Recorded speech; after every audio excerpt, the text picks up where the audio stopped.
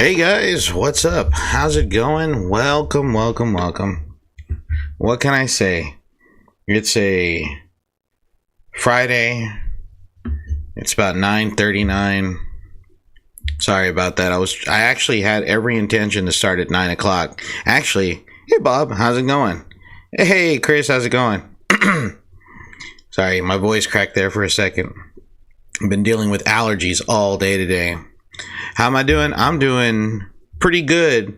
It's about to get really stormy. It's 3 a.m. for you? Holy crap, my guy.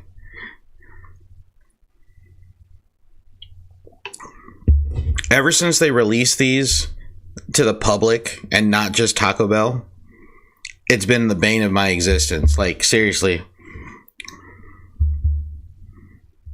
Oh, cool. Good job. I would love to get myself a VR headset and just to try out VR games, but I hear they're kind of stagnant in development. So it's just one of those things. But yeah, man, I'm. You like Dr. Pepper? My wife loves Dr. Pepper. She's a Dr. Pepper fiend, and her being on a diet, she has to do Dr. Pepper Zero, which she doesn't mind, but it doesn't, you know. And the thing is, I'm not a Mountain Dew drinker. I hate original Mountain Dew, but for some odd reason, you know, and I don't even like Taco Bell. I only eat Taco Bell when I'm desperate or if I'm drunk. And I fell in love with Mountain Dew Baja Blast. I hate it.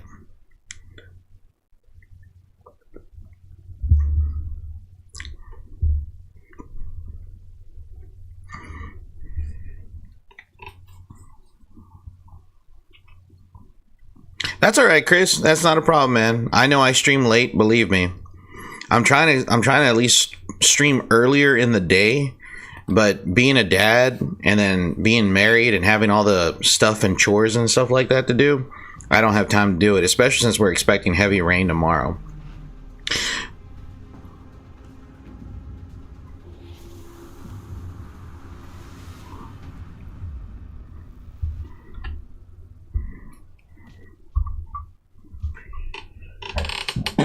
Excuse me.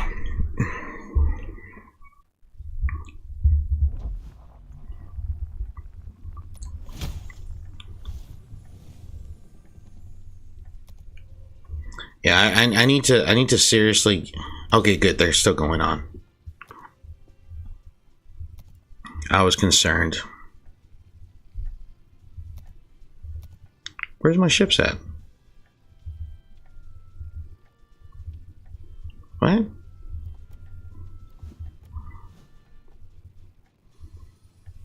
That's weird.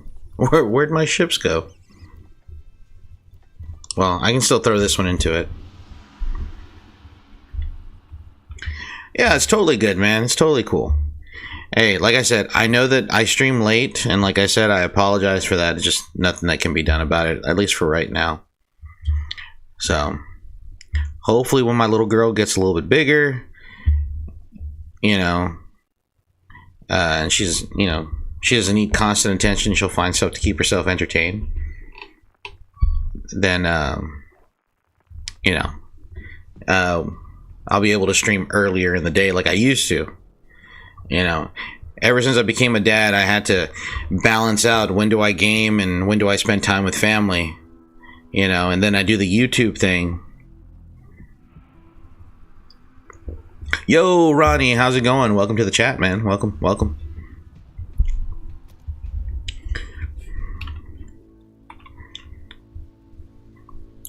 All right. I'm going to try out this tactic. It worked for me last time. Let's see if it works for me this time. I'm going to focus entirely on the aircraft carrier. Maybe that sounds a little too loud. Is it a little too loud for you guys? Just let me know. But I think it's a little too loud on my end here. I'll cut it to about 50.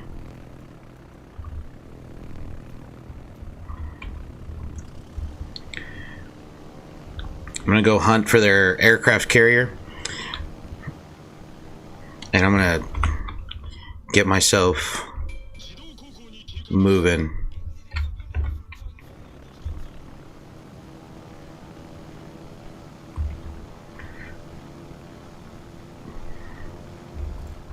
All right. It's an Independence. Okay, so it's an American aircraft carrier that we're fighting up against. Tier 6. Okay. It's gonna have AA out the wazoo. Oh, he's following me. He's following me. Scheinhorst.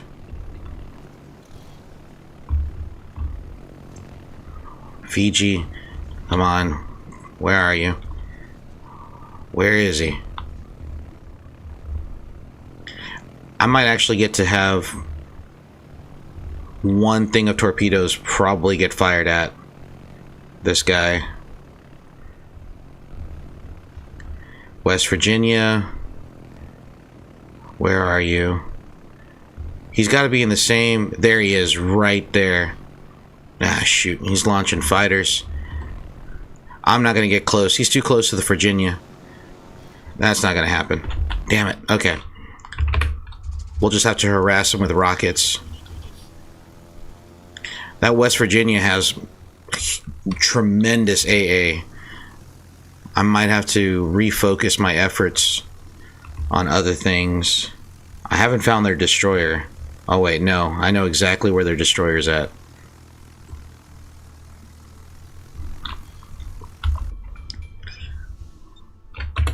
I know exactly where their destroyer's at.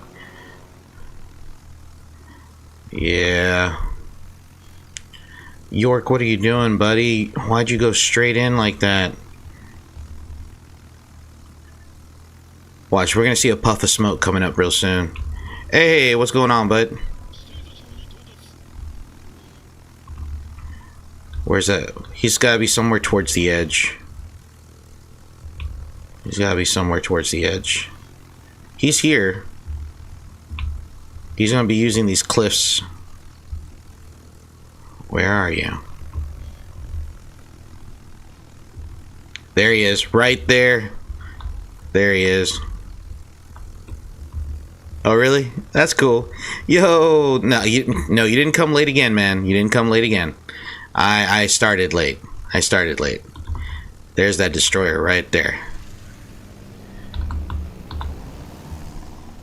Nah, that's gonna miss. We lost the York. Sharp turn.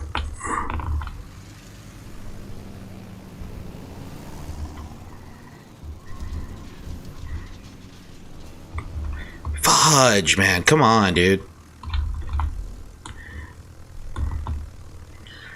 This will be the last one.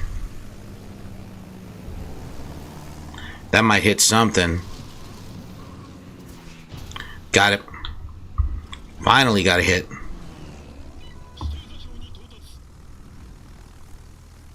Come on, come on, come on. Does he not have his smoke generator on?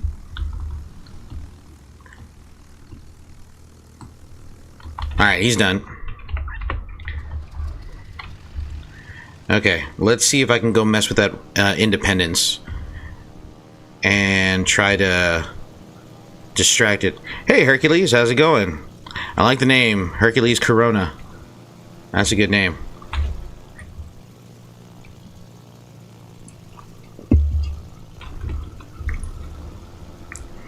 Oh shit, we're down two ships. Alright, I'm gonna focus on this West Virginia. I know I shouldn't, but I'm going to have to. Oh, you change your names like you change socks, man. Dude, look at that. He just ate up practically my entire squadron. Didn't even get a penetration. That's absolutely insane. I hate going up against West Virginia.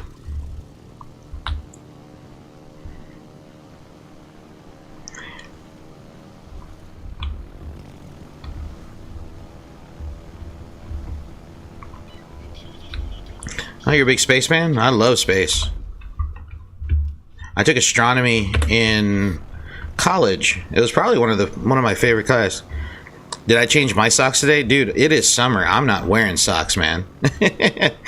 I'm country. I don't wear socks unless I have to. And even then... I'm not wearing socks.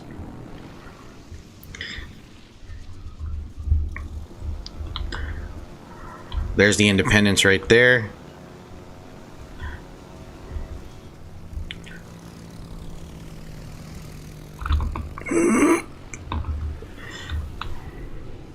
Now, god dang it. We're gonna lose this one. That's because the stupid York went too far deep into B without any help whatsoever. And then God only knows what the destroyer was doing. No, I love space. I think space is probably one of the most amazing subjects there are to study, especially from a historical standpoint. It was the easiest class that I ever took. And the professor was amazing. That dude was awesome. Go over here.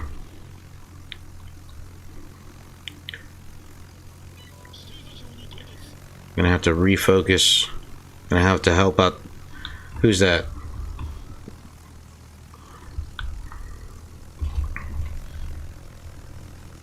Alright, here we go. Coming into view.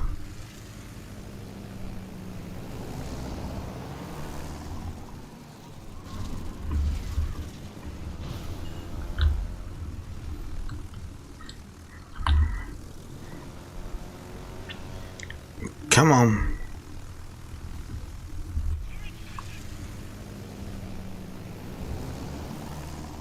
Get him, get him, get him, get him, get him. Are you freaking kidding me? This stream needs 100K watching. You know, the funny thing is, I don't even think I deserve 100K people watching me. And if I had 100K watching me, I wouldn't be able to respond to everybody. You know, it'd be one of those situations. Oh crap, I'm the only one alone. The Hayden vid is at 200K now. I think he's streaming right now, or he was supposed to be streaming on YouTube, which is funny because he said he wouldn't do it. That was a Citadel. That was a good hit.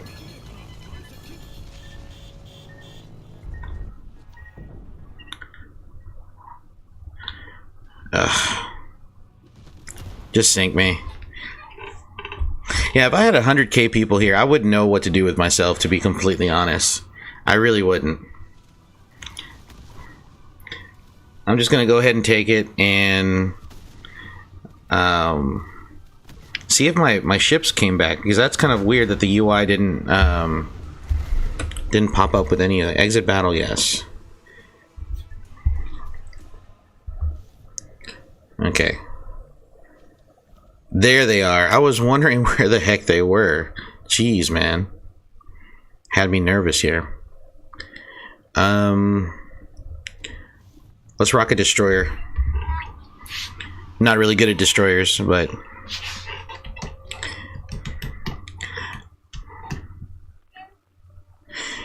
You can make a poll or talk in the stream if you can't respond. I have a poll up right now, actually, in the communities tab. So if anybody wants to I'm trying to figure out what I'm going to do for the next couple of weeks in terms of content. Not that I'm dry, I just want to make sure. Just trying to figure out what I'm going to do next. All right. There's some things that I've always wanted to do, and now that I have a better method of planning for things, I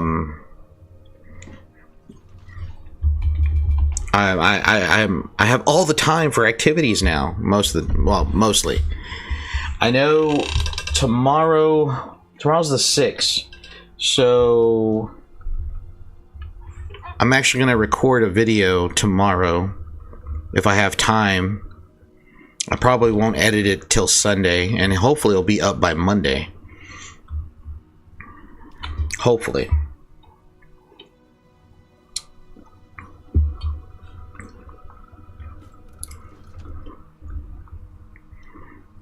Alright, let's play this cool, guys. Let's play this cool.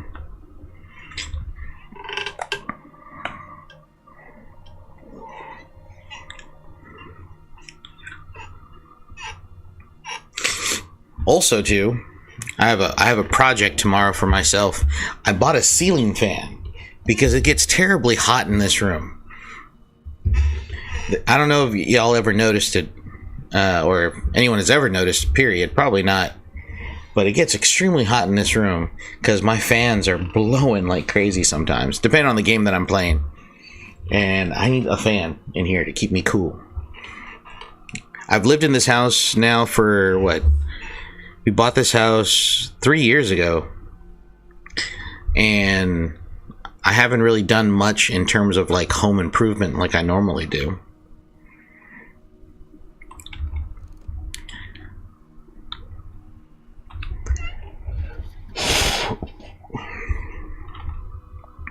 Okay, I'm not going to give my position away. Just going to cap the base. Oh, he's in range for sure.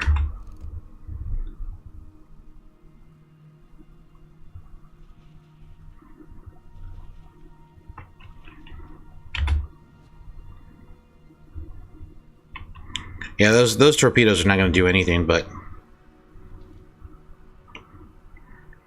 you can it hit the ship. Yeah. Yeah, those torpedoes are not going to do anything. Well, maybe it might hit the two battleships in the back, maybe. I don't know. Or not. Hold up. Hold up. Those look good. So, at least the ones in the rear do. What you gonna do if barrel hits? I don't think barrel's gonna hit. We're just gonna get the tail end. We're gonna get a lot of rain, a lot of wind. I'm not expecting much. Ooh, maybe the Scharnhorst. Hopefully the Scharnhorst will catch something. Please catch something.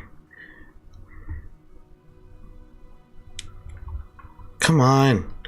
Are you serious? He dodged. Oh my god, and those torpedoes ran out of range just at the last minute.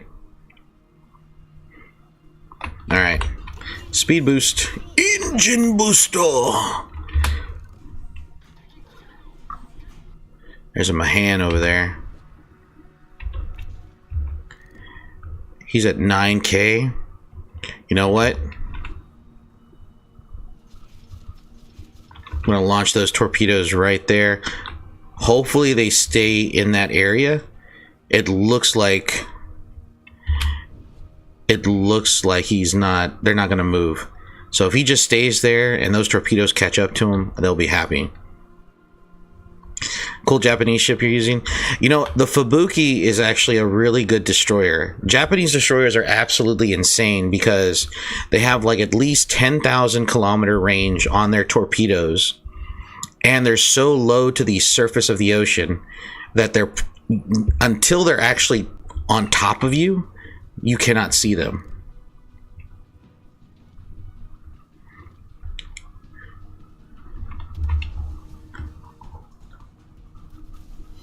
But the only problem is that I have with them, the engines get knocked out so quickly.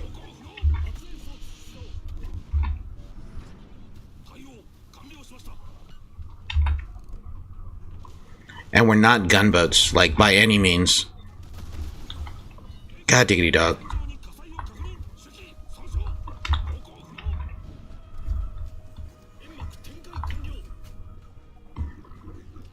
We are not gunboats by any means.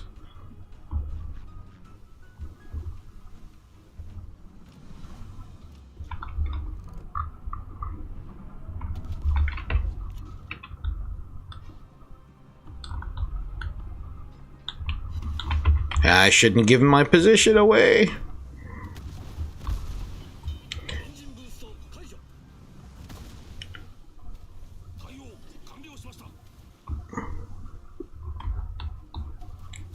Bob and weave, bob and weave. Gotta just bob and weave.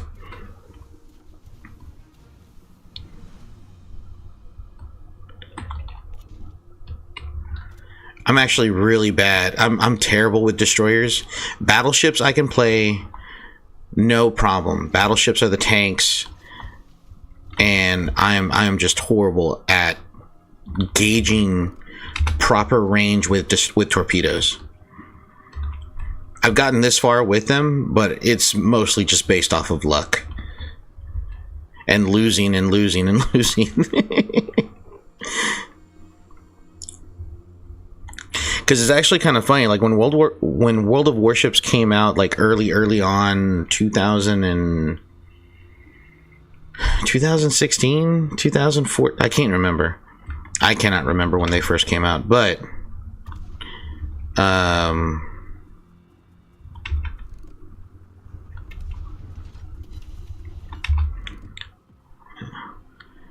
it was really easy to level up at first. And then for some odd reason, it got a little bit more challenging as the game got popular. Knocked out his torpedo tubes. Where's the other destroyer though?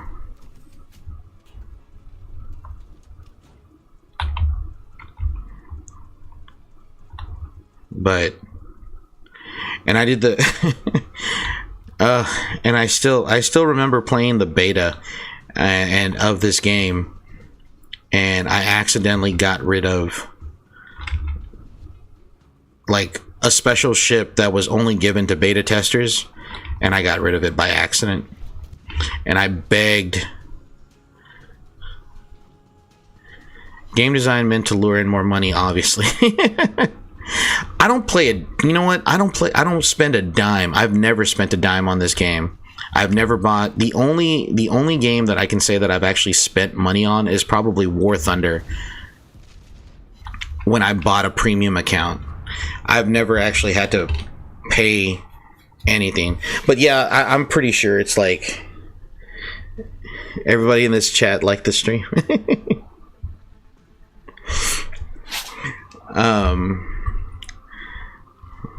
Let's queue up for the next one.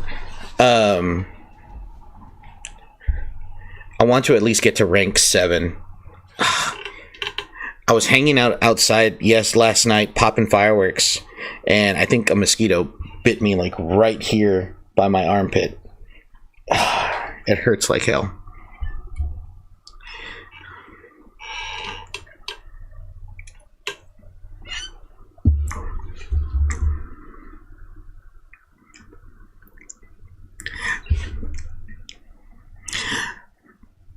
I mean, I have to say, like, I don't think Warthunder or even World of Warship is pay to win. There have been some games where it's like there's a hint. Now, I will admit, back in 2017, 2018, somewhere around there was a little bit of a hint of a Russian bias for this game. And even for War Thunder, because both those games, Gaijin and Wargaming.net, they're both based in Russia. Or they're Russian developers. And it's kind of funny because like the T-34 tanks in War Thunder, the Russian Death Fridge,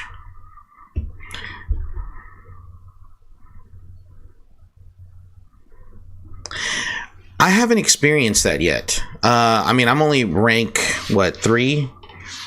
I'm only rank 3 in the Russians and in the Americans in terms of tanks.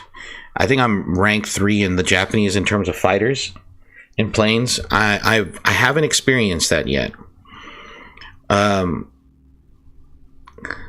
People have always complained that there's a Russian bias in terms of like the factions, but I can't say that I've seen that or experienced it. Maybe I'm just bad at the game, which is always possible too. I'm too busy having fun and I just don't notice those things. But it's always funny to hear people meme about this game has this bias or this game has that bias, you know. It's kind of like the same thing with gacha games. I have never spent a dime on gacha games either, and I enjoy my gacha games.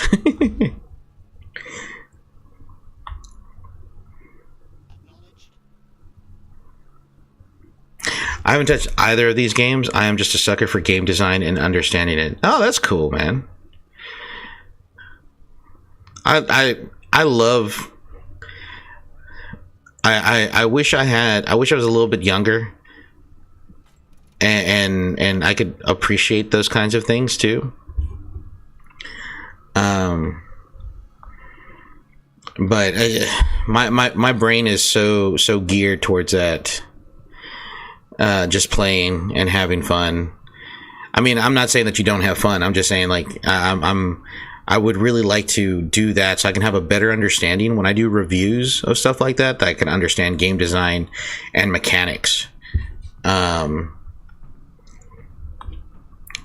normally, like, if a demo comes out, I usually wait a day or two, because I know that's when the individuals like yourself who do really good at game design and understanding the game mechanics, they usually point out bugs pretty quickly. I'm more superficial. Oh, this is a misspelled word. I'll take that. Oh yeah, that country's flag is a little off shaded. Sounds cool, man. Sounds cool.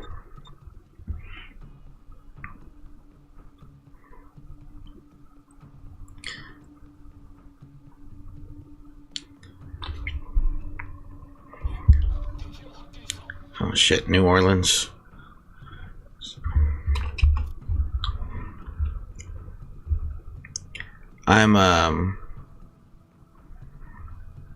But yeah, I just play and I enjoy, and I try not to spend money unless I really have to.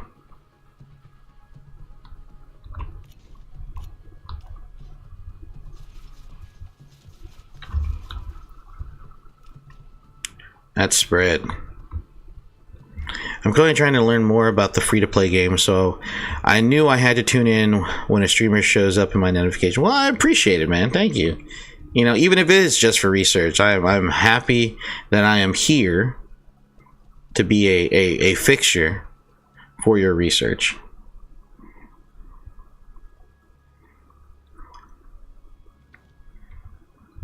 All right. Where's the destroyer at? Oh. Wait, that's one destroyer. Where's the second destroyer? Alright, we capped it. Now it's time for us to move ahead. But I'm sure that other destroyer is somewhere around here. There's that one. Where is the other one? Not knowing where the other one is. What's the other one? Oh, shoot.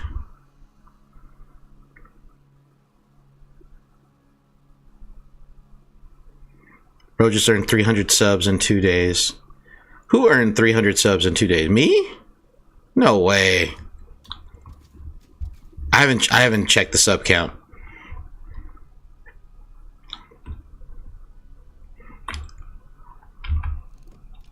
All right, California. Hate California. Oop, Duke of York.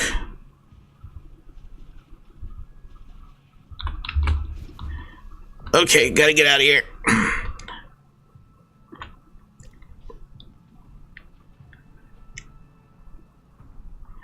I gotta get out of here.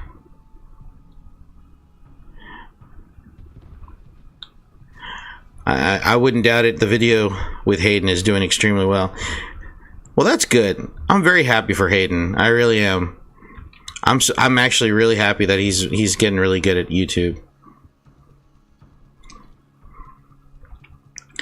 I knew that wasn't gonna. I was hoping that he would stay there, but nope. I don't want to give my position away, because if you look on my mini map, you see that dotted line right there. That's when they'll spot me. I don't want them to spot me, so I need them to stay out of that view. You got advisory with me.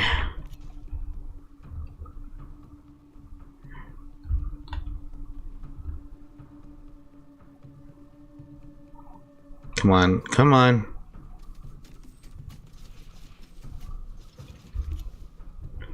And we'll do a wide spread on that one. Oh, shoot! That's not good. I just got spotted.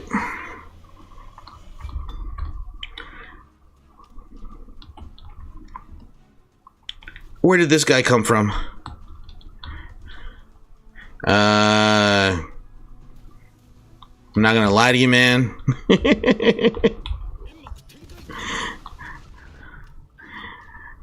There's a couple in there. Hold on. 1 second. Is he gonna eat one?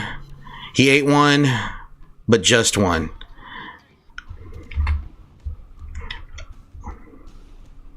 He just ate one. Let's see. It's either... Oh, shit. Okay, he hasn't turned his guns on me, so that's a plus. I just need to get the frick out of here. Oh, he's turning his guns around. Okay, good. He's gone. He's gone. Now I just gotta... I gotta dodge. Gotta dodge and get out of here.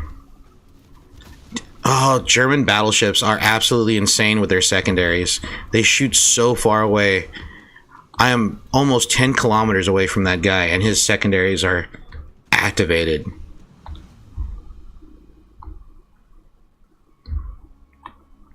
I can't believe that Duke of York like snuck up on me like that. Alright, he's within range, but I'm gonna have to do a wide spread right here. And hopefully something hits.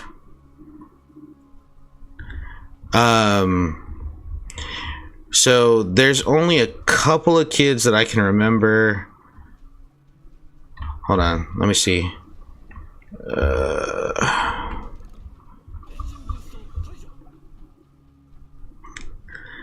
Alright. He might eat a few. He might, or it's gonna go right through it. Yeah, he's gonna go right through it. Damn it. Okay.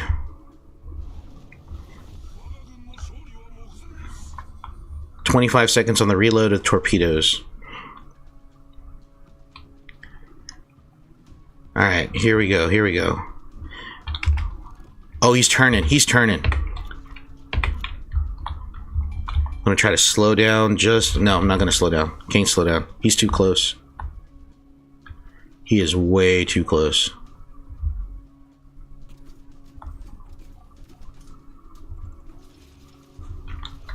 And then a wide.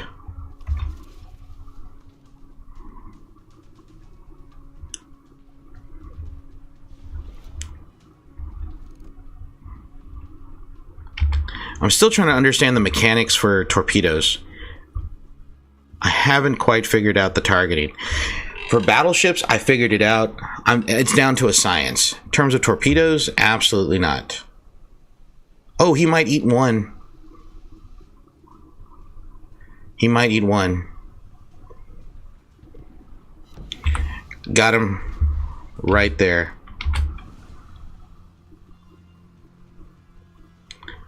He ate one, but that's about it.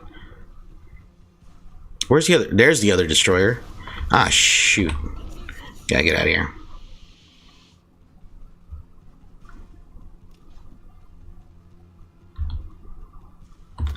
Ooh!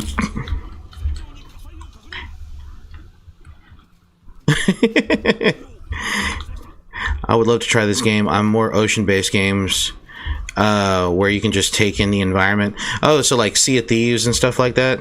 So who do you think I am? I'm a boy. Oh, okay. Doesn't give me a... There were a lot of dudes in advisory. Look at that. Look at that spread, dude. That's absolutely insane. Hold on. I don't know if he was just lucky because they were fixated on me or whatever the case was. But that was an absolute banger of a spread in terms of what this guy did.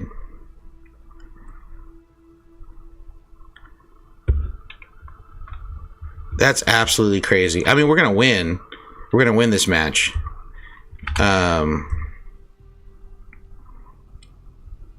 What kind of... Oh, he's a Japanese battleship. I mean, a destroyer. He's got he's got 2 torpedo launchers in the center of the ship, but it looks like it's 1, 2, 3, 4, 5. Yeah. All right. Walked away with a victory on that one. That's a tier 7 Yodachi. There we go. Yay, tier 8, or rank 8 now. Back to port. I need to take a look at that ship. It's you're either Christian or yet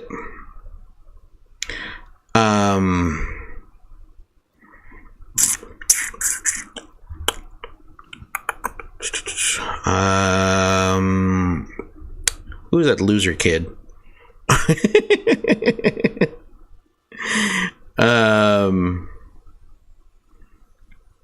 Destroyer. There it is, right there.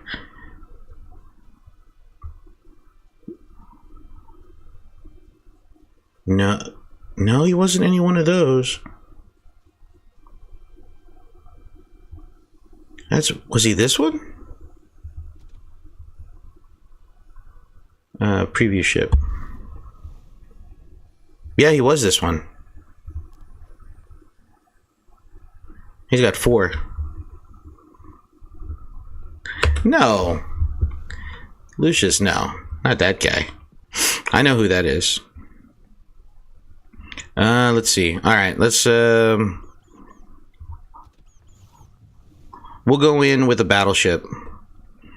We will do the Nagato.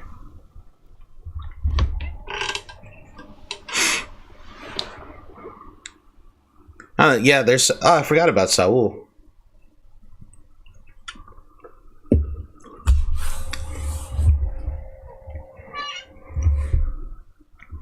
No, not him, though. Is there a Yamato? Yes, there is a Yamato battleship. The Yamato is a tier 10.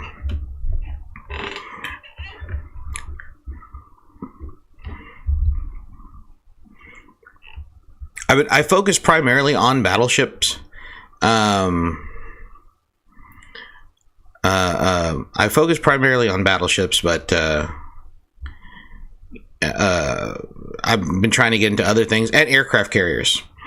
Oh, World End. I forgot to tell you. So, like, if you're into like ambiance and just soaking up the environment, it's not an ocean-based game, but it's a spacefaring game, and that would be Elite Dangerous. No, I don't mind at all. In fact, I like those questions. I like those questions. So this past year, I taught U.S. history in middle school, and but generally, my certification is from 7th grade here in Texas, which starts at Texas history and goes all the way up to 12th grade, which is government and economics. So I'm pretty widespread in what I can teach in terms of social studies.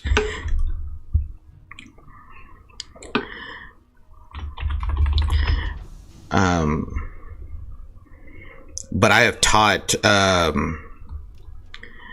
I've taught U.S. history, world geography, and world history. Both world history and world geography I actually absolutely love.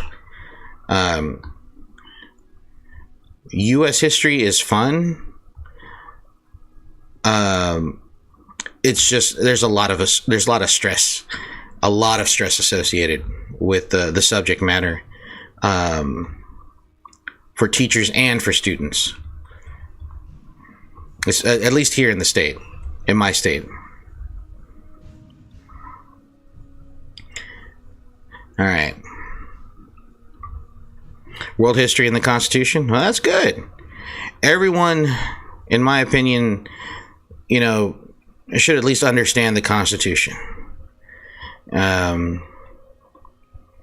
That's probably one of the biggest things around. Let's see. All right. Now, what I love about Japanese battleships compared to American battleships have the guns and the firepower. Japanese battleships, on the other hand, have the range. They can literally reach out and touch you from halfway across the map. Especially if I get my spotter plane in the skies. Like right now, I think maximum range of my battery is 20 and a half kilometers. And I think that goes up with the spotter plane to like 22.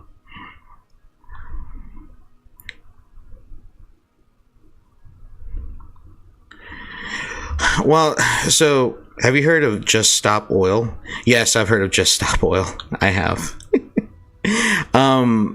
So the state really kind of like dictates what we teach in terms of like what's important and what's not important. For the most part, I try not to skip out on anything.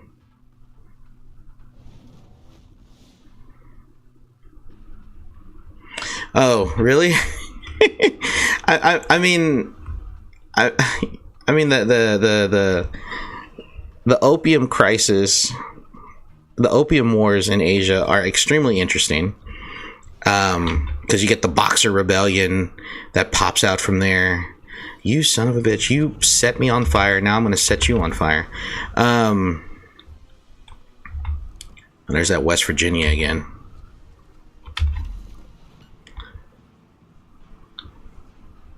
I did not set him on fire like I wanted to. It really just depends. I try not to skip over as much as I can.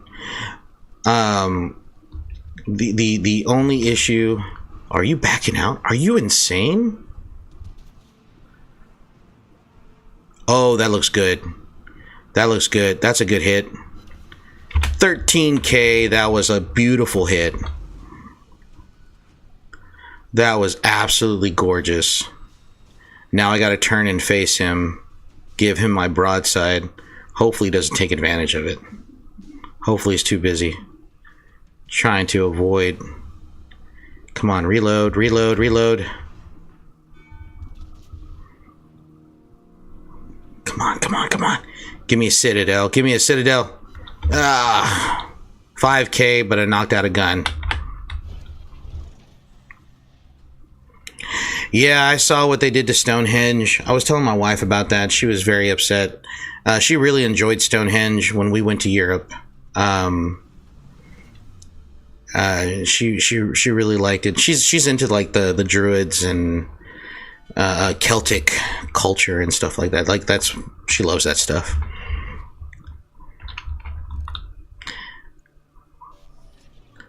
All right, about right there. That looks good. Come on, come on, come on, come on, come on, come on, come on. 25. Come on.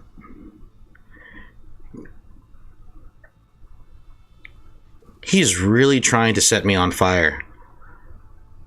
What a doofus.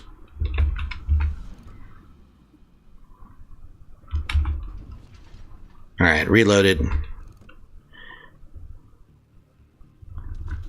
Like, there are just some things you don't do as a battleship. I figured they have a channel.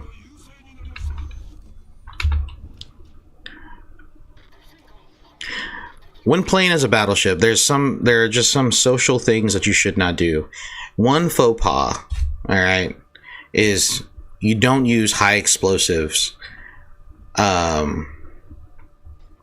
You don't use high explosive ammo as a battleship. All right. It's kind of like using the auto sniper in Counter-Strike. The moment you pop that seal, You're absolutely right, Ronnie. It wasn't built with oil. They're just being nuisances.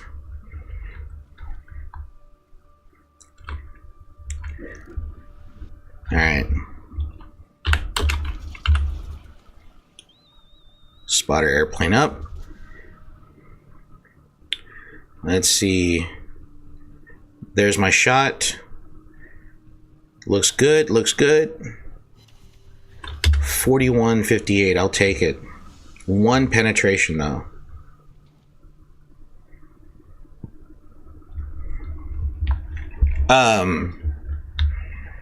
What was I saying? Oh yeah, so they aren't Superman.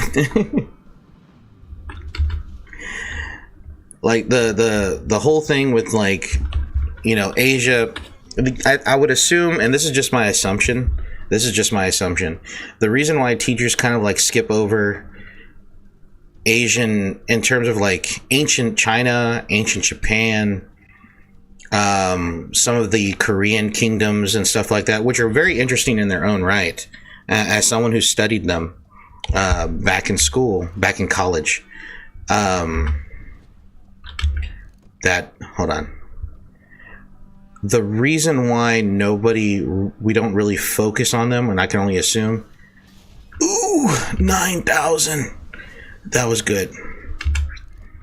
That was a good hit. Hold up. They have a submarine. Where's our submarine at? U69. It's the gamer number, guys. I would imagine the only reason why it's not touched up on for the most part is because there's a lot of isolationism that's involved in that term. I mean, granted, you have the Spice Road, the Silk Road. You have the Silk Road, which was opened up by Marco Polo. My sister is an elementary school teacher. Oh, God bless her. I don't have the patience. I used to do after school daycare services when I was younger, and my group was kinder through second. But no, I don't have the patience for it anymore. Stopped a mom from bringing her baby to the hospital. God dog, man. That's just terrible. Why are you being a general inconvenience to others? Like, I don't understand that.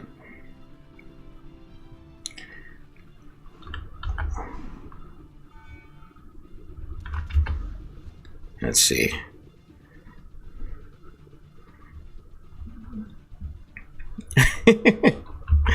I just don't have the patience. I don't have the patience for like little ankle biters. I used to, but no. Where is he? Where is he?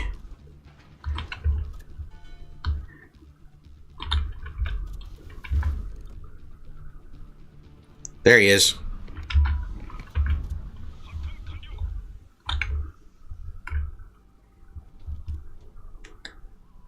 Shit.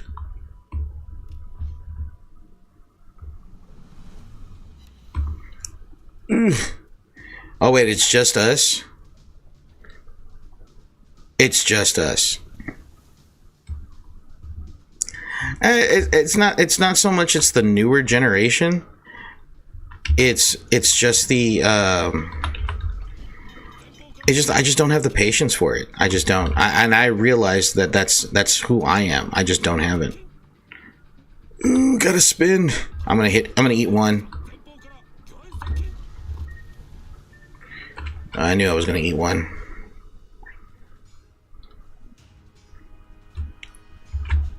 All right, we're dancing now.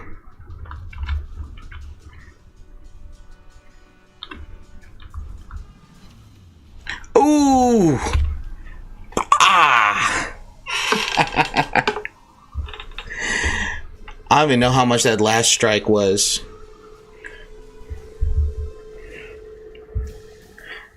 I always make you happy when I stream. I checked out Elite Dangerous. It looks really interesting, but I'm not a big fan of MMOs, unfortunately. Thanks for the suggestion.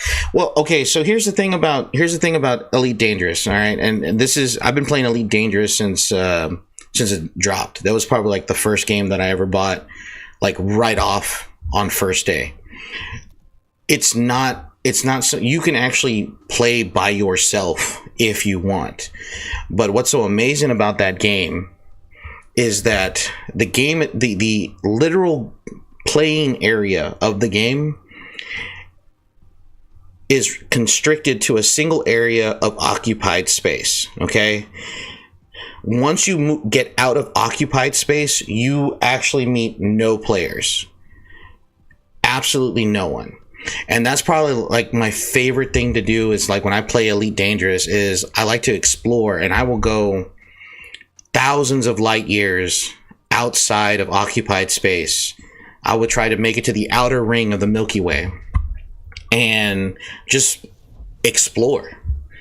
I've been to the Horsehead Nebula.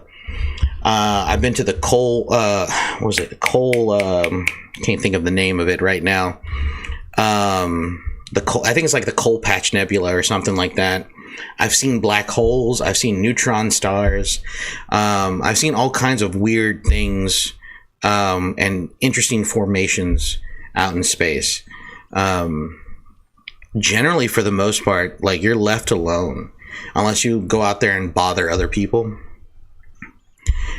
And I mean, there will be moments where I feel like I will literally. I think a lot of people's lives would be really comfortable if they didn't exist, you know?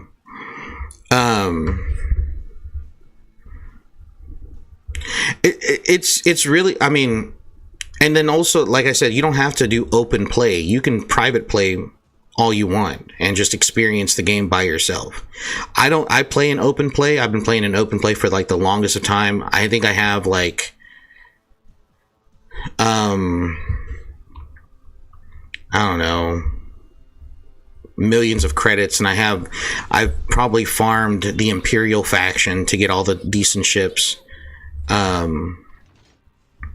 It's a great game if you just want to chill and just fly and just do absolutely nothing. Maybe you want to, you know, space truck and move goods from this place to that place, or maybe you want to participate in a civil war that's happening in the solar system. Okay, outfit your ship and sign on to a faction and help out to see who can win. You know, it's one of those games that was executed well in the beginning, but so far, I'm not gonna lie, they've been kind of lacking as of late. I haven't gotten Odyssey. I've been meaning to buy it. I want to buy it, so I'm able to walk around my ship and walk around on planets. But from my understanding, there's not much to do in terms of content with Odyssey. Sea of Thieves, but space. Yeah, pretty much. But Sea of Thieves has a lot of content for compared to... Well, no, I take it back. Here's the thing. And this is probably the one thing that I really do enjoy about Elite Dangerous. I would stream that game. I really would. But traveling between solar systems takes a lot. Have I ever played The Long Drive? Yeah, they're mostly negative. Like, only the diehard Elite Dangerous fans are hold on, sorry.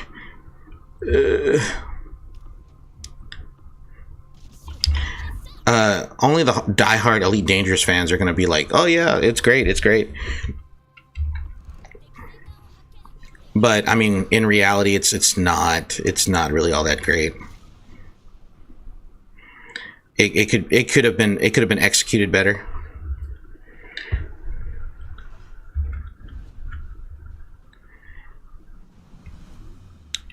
All right, should I go after this destroyer, guys? I think I can take him. I think I can take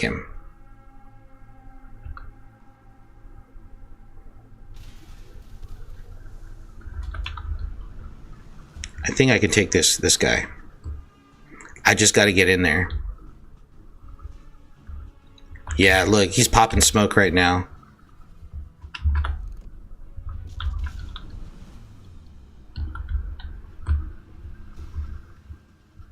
No, not a hit. He's hiding in that smoke.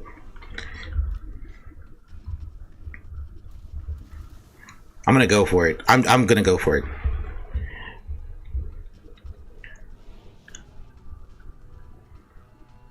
Now the question is he gonna go in reverse and risk it? Or is he gonna go straight forward? If he goes straight forward, he'll probably launch torpedoes there, or he's gonna launch torpedoes directly in front of me.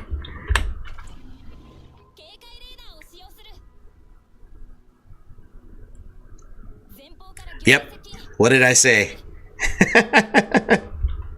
It was more likely that he was going to do that. I'm glad I didn't. I hugged that. All right, now I just got to find him. He probably blew his load and left. I don't think he's going to stick around.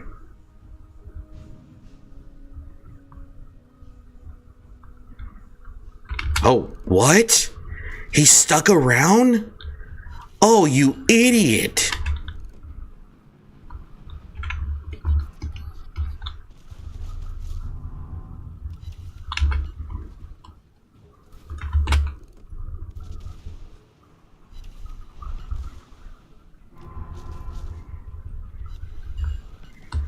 Knocked out his engines.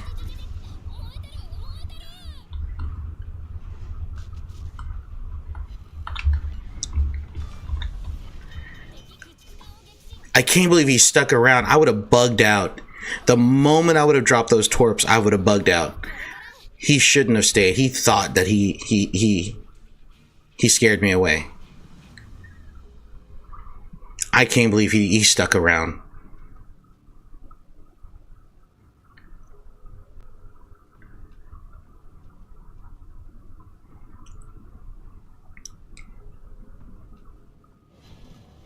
All right, now I can focus on helping out the group here.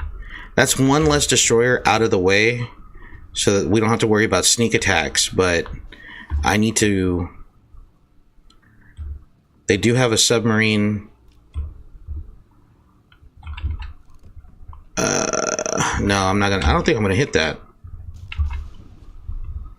I'll be surprised if I do, though.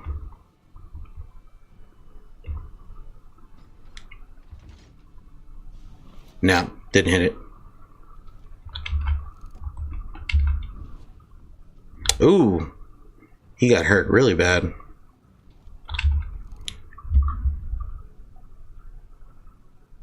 Nah, yep, he ate it. All right, so that's both destroyers are down. So we have a little, so the battleships have a little bit of freedom. They can duke it out with the other battleships, but the cruiser might become a problem. I need to be careful with that battleship over there. And I'm not. I can do well against submarines, but not battleships. I'm a harasser. I'm not meant to. I'm not meant to go toe to toe with these behemoths. Word of the day, guys. Behemoth.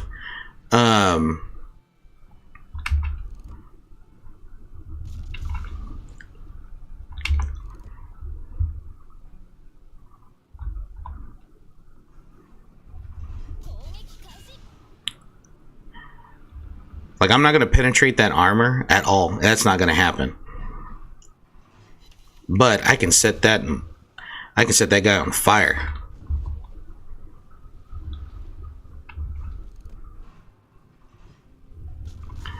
Come on, Hyuga. Get in there. Don't ram him. Please don't ram him. And don't you dare let him ram you. Nope, he's coming in. He's going to ram him. What a bitch tactic.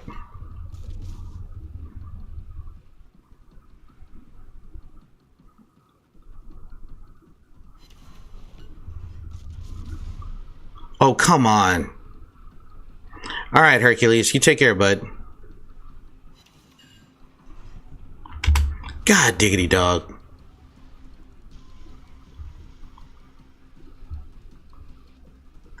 Why? Why? I don't understand that.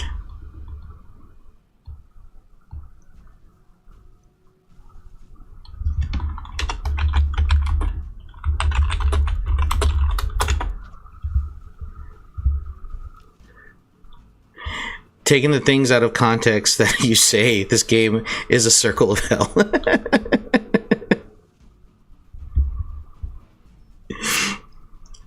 I think that's something that I've always wanted to happen. I know that sounds kind of weird, but I've always wanted someone to make, like, out of context. Oh, fuck! You son of a bitch.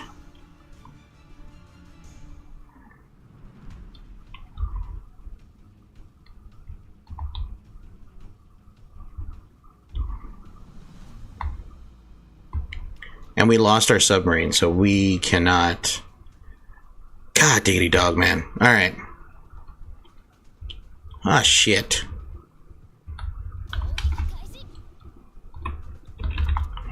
Switching to armor piercing.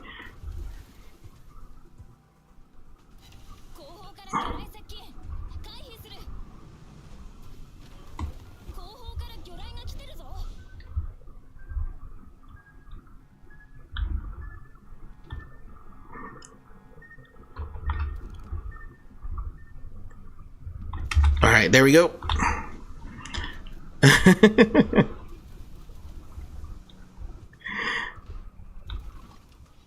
No connection whatsoever. Are you serious? Alright. Oh, I remember that game. That game was like Dante's Inferno. I remember that game. I don't know why that popped into my head all of a sudden.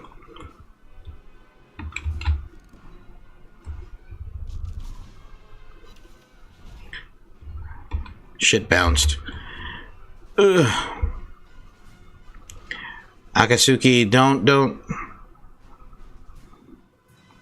go near. I have no idea where that submarine's at.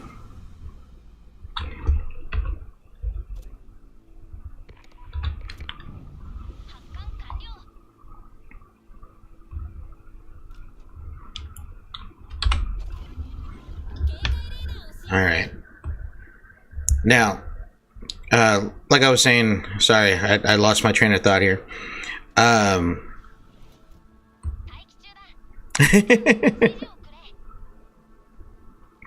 don't know why that game just popped in my head all of a sudden. I have no idea why.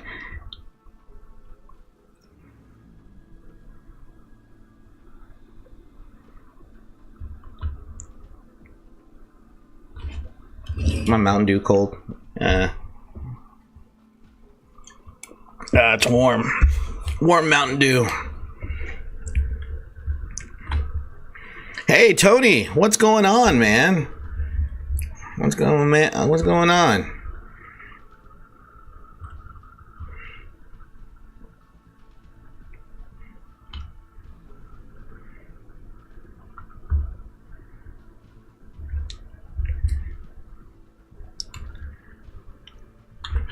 I don't have torpedoes. Can't do anything. Oh yeah, no, absolutely.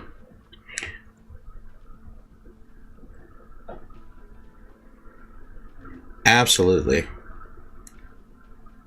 Akatsuki, you better dodge those shots.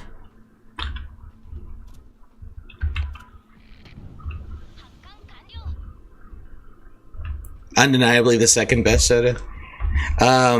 According to a recent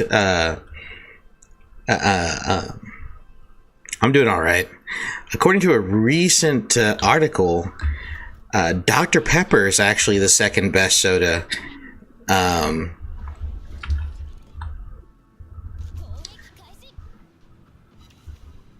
Are you kidding me? Come on, come on, come on, come on.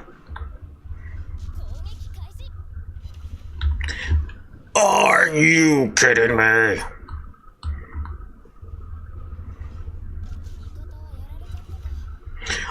Not a single penetration. Oh my god. I mean, the destroyer sacrificed himself.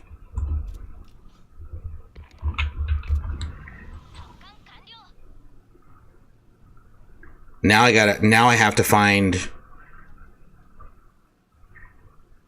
the guy by myself or survive.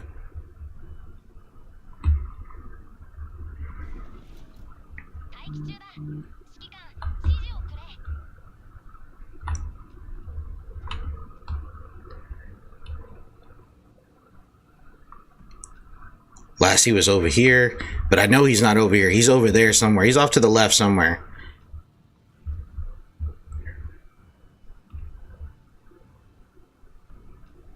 He's not here in this circle. I've been detected.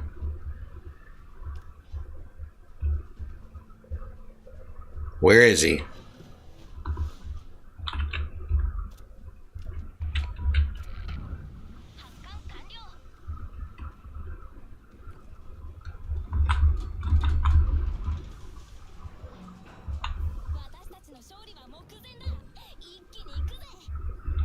I'm still detected. I don't have my sonar up and I can't do anything. Oh, there he is. He's right over there. Beat that up.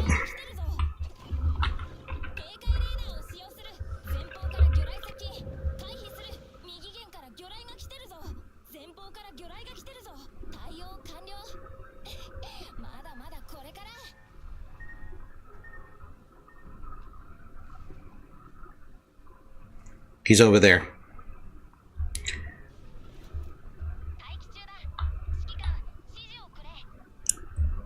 Oh, that was so close.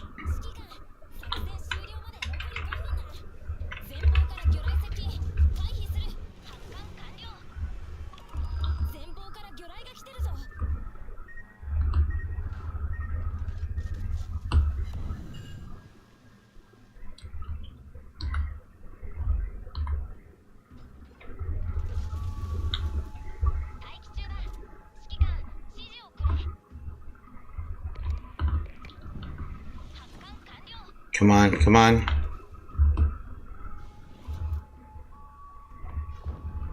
Got it. Woo. Jeez, man.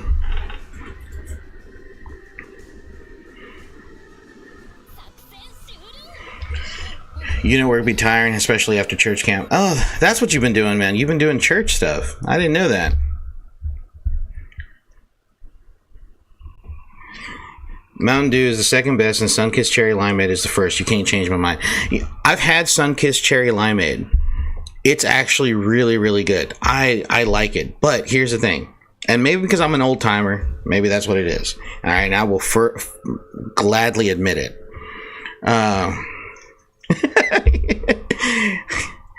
Hey, okay, and so here's the thing. This is the worst thing about this. So when I started streaming years ago, all right, I think I started streaming on Twitch back in 2014, 2013, about around there. I was streaming World of Warships, and there was a moment where I was locked in, like I was hyper focused into the match that I was doing. Next thing I know, I got raided by like some huge streamer. He had like at least, I don't know, 300-400 people that eventually came into my chat all of a sudden. But I was so hyper focused on the match and I wasn't paying attention because I had like, I don't know, I was having 0 views, and I was just like, ah, shit, might as well just play the game, and if something happens, something happens. And sure enough, something happened, but I was so focused on the game, I wasn't engaging with chat, and I think all but 4 people left. And I didn't realize it until I went back and I looked at the VOD, because I was cutting it up, making it into a highlights reel and putting it on YouTube. And And then I was just like, oh man, I missed an opportunity there. I was beating myself up. Not as much as me beating myself up when I sank my own ship by accident, but that was back in the day when you could do something like that. You can't do that now, which kind of takes away from the drama of the battle. But all right, let's see. We got 3 battleships, 2 cruisers, and 1 destroyer. All right. But anyways, like I was saying, and maybe because I'm an old timer, maybe, and I will gladly admit my age, but I enjoy RC Cola. RC Cola for me is like, it's better than Coke. It's better than Pepsi. For me personally, it's RC Cola, Dr. Pepper, and then I would have to say Barks root beer. I love a good root beer, and Barks root beer is the root beer that you'd be surprised, there are a lot of people that don't like RC Cola. I'm a fan of RC. Growing up in South Texas, that was the drink of choice.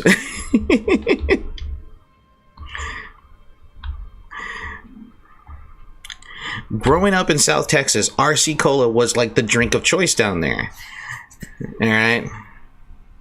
But it's not the best. This is the United States of America. You have every right to express that opinion, regardless of how wrong you are.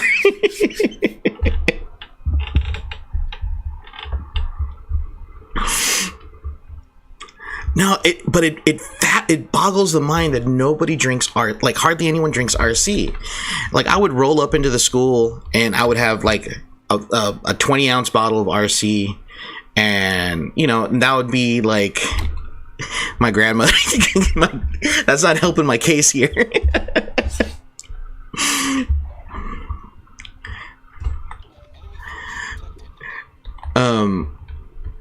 Over here, or at least I don't know where, like in South Texas and kind of like the eastern part of the state, if you drink RC Cola, you have to have something salty to go with it, and generally it's salted peanuts. So what you would do is you would take the salted peanuts and you would pour it into the bottle of RC, and you would have a nice little snack to go with your drink. And people, you know, apparently I was weird because nobody saw that. Nobody had ever seen that before. And I'm like, I know I'm not weird. All right. That's what my grandmother does.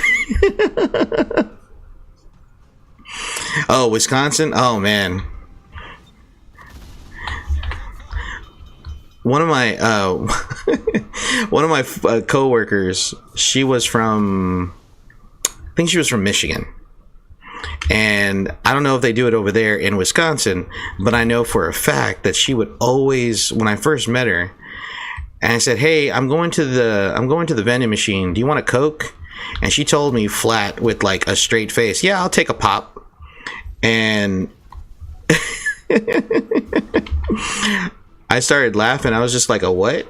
And she's like, "Yeah, I'll take a pop." I have no idea what a pop is. You're gonna have to explain that to me, because a pop in the South, if you're gonna pop someone, you're gonna hit them. All right. Oh, look at this guy right here. This guy's right here. He's cooked. Switching. Come on. Reload. Come on, get those AP rounds in there. Come on, gun crews, let's go. Load it up.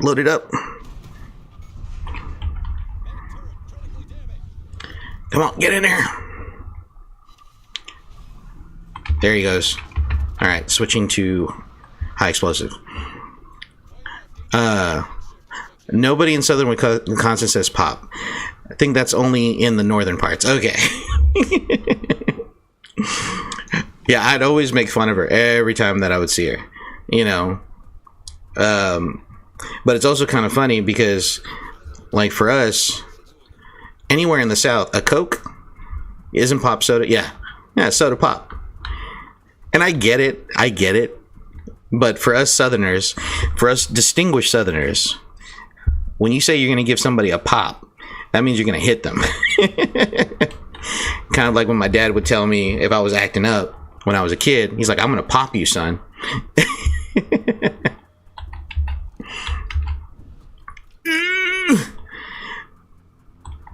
That huge radar tower on my ship is giving my position away. The only people I've ever heard is British people. I don't know. Do they say pop? I've never actually heard them. I mean, of course, you know, the meme is like bottle of water, but I've never actually heard. I don't know how they refer to fountain drinks, or as they say in Louisiana, cold drink. Oh, I'm dead. I'm cooked.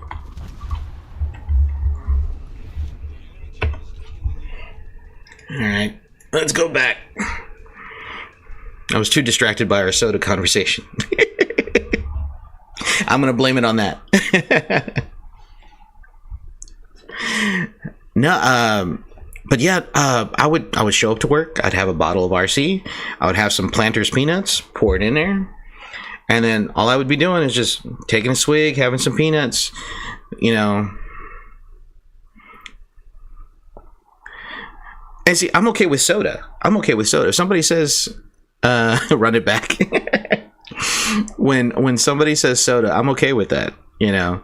But it's kind of funny because if here in the South, if you say a Coke is generally everything. If you want a Sprite, it's a Coke. If you want Isolate, what country do you think makes the best chips? Oh, that's it depends on your style of play. Now, are you talking about like IRL, or are you talking about in game? This time lock in, but not too long. I'll try not to.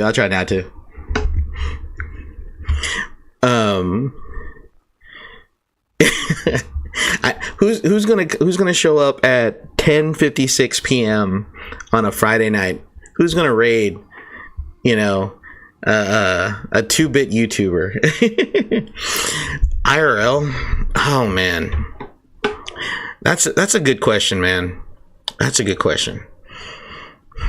Now,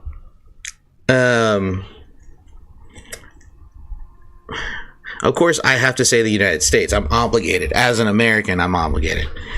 Only because we're just crazy enough to, you know, put just about if it doesn't sink the ship when we put the armaments on there, then it's a fit. All right. But generally I'm biased, being that as far as I'm concerned, the only,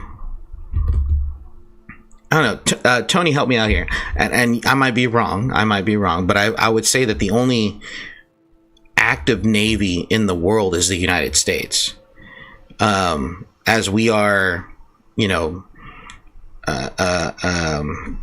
what's the word I'm looking for here? We have to ensure that global trade persists. All right. The UK used to be really good at it. They made beautiful ships back in the day. But I think that their home fleet is nothing but cruisers and destroyers for the most part. I don't think they have aircraft carriers, or if they do, they're not as well known as, you know, like, what is it? Is it the Gerald Ford? I think it's the Gerald Ford and the Roosevelt, if I'm not mistaken. But yeah. But yeah, I would say bias the United States. I think the second most active nation at the moment, 5 to 6 fleets. The U.S. would be the most active navy. Okay, so because we're so active, we're continuously retrofitting our ships. We're continuously developing our navy, and I think I knew I was gonna get deleted, chat. I was absolutely deleted. Oh my god. HMS Queen Elizabeth.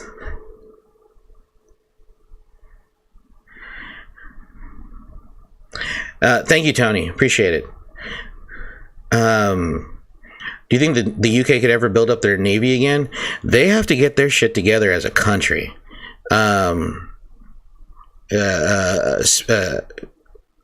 Culturally and politically speaking.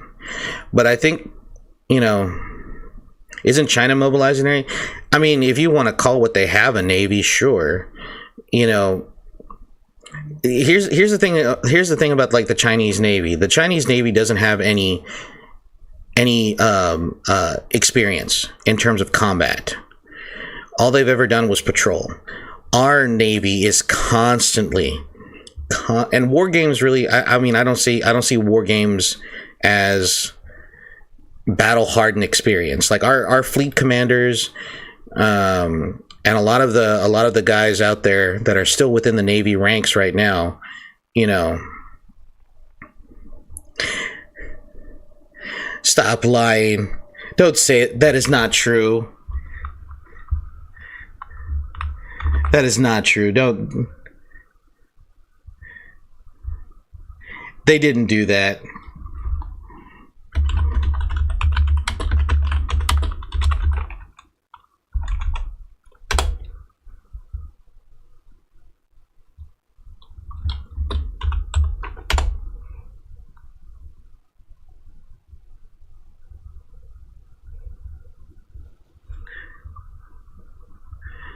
No, Washington Post, I'm not giving you my money. July 27th, 2018.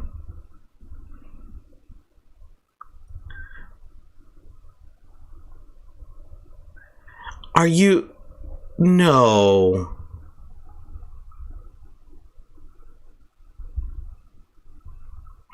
Uh-oh. Uh-oh.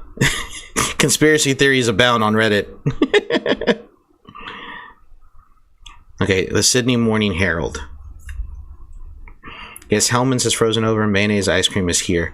What are you doing? Okay, mayo is not a contentious condiment, for one thing.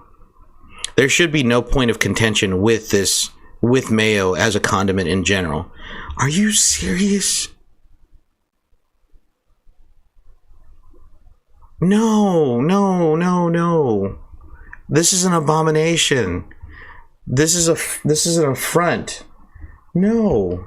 Why would you? Oh, I'm gonna have to go to sleep later, and now I know that there's Hellman's mayonnaise ice cream and baked bean ice cream in the world out there. Why?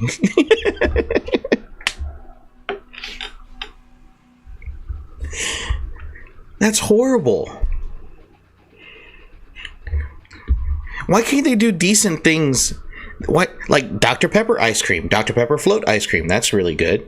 I just actually bought me a gallon of the new one that came out from Bluebell, A&W. They did an A&W float ice cream flavor, and that is absolutely delicious.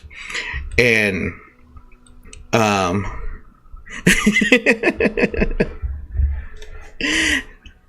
that is the Coca-Cola. You know, if they did a Coca-Cola ice cream float gallon, I'd be out there and buying it. You know, but when I heard that this summer was going to be A&W, ice cream as the summer flavor, I was like, hell yeah, brother, fucking send it, let's go. My wife and I, we went to HEB, and we were looking for that one.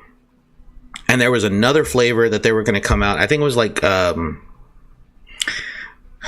butter cake or something like that. It was something like that.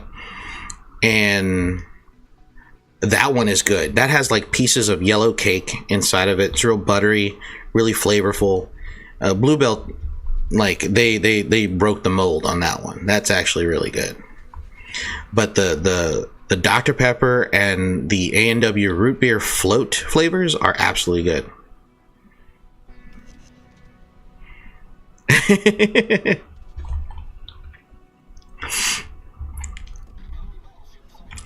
Oh, Frenchie battleship.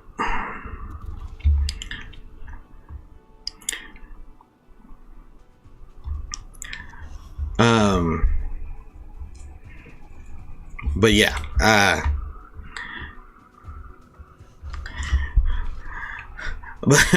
before we jumped, my go-to ice cream is Kemp's Cherry Fudge Chunk. I don't think we get Kemp's down here. We have Bluebell and Blue Bunny, which is a knockoff of Bluebell. You can't convince me otherwise. Honestly, I think Blue Bunny is owned by Bluebell as controlled opposition. They're big ice cream here in the South. It would make sense, right? Blue Bunny, Bluebell. The neurons are firing. Gets the noggin a jogging. Dryers, Haagen-Dazs. We get what's that one? The hippies. The hippies like that ice cream. They have like cherry. It's Cherry Garcia. What's that one called? They always have weird flavors, and I can't think of it. What is it called? Ben and Jerry's. Ben and Jerry's. That's what it is.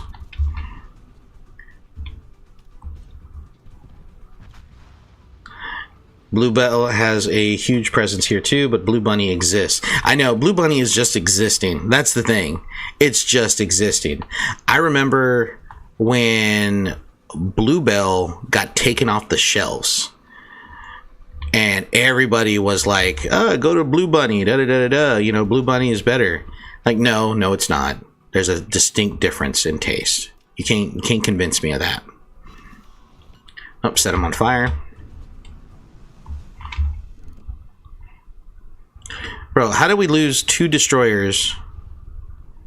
Are you serious right now, guys? Okay, knocked out 2 of his... Are you absolutely insane right now?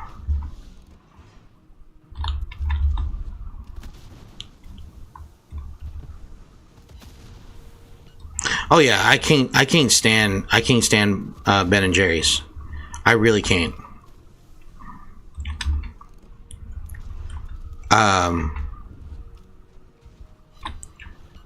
They're so close. I might need to switch to AP. I might be able to do some damage. Carrier team. Yes, the cruiser. Pensacola class cruiser is going to carry 3 battleships, excuse me. Let's see. I think they're close enough to where my AP is going to do... Yes, I'm close enough to where my armor piercing can do some damage. Golly, Pensacola is so slow in reloading.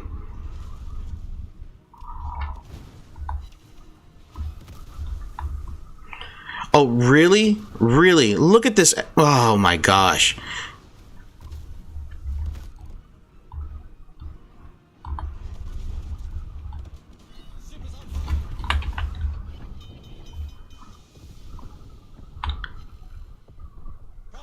Look at this guy, right? I can't believe that destroyer, that cruiser, that fucking battleship.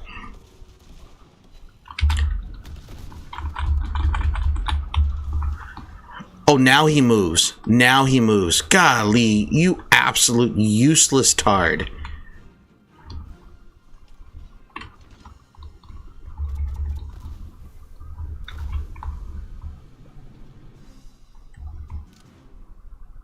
I cannot. Oh my gosh.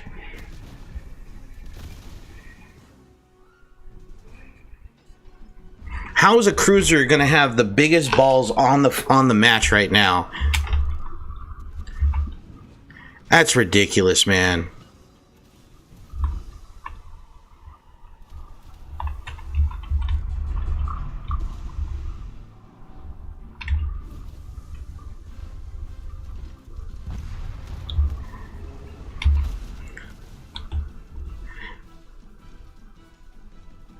How are you just... I can't believe that. You're a freaking battleship. I have 32,000 HP. He's rocking a solid 52,600. How are you just going to sit there and let me, your only lifeline against the destroyer and the cruiser?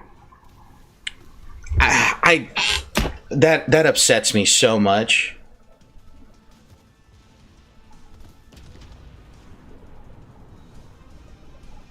And he's not even making shots off. There's no way he should have missed those shots. And he's using a high explosive. He's not even using armor piercing. I can't watch. I can't watch. I'm so, that pisses me off.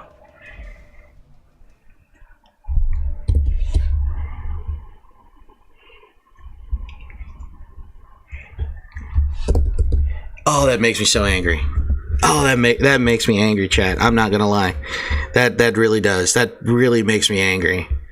Cause you're a battleship. You can take the hits. You're built. Dirk Diggler.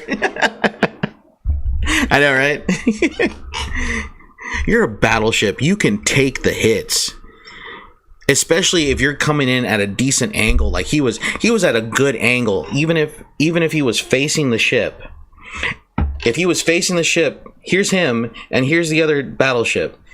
He had good reason, if he kept on pursuing, to make some decent connections. These shells are going to rake across, yes, but they're not going to do any damage. That is absolutely crazy.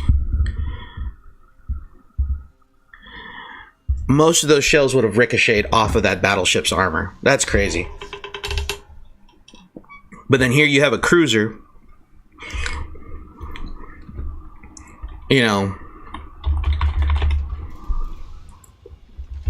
pursuing a battleship. That's crazy, man. That's absolutely crazy.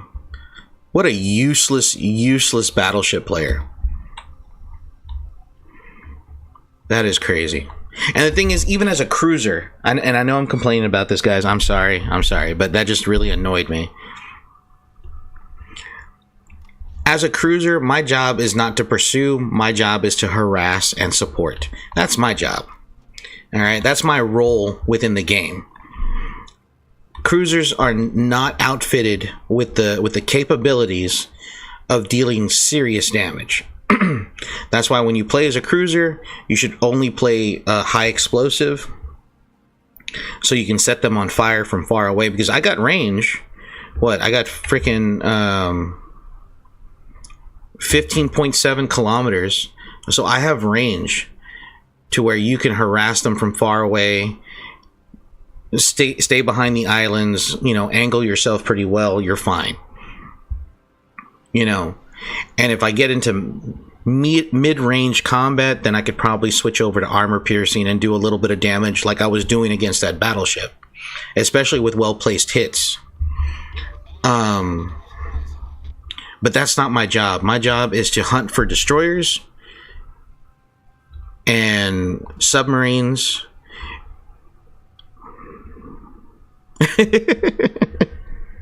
When you make it, I sound like an ass. You make me sound like an asshole like that. Oh man. I mean, okay, so I mean, it's like playing League of Legends. Okay, League of Legends, you have a role. You either a jungler, you're either work the lanes, or you're a healer, or you know, you understand your position, you understand your role. But the problem is, a lot of people just don't understand that. Yeah, that too. You know,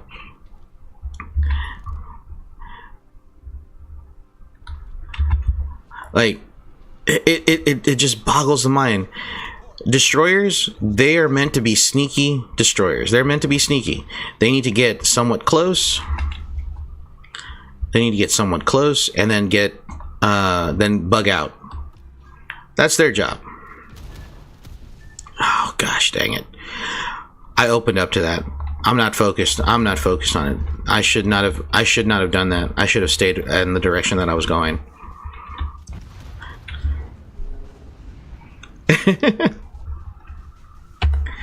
Oh my gosh. No, I don't want to play as the Pensacola right now. I need to chill. I want to play as an aircraft carrier. No, but so cruisers have a particular role, and the role's expanded just a little bit since they've introduced submarines. All right, but they are mainly to keep aircraft carrier ships, aircraft away, harass battleships, fight other cruisers, and also hunt destroyers. And their reload is actually in the upper tiers. I would say probably about tier 7, tier 8. They have about 4 seconds. I know that the British cruiser, I think it's called the Monitor. No, the Minotaur. The Minotaur. That reload speed on the Minotaur is absolutely insane. I don't think they've nerfed it. It's like 2-second reload, and it's just high explosive shells, high explosive shells, high explosive shells. It's absolutely insane to watch the Minotaur in combat. And so that's the role of the cruiser. Battleships, American battleships are good at the mid-range game. Mid-range game, they're really good. American battleships are. German battleships are good mid-range as well, but their short range is limited to their secondaries. I don't know much about naval classes like battleships and cruisers. Well, we don't really see battleships in the modern Navy anymore. Battleships kind of like went the way of the dinosaurs after Korea, because we started realizing that aircraft carriers are more important to keep control of the sea lanes. So most modern navies do not have battleships. I mean, doesn't mean that they don't exist. They might have like 1 or 2, but you know, I heard a funny rumor from a buddy of mine. They were thinking about getting old whiskey out of retirement and putting her into service near Yemen, which I thought was hilarious.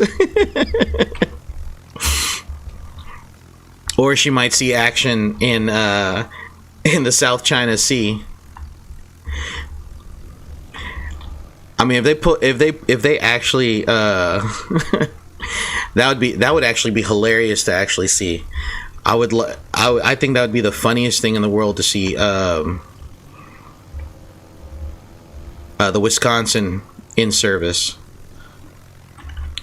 What's the ship? Oh, it's a Furious. Oh, that's good.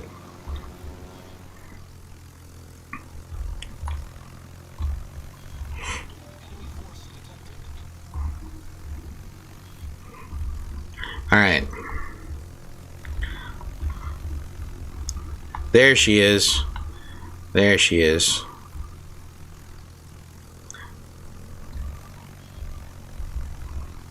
Okay, apparently the chat in game is they're having some issues here. All right, here we go. Just coming in hot.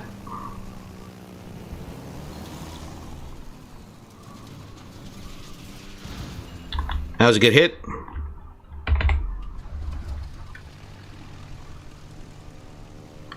All right, so I know exactly where reincarnated as a frigate.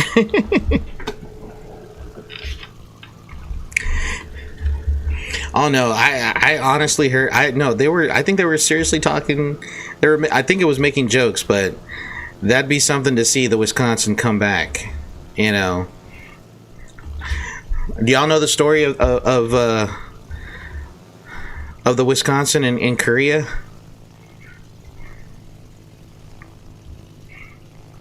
I'd be more than happy to tell that story. It's probably one of my favorite stories.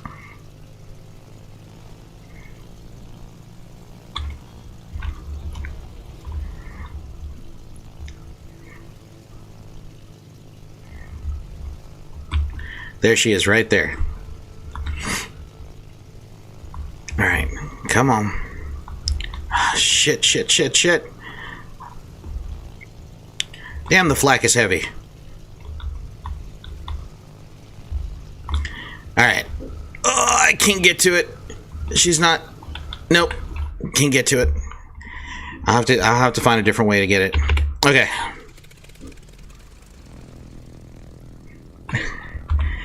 Alright, so...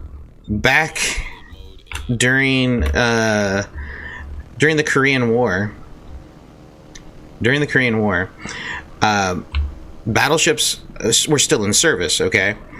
And the Wisconsin is probably one of the oldest serving battleships in the Navy. And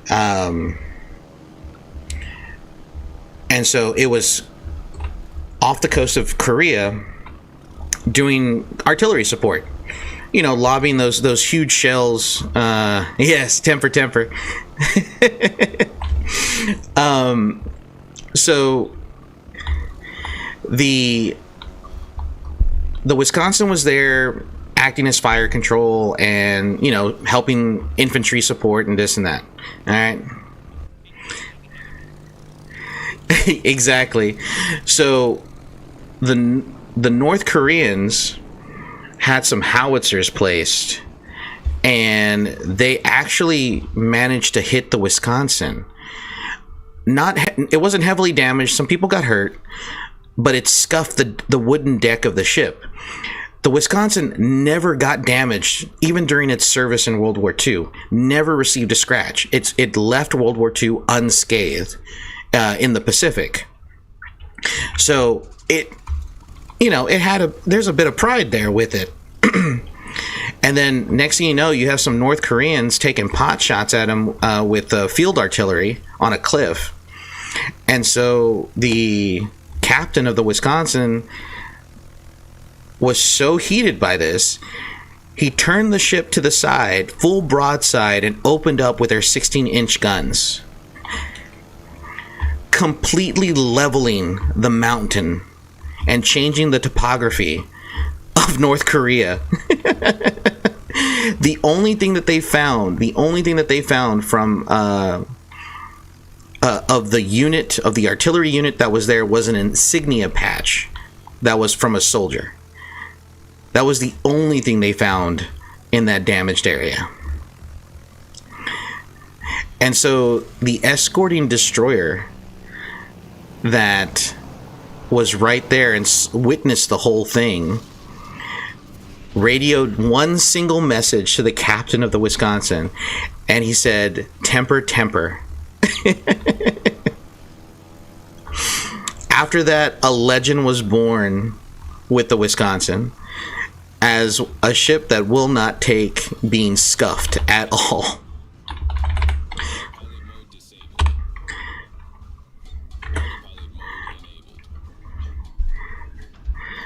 Literally, cartographers had to update their maps because of this.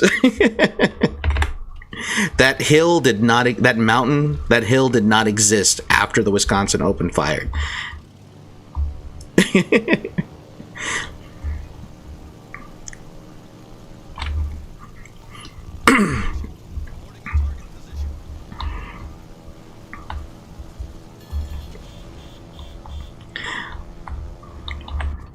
All right, here we go.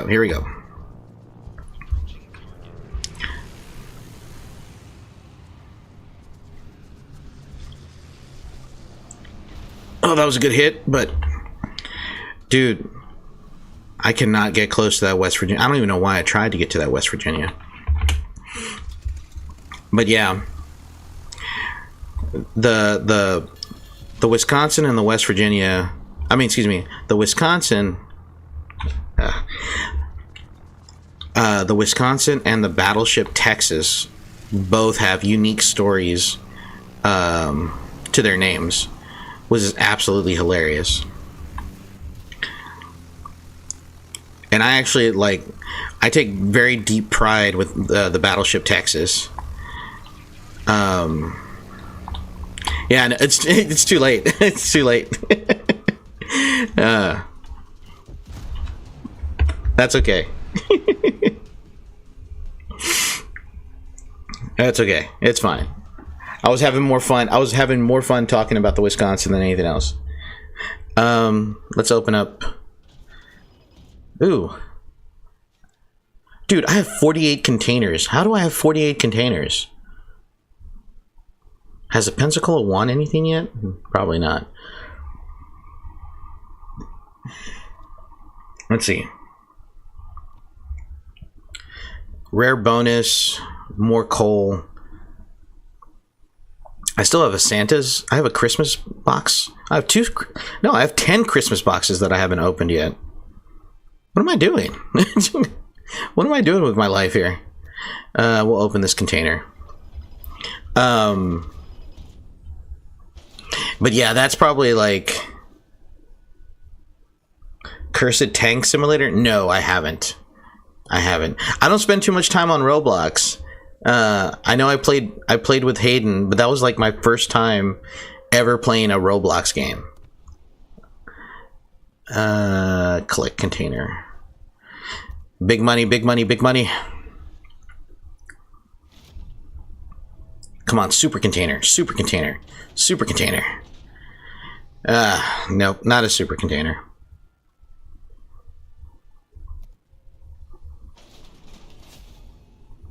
Oh, that's not too bad. All right. View all containers again. Oh, I do. I have 3 super containers. Holy crap. I really want to open them, but I don't want to open them because I'm afraid that I'll have like a 24-hour pass or a 23-hour pass, and I don't want to stream World of Warships tomorrow. Like, okay, hold on. Time out on the conversation. I need to grab me some water. I will be right back. Give me a second. I'll be right back.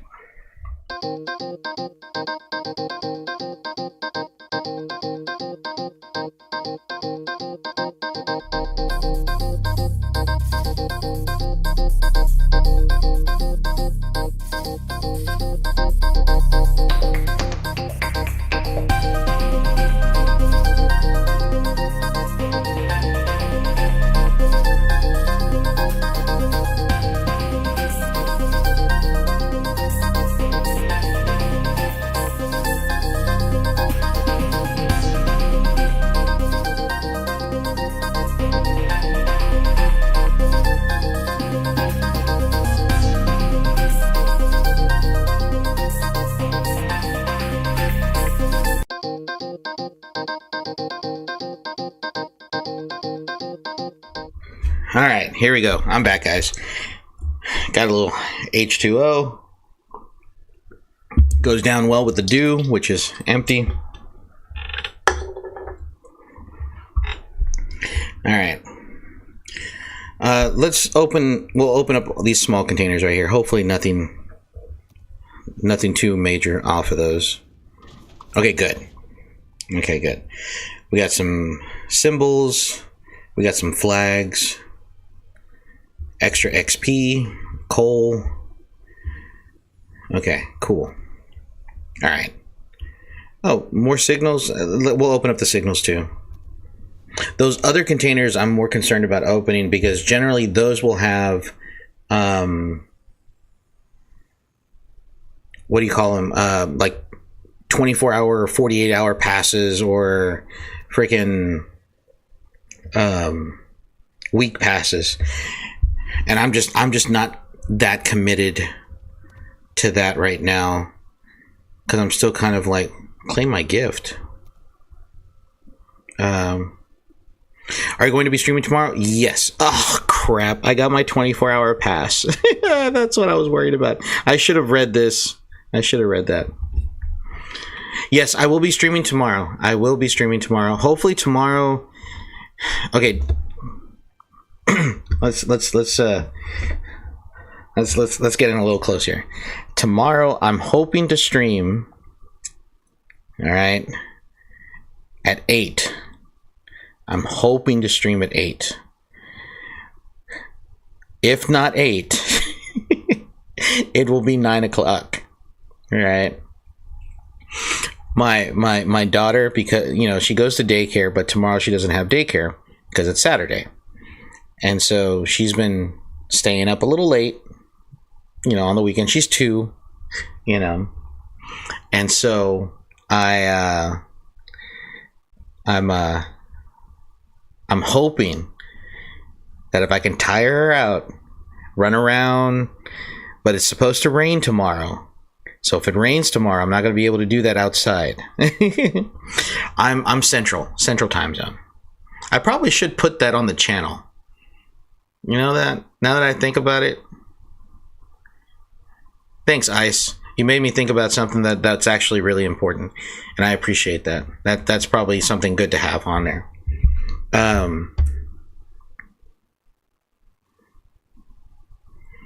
know, right?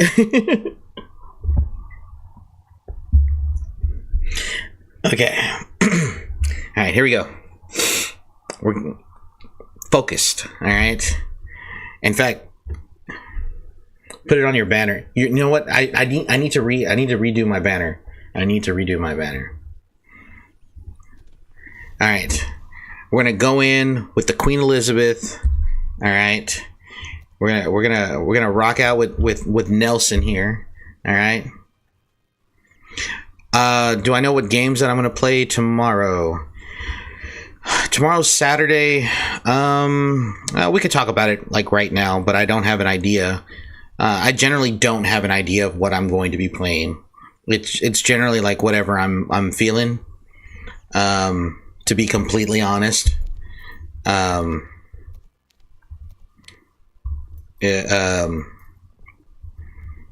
it could be World of Warships, it could be Warthunder tomorrow, it could be Rimworld, 7 Days to Die. It could be one of the new games that I bought over the summer sale. I might purchase one more game, only because me and Hayden had been discussing doing a Minecraft stream, since I've never played Minecraft, and I don't think he's played it either, but he might have already played it already. I'm not 100% sure, but I need to talk to him to see if he's willing to do that. If he's willing to do that, then I'll probably end up purchasing Minecraft, which would be fine.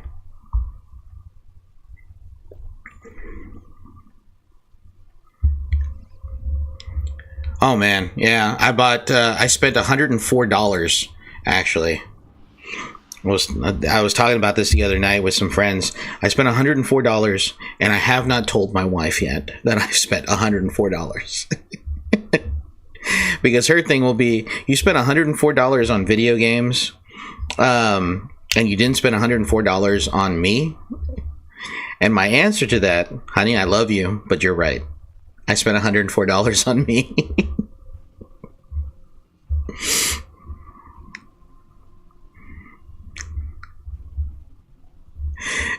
I can't bring myself to play Minecraft anymore after basically growing up with it. And the worst part about it, I never played it. Yeah, I know. I'm done for. I know I am.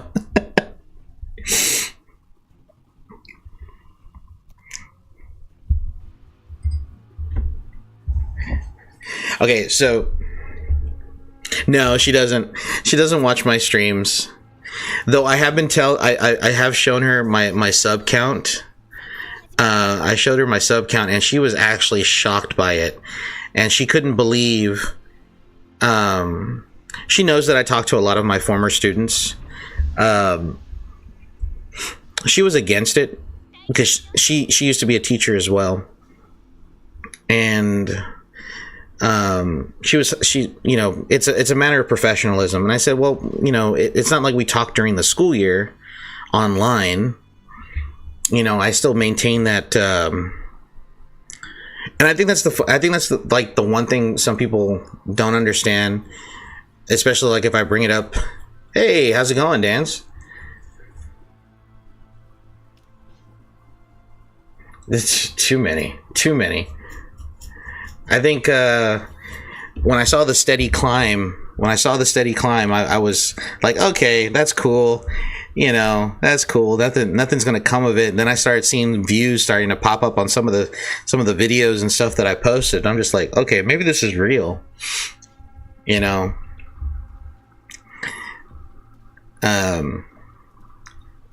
It's not enough. It's not enough for me to quit my job. But it's nice. Oh, well, thank you, man. I appreciate it. Thank you. I genuinely appreciate it. Okay, time out on conversation really quick. So remember how I said earlier the social faux pas of not using, if you're a battleship, not using high explosive? Well, that kind of changes when you're a British battleship, because the meta for British battleships is high explosive. Because British battleships, high explosives, do the equivalent amount of damage as armor piercing, but with the added effect of starting fires. So I have the ability to delete a ship if the shell lands in a right spot. Do I think most people who subscribed are going to stick around? I don't know. I mean, if they do, that's great. If they don't, it's fine too. You know, YouTube started off as a hobby for me because it was just something for me to do. And I guess that's why I really never grew as a channel. Because I really didn't too much total annihilation. Yeah. I think it's hold on. Doing some calculations in my head. Nope, he's turning sharply.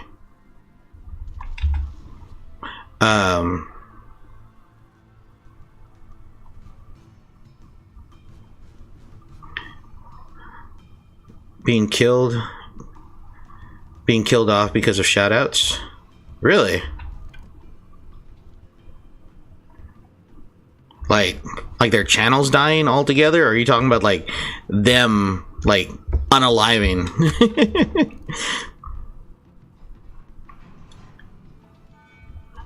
Okay, he's picking up speed, but I should be able to hit. Yep, there, right there. Boom. That was good. 8,000 damage, but he put out the fires.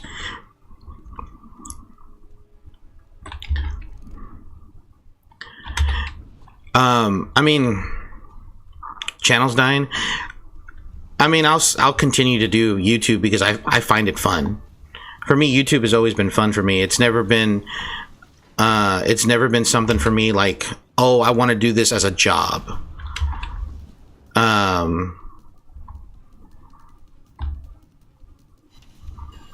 Another 5K, look at that.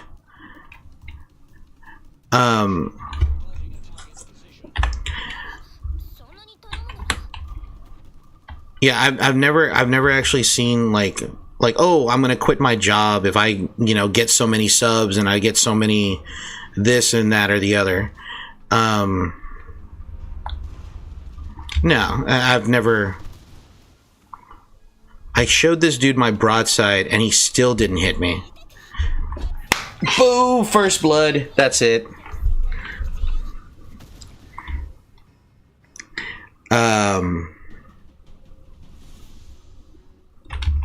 Yeah, this has never come off to me as like, oh yeah, I'm gonna do this for the rest of my life. This is gonna be my job. No, YouTube has always been a hobby for me. My main goal has always been to build a community, have fun while doing it. If I have like, how long have I been a teacher? I've been teaching for 6 years, but I've been in education for probably a total of 12.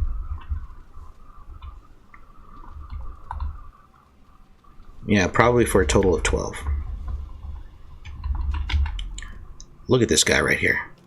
Look at this guy right here.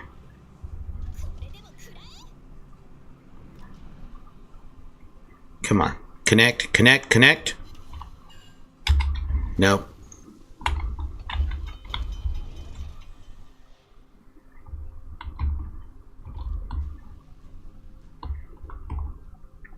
Yeah, I've been teaching. I've been teaching for 6 years. This upcoming school year will be my 7th school year. Then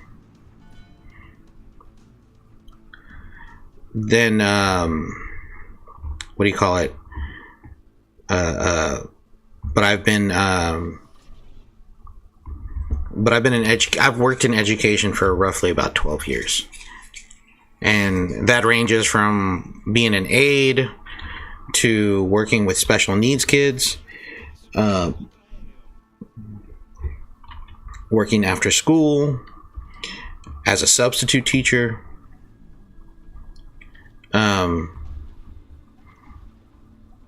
which is still crazy to me, mind you, because I used to work in a prison. Before I became a teacher, I was a prison guard, and I did that for a number of years.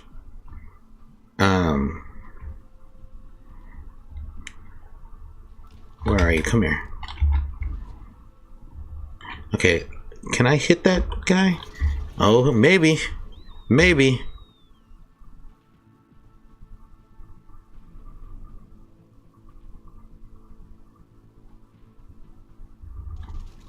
Let's see.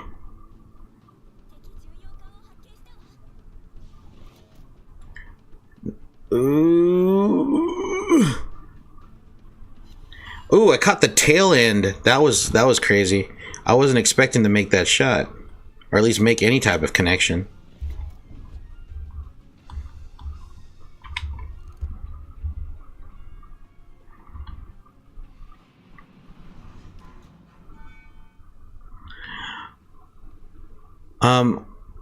Hold on, I'll get to that question in a second.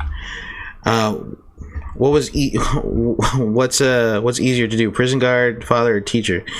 Man, I would rather be a father and a teacher than work in a prison. The money was good. Oh man, the money was great working as a prison guard. No, don't disappear on me.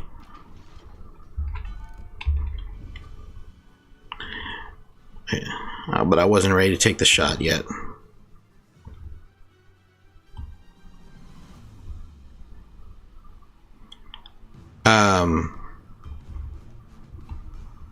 He's going for our aircraft carrier.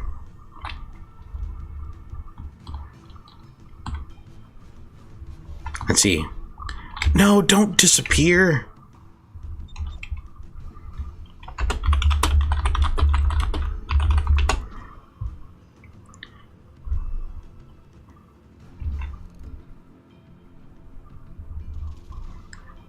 Come on, come on, come on. Got it.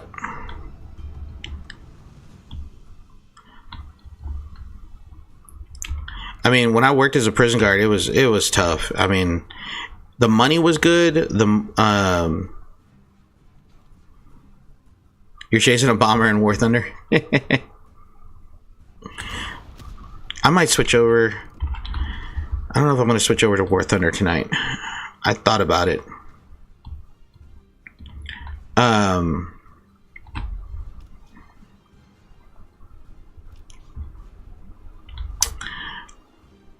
Oh, sorry, world. I didn't see that question. What games did I get? I got 4 games. I don't know if you're still in the chat, but I'll say it anyway. I picked up 4 games.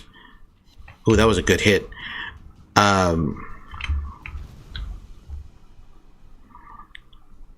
Manor Lord being one.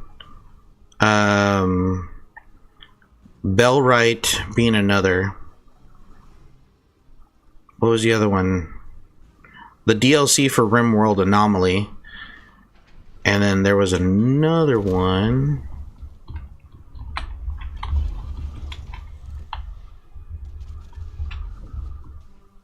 Oh, I'm sorry.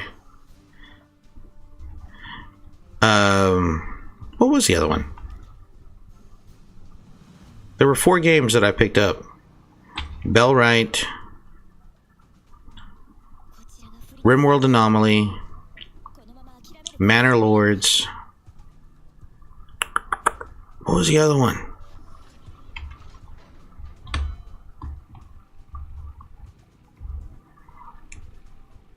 I mean, if I kill this destroyer, I'll be happy, because as long as he's out there, he's not going to be doing anything. And it's just me and the aircraft carrier. What was the other one? Look at that guy. He thought that I would be there. He tried. He tried. Oh, Rimworld is my favorite. I love Rimworld. I have that sucker modded out like crazy, though. I probably should uninstall some of the mods. There he is.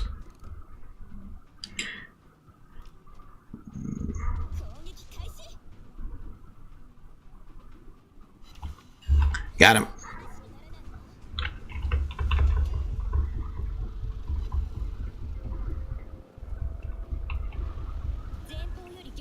Turn into the torpedoes. Hopefully they don't arm. Nah, they armed. Yeah, that's currently my thing right now. Okay, destroyer is done.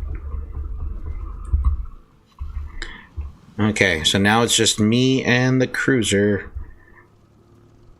Just so focused on Elden Ring. I couldn't get into Elden Ring. My brother has it. Come on, come on, come on. Yes.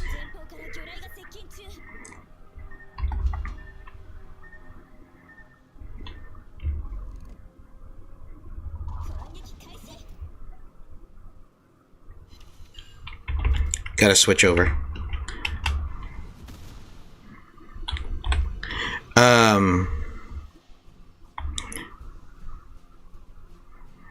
I mean, we're gonna lose because there's no way that I'm fast enough to go chase down.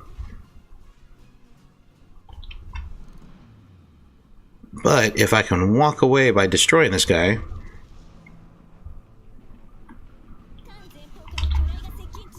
Look at this. Look at this dork. Look at this loser.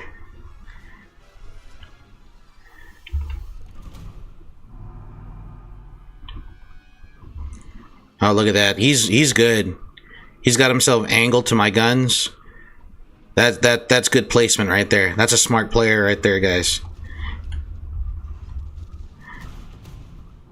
He's going to get hit, but he's not going to get hit that hard.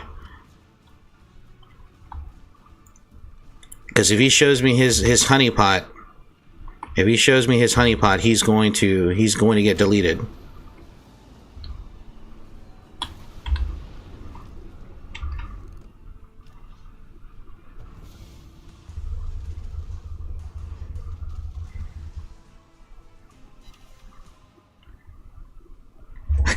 Blew him up at the last minute.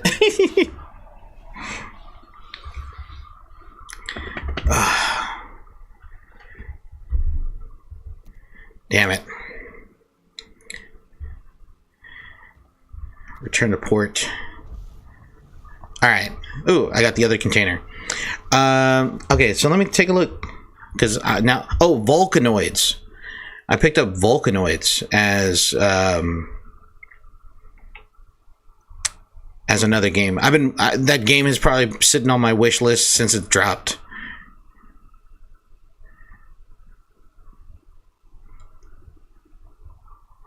I mean, the studio makes great games. They're beautiful. Who's playing this one right now?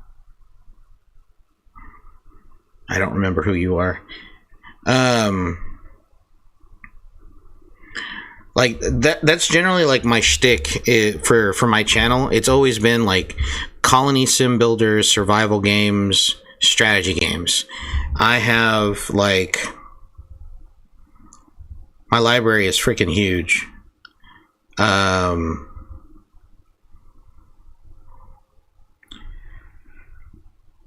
I think as of right now,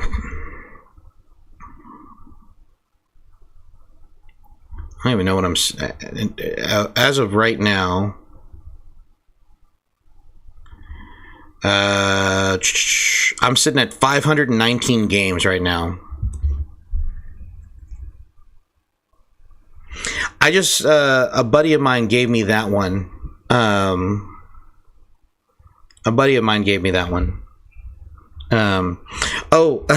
Since we're on the subject here, this right here is probably like my favorite screenshot from Elite Dangerous World. This was I forgot what this was called. It was some type of anomaly that I discovered out in, I don't even know where I was. Oh, I think I was traveling towards the inner rim, close to the center of the galaxy. And my scanners picked up an anomaly. So I dropped out of light speed. And then I saw these things. I scanned them and took a picture of it. It was the craziest thing. Like, I was not expecting it. And there's another one. Let me see if I can find it. I'll go back to World of Warships in a second, but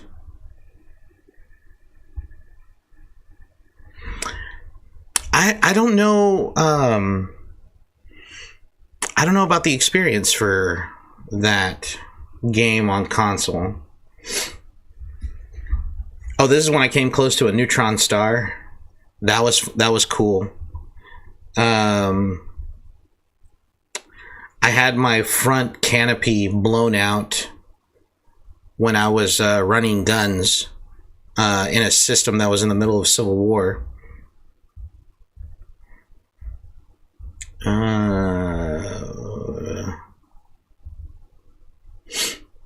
Another neutron star. Where is it? Oh, thank you. Where is it? Back when I used to play Payday 2.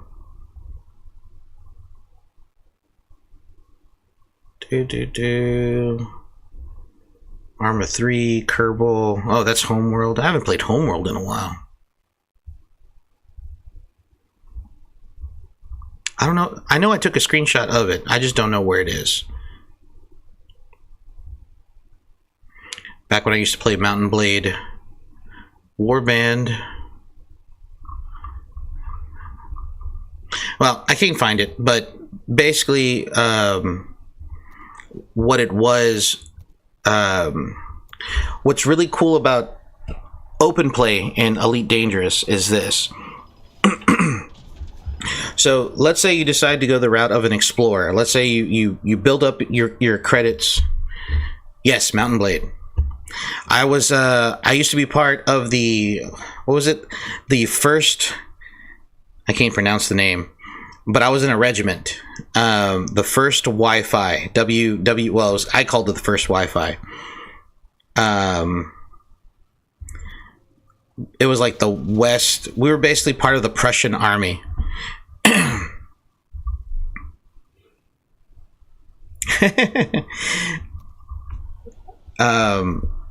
We were part of the Prussian army, and we'll do the Renown battle cruiser. And oh, Mountain Blade is awesome.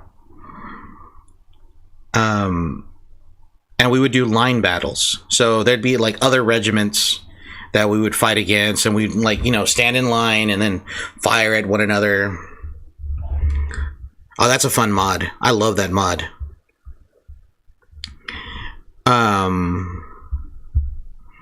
And I did that, man, I did that for a number of years, and then the group kind of we kind of fell out after Mountain Blade Bannerlord dropped.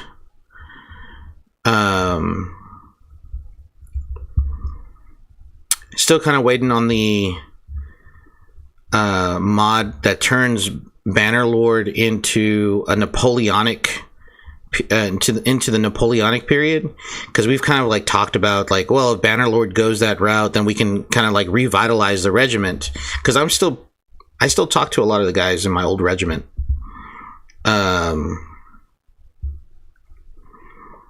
And to kind of like to satiate that desire to stand in line and take shots at each other and, you know, 17th, 18th century style warfare. uh, um, I play War of Rights, and I'm part of the 1st Louisiana Zouaves. Oh man, I think a lot of people don't understand what Napoleon did to the world when he shows up. There's just he disrupted so much. It's absolutely insane. And a lot of people just don't I would say appreciate Napoleon for what he did. I know that sounds kind of weird to say. You had a man who wanted to conquer Europe, but he did more for the Western Hemisphere than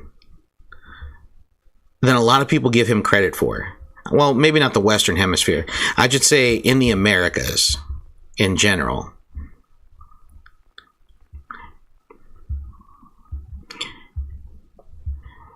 He did more for the Americas inadvertently while he was busy trying to take over Europe. And I think a lot of people don't give him credit. And they should. I know that's a weird claim,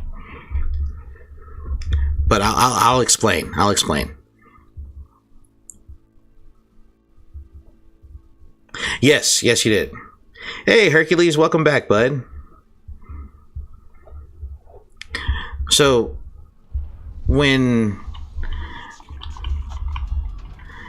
I actually like that they introduced British battle cruisers. Battle cruisers have awesome firepower, and they're super and they're faster than the battleships. But they're just as tanky. They're just as tanky, and they also get torpedoes, which is cool.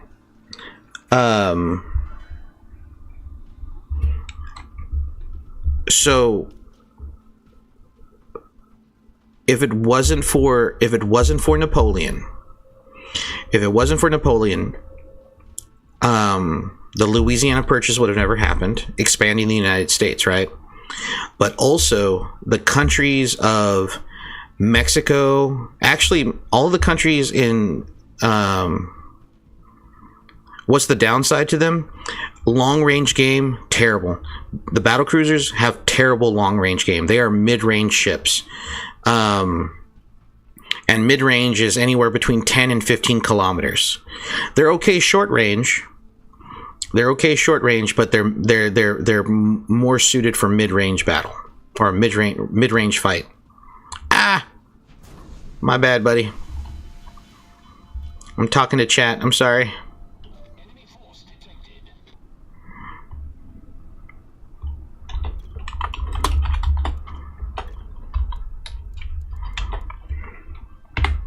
I mean, they do have, like, the battle cruisers also have, like I said, torpedo tubes. So when they get into that close range fight to where their secondaries activate, you have an opportunity to use, and there's nothing we can do. You have an opportunity to use these torpedoes. Now, the torpedo arcs are kind of weird because, like, you have the ship here, but the torpedo tubes are off to the rear. And so you cannot, you know, your only angle of attack is this right here.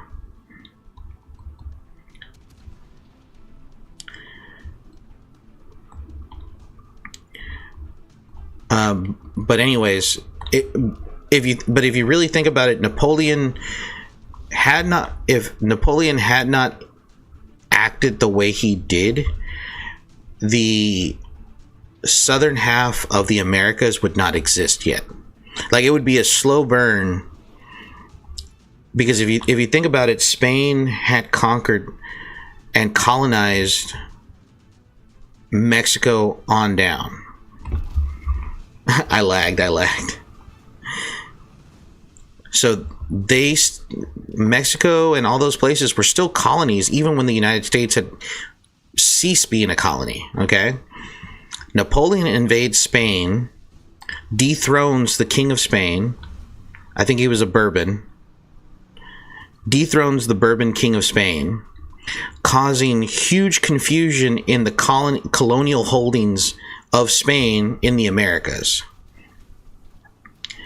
Civil war breaks out because you have two factions that are loyal to Napoleon's brother, who's the king of Spain now, and then the dethroned Bourbon king, who's in exile.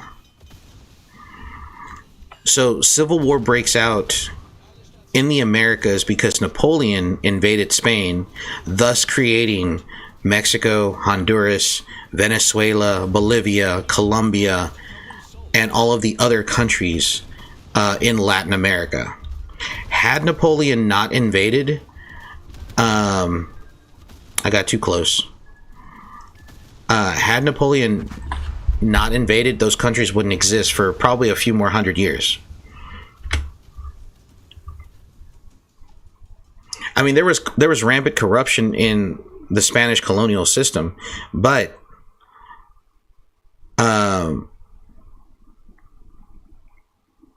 the idea, though,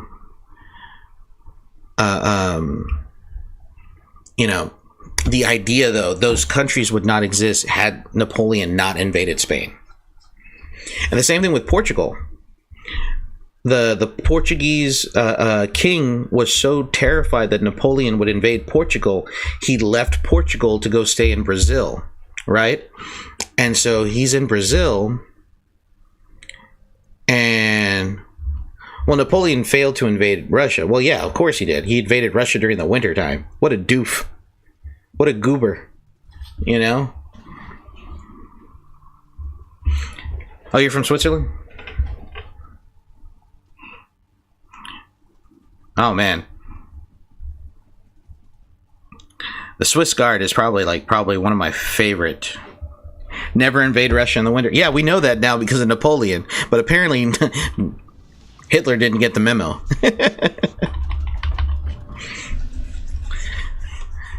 Claiming that he will succeed where Napoleon failed. Yeah, right.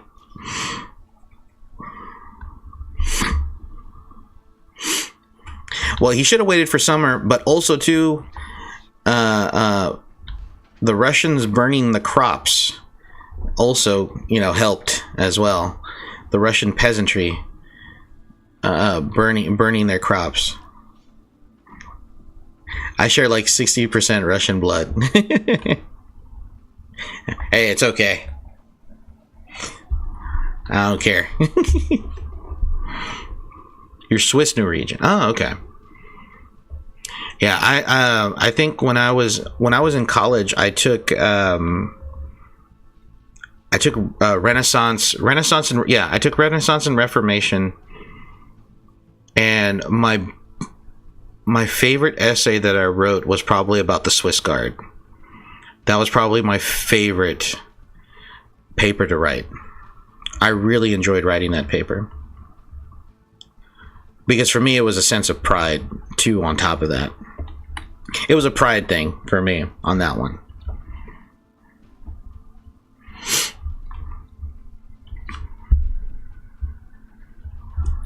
When Skadoodle is in the backseat. What is going on? Skadoodle choppa bang bang?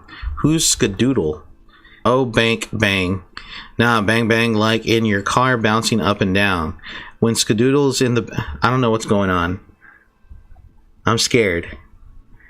Or someone's head off a urinal. What? I'm concerned and confused.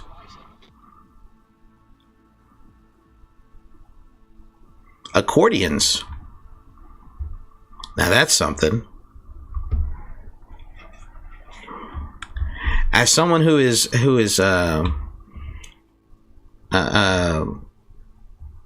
Mexican and Spanish, I can appreciate the accordion. Accordions are part of my music, are part of the musical genre. My grandpa was born in the mid-1940s. Oh, man. Uh-oh, uh-oh. Hello, you.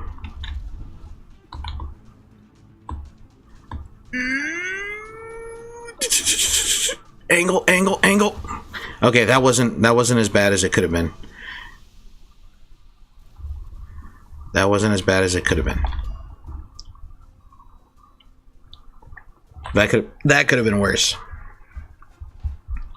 Yeah, York, get the heck out of there.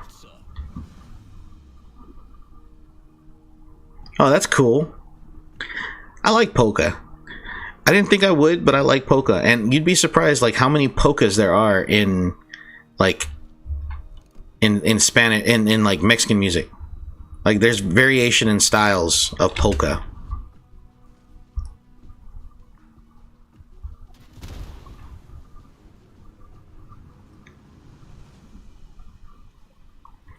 I mean, I would imagine it probably depends on your region.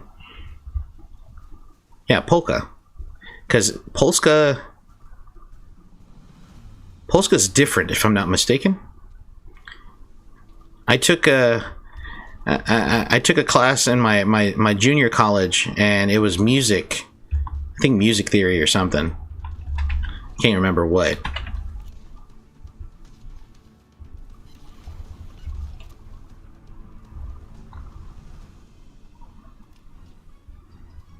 I don't think he's in range for those torpedoes, but he might decide to chase. Is he going to chase? Are you going to chase me?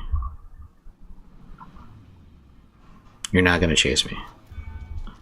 That's fine. You don't want to chase me. Or he knows better not to chase me.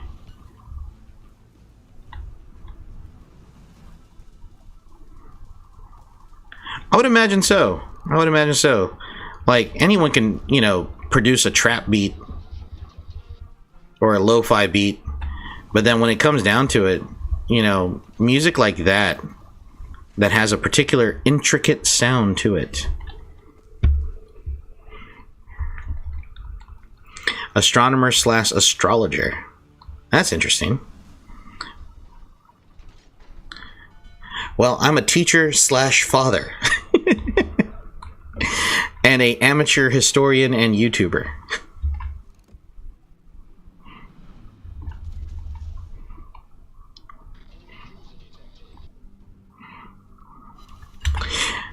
My dad always told me, know enough to be dangerous.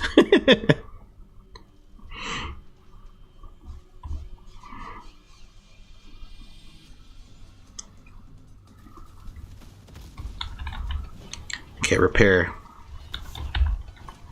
Of course, that's all right.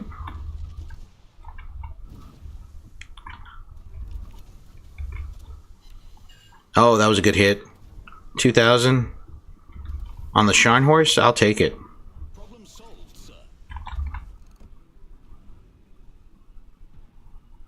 Oh, geez. Yeah, get some sleep, man. Hey, Ketchup Oreo, how's it going? That's an interesting name.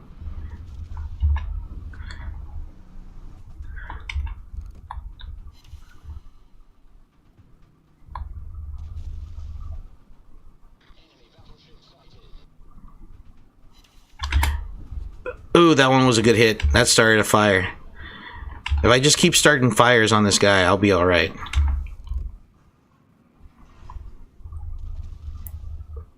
I swear they made fire like the meta for the British on purpose.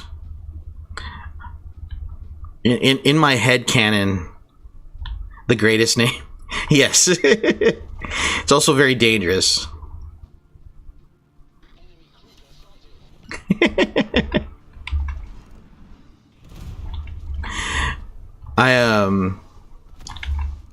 I seriously believe as soon as school starts, it's over. Yeah, I know what you mean, man.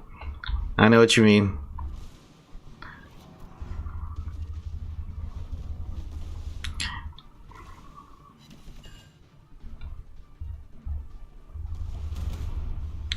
Golly, go down.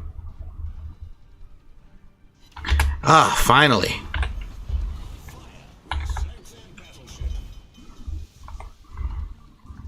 Actually,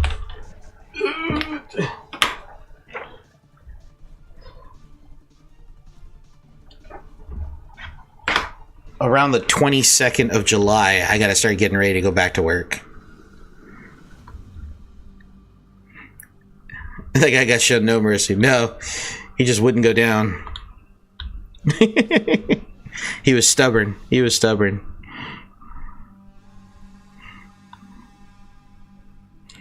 Yeah, towards the end of the month, I got to start getting ready to go back to school and get my classroom prepared and start getting my lessons ready and stuff like that. Hell, I was what was it? I was walking through Walmart today, and I saw like they're already setting up their back to school supplies and stuff, and I was just like, "Are you serious? I don't even want to think about this right now." Lime cheese salad, dude. The 70s was not just wild in the sense of social reform; it was also wild because of food. Jello molds galore. Oh, that was a good hit. Started a fire on that. Oh, he put out the fire. How dare he put out the fire?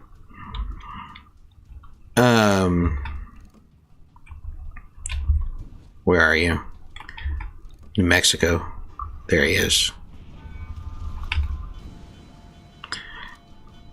Thank you, Scharnhorst, for putting me in this position.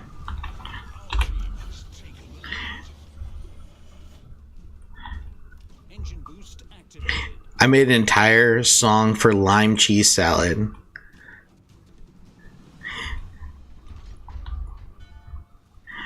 First question, is it available to download and can I hear it?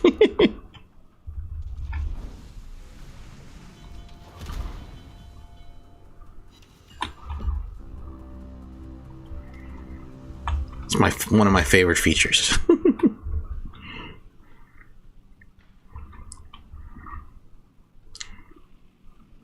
Come on.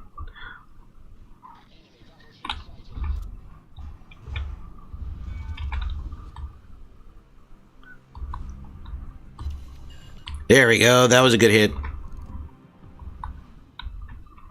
There's so many other salads.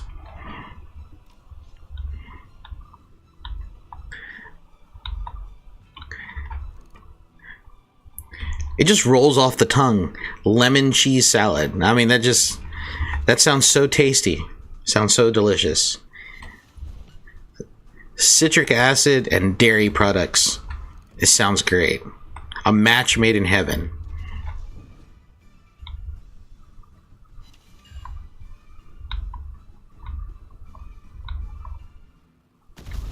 Sure, go for it.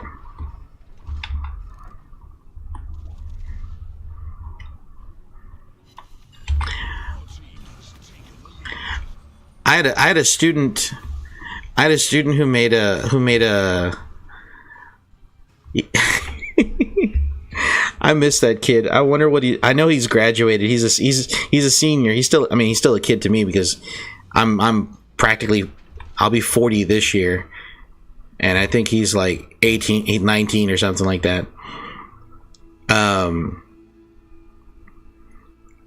I had him as a freshman in my world geography class when I taught world geography, and he made a song. He made a song called what was it called?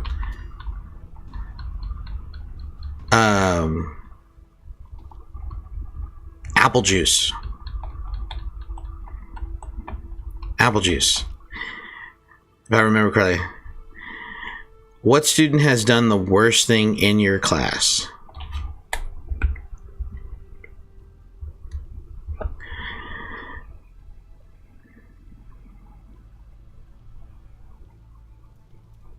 Oh, hold on. I'll follow you back. Give me a second.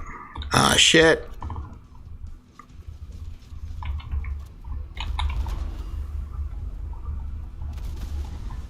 Bring those guns around.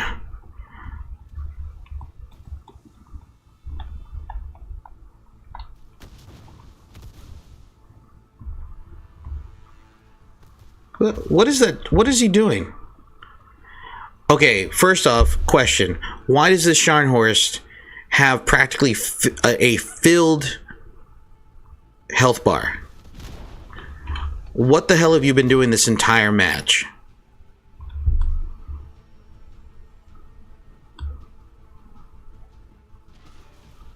What has he been doing this entire match? Why do you have a full health bar? This pisses me off to no end.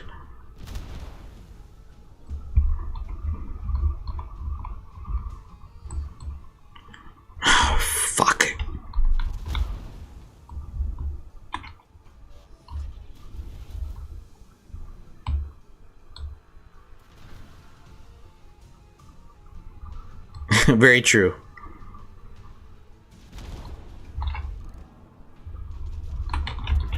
Gotta switch. Crap, crap, crap, crap.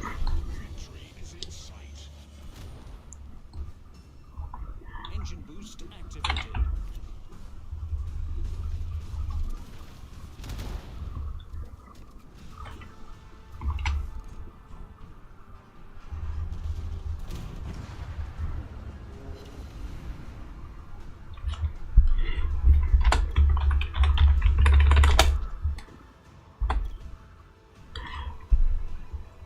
Bro.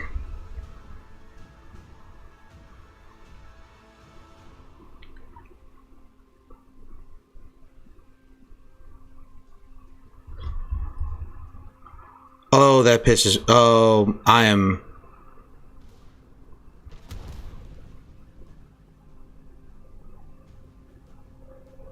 Oh, that makes me so angry.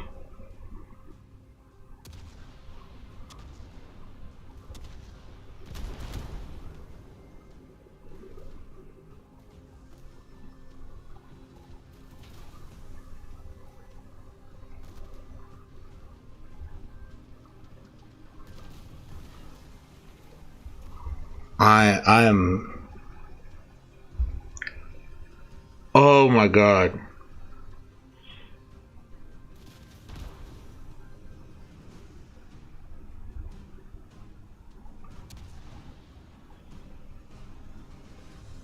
We're gonna lose because of this guy.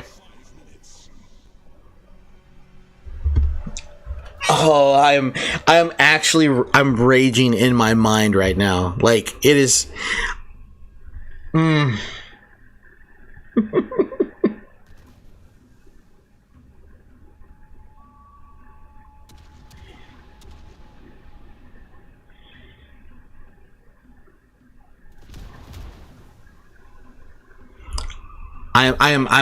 I'm oh my God. I'm speechless.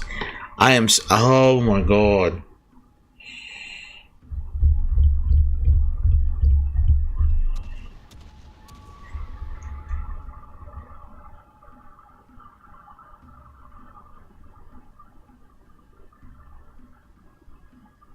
As long as the cruiser is out, yeah, this is...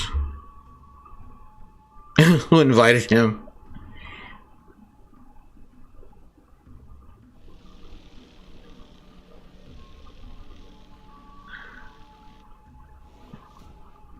Yeah.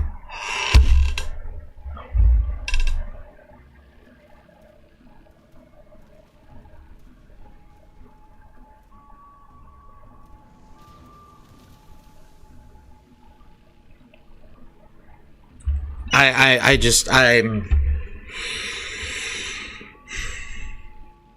like, I knew there was another battleship on the team. I didn't know where he was. The moment I turn around and I see that his health bar is not even a quarter depleted. That is ridiculous. He was playing as if he was a cruiser. Oh my God. Hey Killian, how's it going? I hope you're well. I can't. No. Just hold on. I'm gonna type some very naughty words here. Yeah.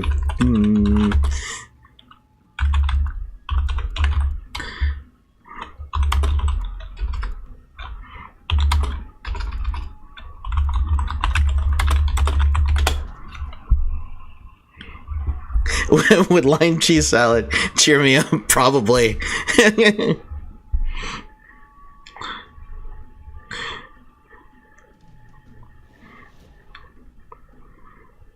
All right, I followed you back, bud.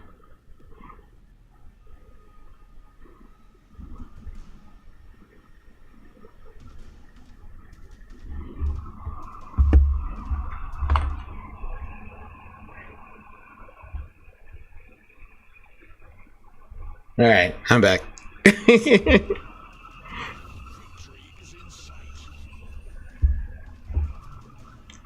Oh my god.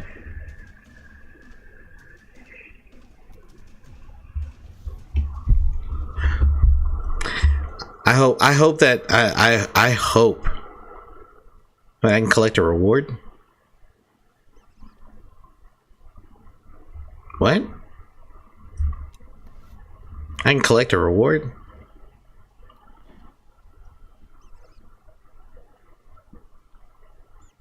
What's the reward? Oh, yeah, sure. Alright. Unlock task. What's the reward here? A vacant slot. I don't need a vacant slot. Oh, I'm sorry, Ketchup. I'm sorry. I was just seething with rage. Alright. I was just seething with rage. Alright. Oh my god.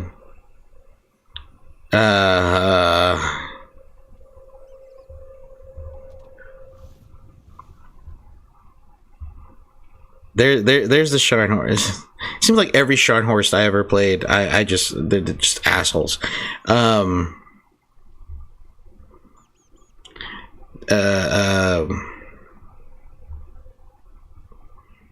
are you?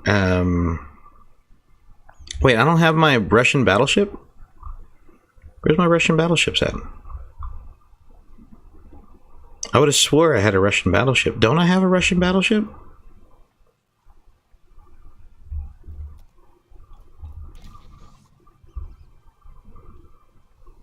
Oh, I do, but it's not.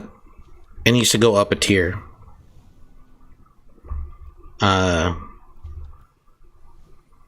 It needs to go up a tier. I don't have enough to. Oh, that's a cruiser. Sorry, that's a cruiser. Okay. I have enough strength to play one more ranked match, and then after that, I need to switch game, guys. I have to switch games. If not, I will break a keyboard or something. You know what? We'll do a Russian aircraft carrier.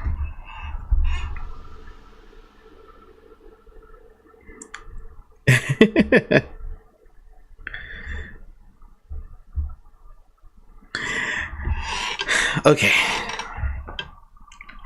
Rimworld? Yes, I will. I need to commit war crimes. I need to commit war crimes. Okay, so to answer your question, Ketchup, the worst thing a student has ever done in all of my years of teaching.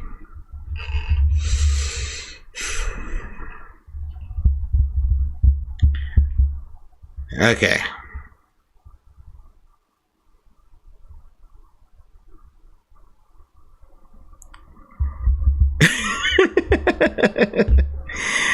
I think you mean Serbia strong. Still the best meme ever. Still the best meme ever. I know it's terrible to say that after, but still, all right. Anyways, so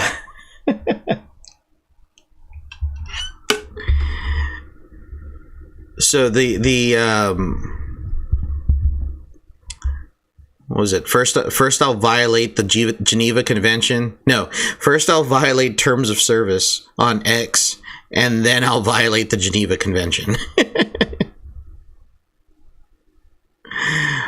Which game, Ice? Which game?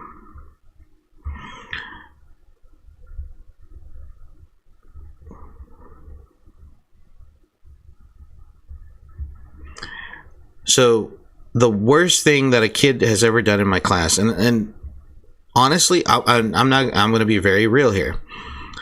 I have never really had any issues in terms of behavior with my students. Have I ever had to write a kid up? Yeah, but not because he did something stupid towards me. It was generally because he or she did something stupid towards another student. Right? So I can't really say that, oh my god, this student was terrible. I think the one thing, okay, so for me personally as a teacher, all right, I'm a firm believer in, if you don't like the content, if you don't like history, that's fine. I can understand that. Not everyone likes history. All right. But don't think of it as so much as that. Think of the skills that I'm trying to teach you. Cursed Tank Simulator on Roblox.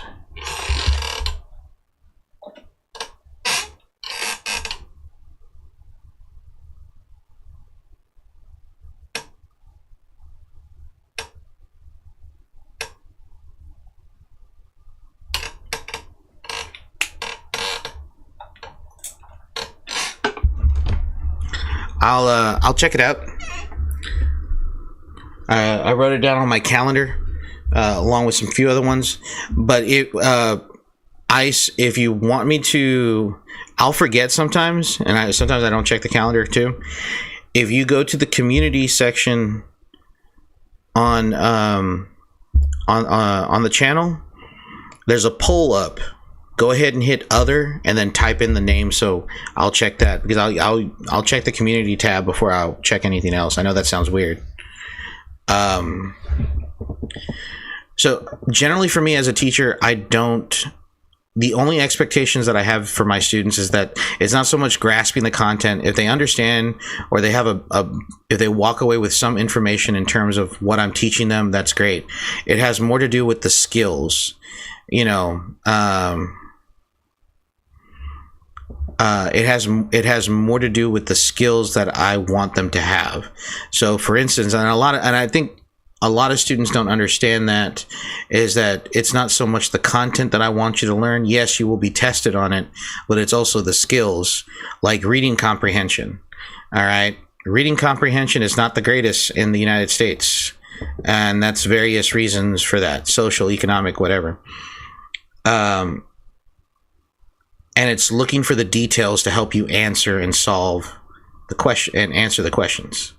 All right, determining what is a primary source and a secondary source, et cetera, et cetera. So I take what I do seriously to that point, and generally anything else I'm pretty laid back and chill. I don't have any issues with my students in terms of behavior, because if you work for me, if you do what you're supposed to do, I will go to bat for you.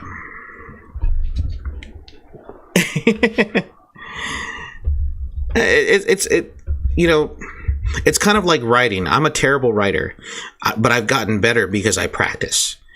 I had a really good college professor, and he would always, like, when I would give him my papers, his big thing was, you're using a vocabulary. Your vocabulary is so big, you don't need to use it to sound smart. You can use basic words if you want. Just make sure that it fits well into what you're trying to say. Make sure you're trying to get your point across. This is kind of crazy. I have been in queue for 6 minutes. Let's try again.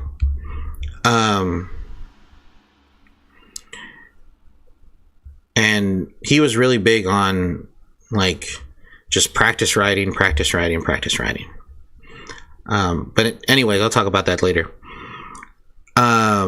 So like I said, it's just not the content. Just do the work. If you do what you're supposed to do, I will have your back. All right. If somebody comes in and the queue waited for the story. Yeah.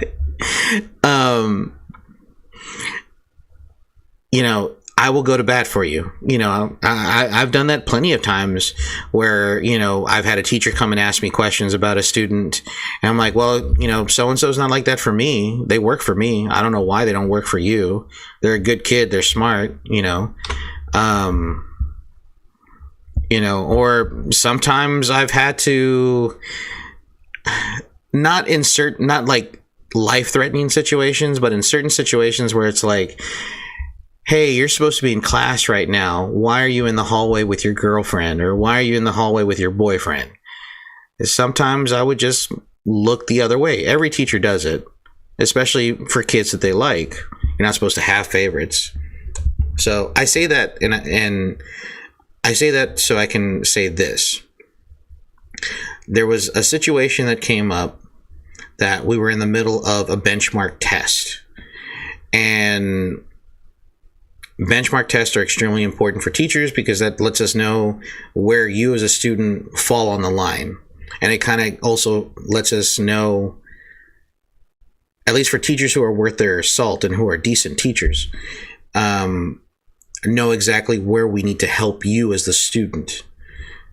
So like, for instance, if you suck at remembering the amendments of the Constitution, all right, the first 10 amendments, then, and you do poorly on those questions, then I know to go back and like have like a one-on-one session or have a group session to where I can reteach that.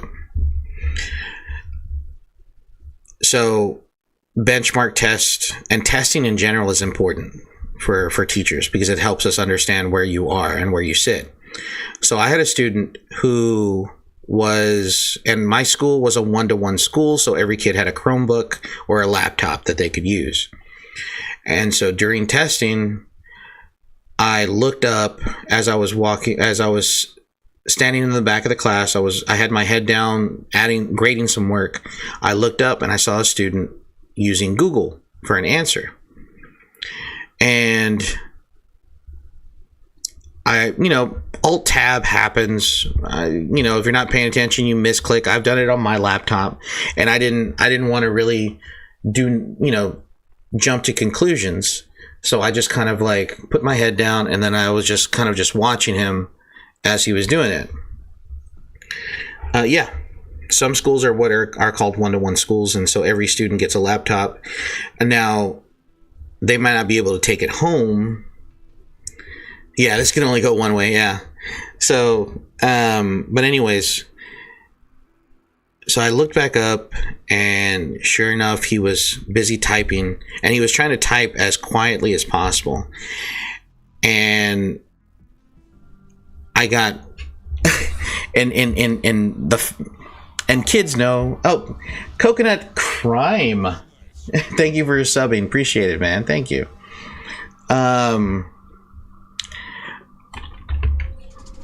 Russian aircraft carriers are so weird. But anywho, and I'll explain why later. So I got behind him. I'll have to show you guys. All right. So if this was the chair and I was standing over here and I looked up, I had my hands in my pocket and I was watching him, and he didn't know I was behind him. And then so I got down and I saw him continue to search for the answers. And then so finally I kind of like tilted my head and I looked at him, and I guess he sensed that somebody was watching him, and then he turned and faced me, and I said, "Hey, what you doing?" And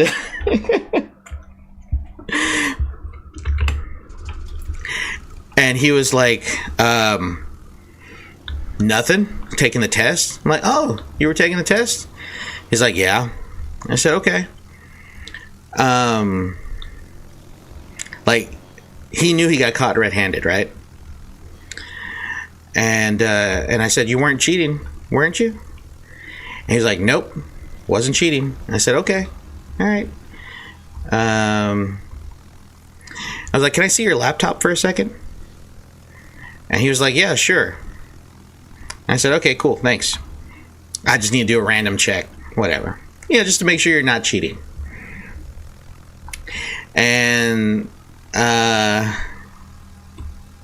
sneaks. Dude, yeah. Sneak Zero, absolutely. And so I opened up the search history, And so I opened up the search history, and when he saw me do that, it had he had the look on his face like, wait, what are you doing? So because we were using Chromebooks, and you have to use Google, right? I mean, any search engine that you use, or any internet, ISP or search engine, there's a history section. All right.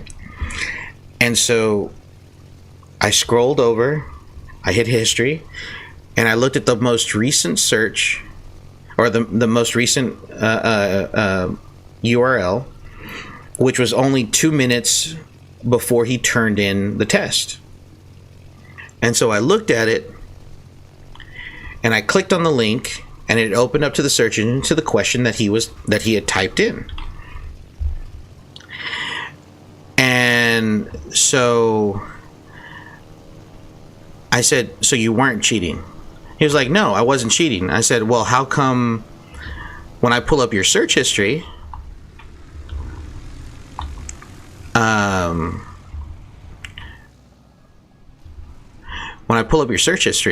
this pops up, and it's one of the questions on the test. And he was like, I don't know. He was like, Google just opened automatically like that. And I'm like, Google opened automatically to the question on a test. And he was like, yeah, that's exactly what happened. I said, so you're just gonna lie to me? You're just gonna lie to me? Like, I said, if you come clean right now, because the thing was, I liked the kid. I thought he was, he was okay with me for the most part. And I'm giving this kid an out. I'm giving him a chance here. Like, hey, look, man, if you just admit to me that you cheated on the test, I'll give you a second test. It will be different, and it'll be on paper, and you will have to do it. Yes, with my school district, I was pushing that, and I was telling them, guys, we need to do this so we can avoid, cheating. And he's going to eat all 4 of those.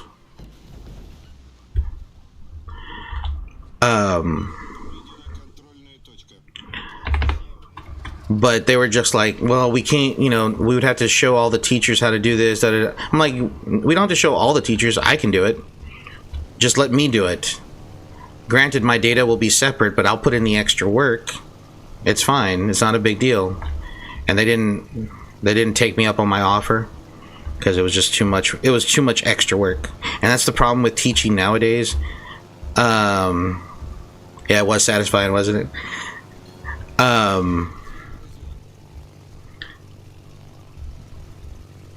And there he goes. Now I just got to find his friends. And they're all hanging out back here.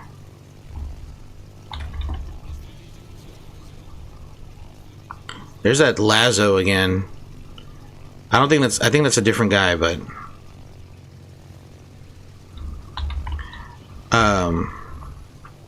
yeah, when you do Google Forms on a Chromebook, it gives you that ability to do that. I ate one bomb. So I was trying to give the kid an out, and I was just like, look, man, if you just take the L. And those were my exact words to the kid. I said, just take the L. I won't call your mom and dad that you cheated on the test. I won't report you. Oh, that's another good question. I'll answer that question in a second. And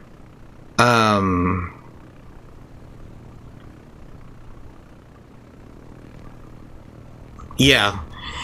And see, that's the thing. The school district that I worked at didn't have those extensions. Those were like questions that I asked like day one when I started working here. So it was like it was just something that I wanted to get out of there. There were fighters.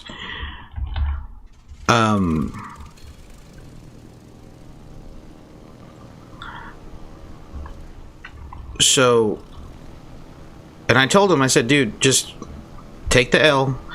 I won't write you up. I won't report you to the principal or the specialist who's in charge of the testing. I'll just give you a second test. It will be on paper and it will be different. All you have to do is just admit to me that you cheated, because I caught you red-handed. I caught you, and you're denying that it happened. And he denied it. He said, no, I'm not cheating. I'm not cheating. The Chromebook opened automatically to that question. And then so I opened up the search history again. And then there was a second, third, and fourth question that he had asked. And it was all there.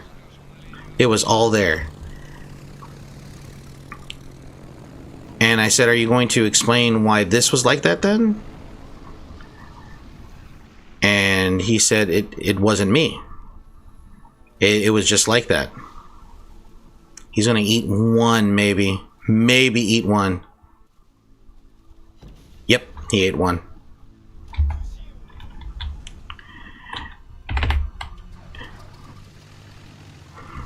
And so, and I told him, I said, dude, come on, just please don't make this any worse than what it already is. And I pretty much was begging the kid. I didn't want to report him, you know, and because here's the thing, and I always tell my students, this at the beginning of the school year.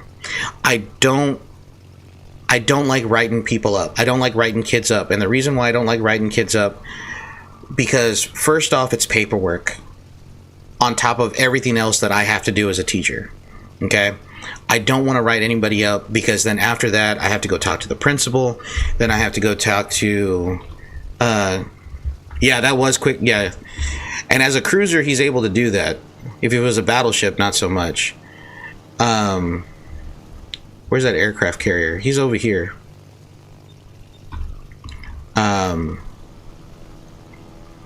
Oh no, he's over here. So I was telling him, just come on, man, just admit it. It's not. And I guess it was pride, or he was just trying to be cool in front of his friends. You know, I was like, look, man, you know, I don't like to write people up. Don't force me to do something I don't want to do. And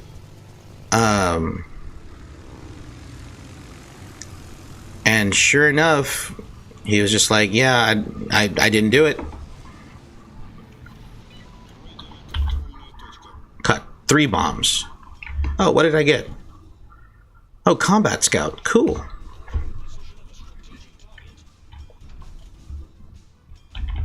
Run, CV, run. I don't need to run. That CV needs to run. And so he was like, I didn't do it. And I said, okay, fine.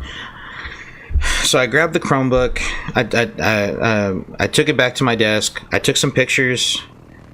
And then I had to call the specialist, who's like my supervisor, and he's over the entire social studies team. And I said, hey, I got a kid here. I'm having a situation. I need you to come down here and deal with this kid. He said, okay, cool. I'll be there. Showed up in like 2 minutes and said, what happened? I explained to him the situation. Was the paperwork painful? It's not painful. It's just extra work on top of all of the extra stuff that I have to do as a teacher. And that's really why I would rather deal with it face to face and in person than having to go through the whole chain of command, you know. Because with write-ups, and depending on how serious the write-up is, and you see, and that's the thing too, a write-up is only as serious as you make it out to be, right? Me personally, if a kid is like trash talking in the back of class, he's cussing somebody out, that's something that I can deal with in-house. All right, I don't have to deal with it. I don't need to get anybody else involved outside of my classroom. Because the way I view my classroom is this: my classroom is my nation, it's my kingdom, my country, my republic, whatever. I'm in charge of it, and I will deal with the rules and the laws as I see fit. All right. The only time I will ever get anybody outside of my classroom involved, if there's a fight, if there's life-threatening issues, whatever the case is, that's the only time I will actually get somebody else involved. Played this game before, but I'm not remember my ID. But I remember 2 more upgrades, and I get all the ship lists. Nice. And we won. Hooray! All right, guys, we're gonna switch over. We're gonna switch over to Rimworld now. Yeah, we're gonna switch over to Rimworld now. So I finally get to try out Anomaly. I've been wanting to try out Anomaly for like the longest time. So let's do that. Excuse me.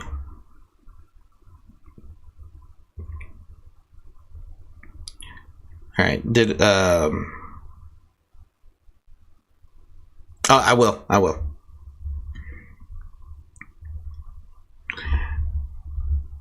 So specialist shows up. The kid is still denying it.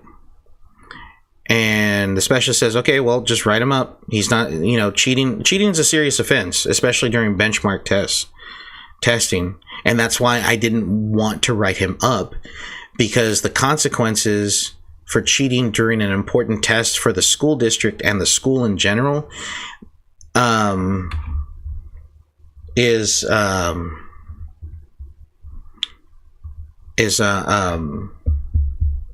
they can be harsh. They can be harsh, especially since I know that this particular kid constantly got in trouble with other teachers. And this is kind of like the reason why I didn't want to write the kid up, because he has a history, he has a record, and it's just going to be bad for him. And so, I kind of like, I rolled my eyes and I said, okay, that's fine. He took the kid out of class, and I hope not, and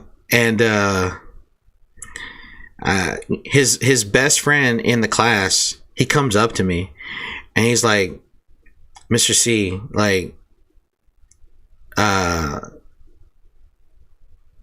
do you have to? And I said, yeah, I have to. My boss just told me I have to. I don't mind breaking the rules for you guys when, it's just you guys. But if my boss tells me to do something, I got to do it. Did I think something up with his personal life? It's always the case. And generally with my students, I always try to take into the fact that I remember how it was when I was a kid.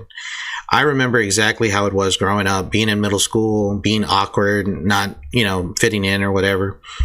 And I know that life has changed so dramatically since I was a kid. All right. As somebody who's constantly online myself, and, I'm always paying attention to what young people are saying.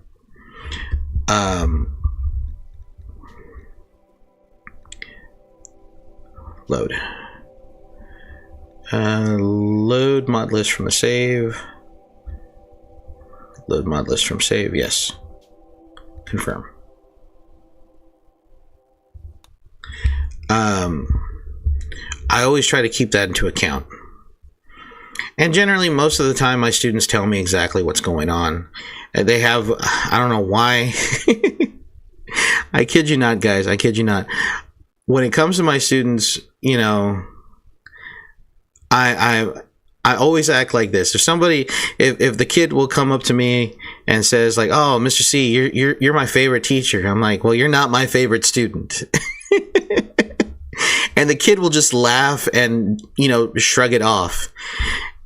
And they'll always ask me like, "Who's your favorite class? Who's your favorite student?" I'm like, "Well, don't you ask the other teachers these questions? Why do you have to pester me?" Like, I always act as if I'm annoyed with them, but for some odd reason, it seems like they can read right past that, and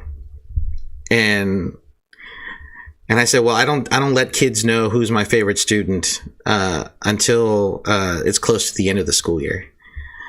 So you're gonna have to wait.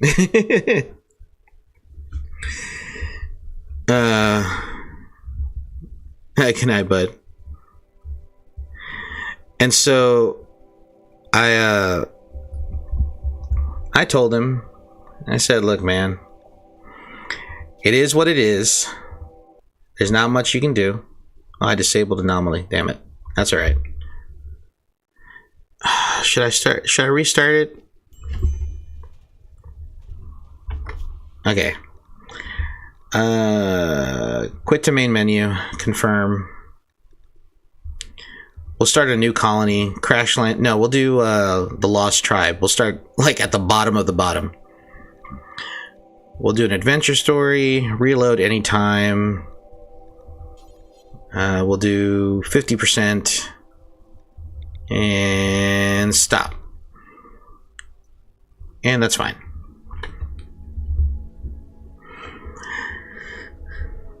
Okay, so we'll answer that question. So long story short, the kid got suspended, and then he also got in-school suspension. He still denied it even after he got back. But I mean, overall, the kid was pretty cordial. Like, he wasn't mad when he got back. He didn't say anything to me. He never talked back to me. Most of the time, if I told him to do something, he would do it, without question.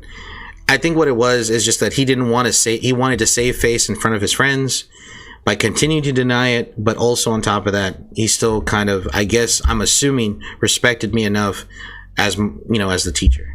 So I kind of I appreciate that.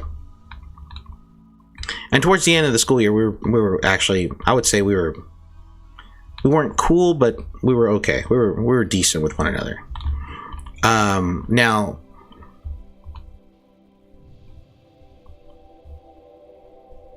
good night, Ketchup. Strict school, I'm not gonna lie. Yeah.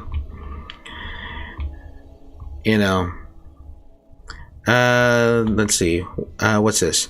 Tropical rainforest. Yeah, we'll do the tropical rainforest. That's fine.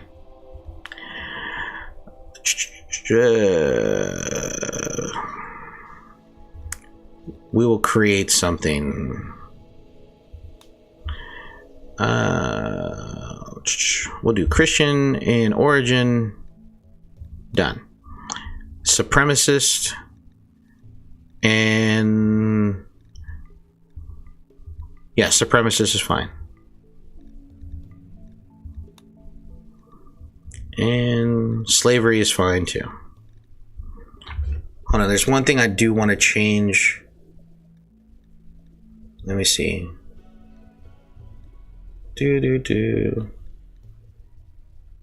Priest of violence, great chief, shoot slinger. Marriage.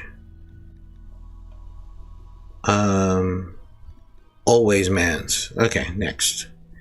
And then this is fine. I'll trust what they have for me. Okay, so to answer your question now,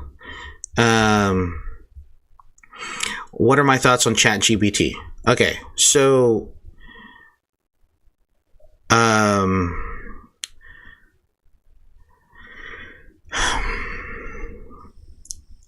I like AI tools.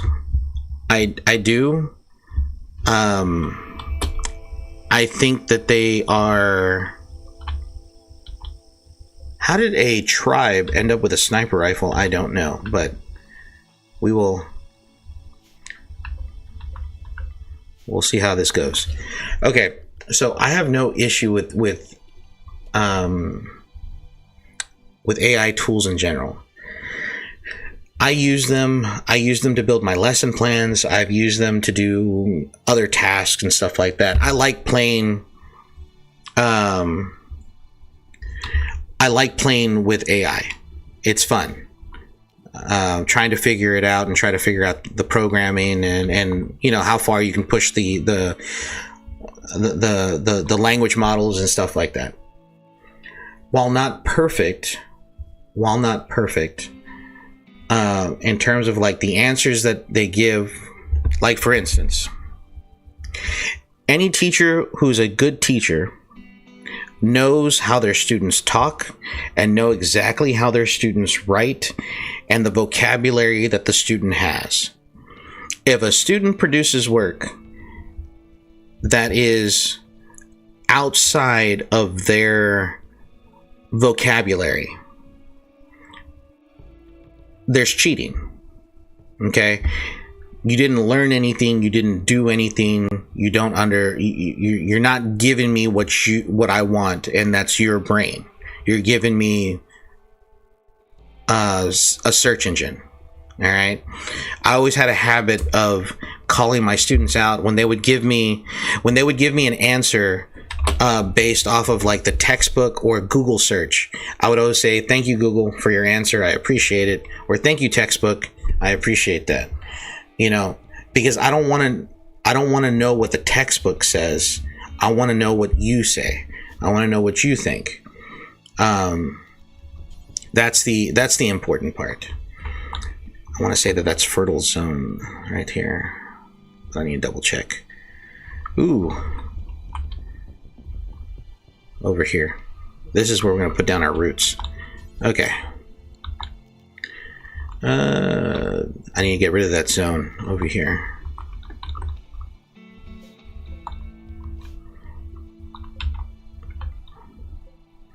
Delete. So ChatGPT is fine as a tool, as a guide, but I know that there are a lot of teachers out there who are not tech savvy enough, and they just don't care, and they're just going to let those kids do what they want to do, and it's not going to benefit anyone. So I think it's fine for what it is, but it's not something that should be encouraged. I don't feel that it should be encouraged at all.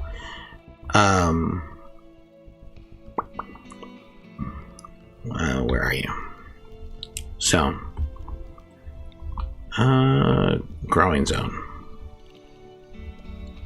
We'll put rice right here. Where are you, rice? I just saw you right there. But yeah, if you want to use it, that's fine. But I personally, it doesn't really help. It doesn't really help.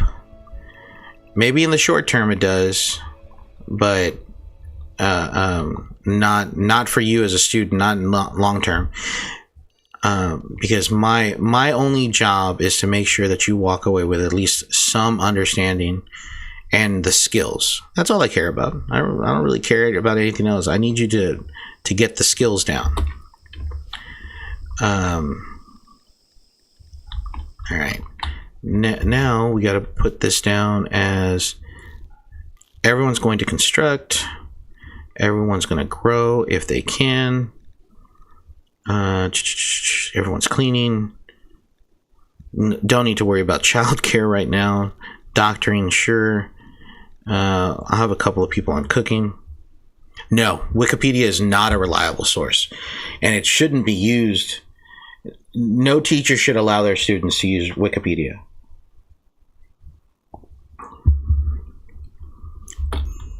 Nine to 6 every day. That's a good schedule.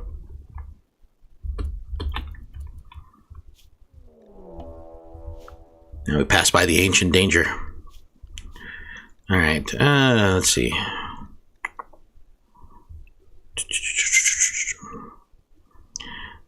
Three, four, five, 6.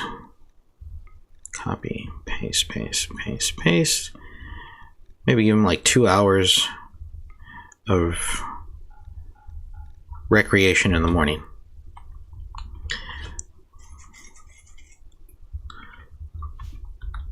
And that's my issue with it. Regardless of the good moderation. But here's the thing, and this is the reason why I don't like Wikipedia. And I would always tell my students, I know other teachers don't because they don't care.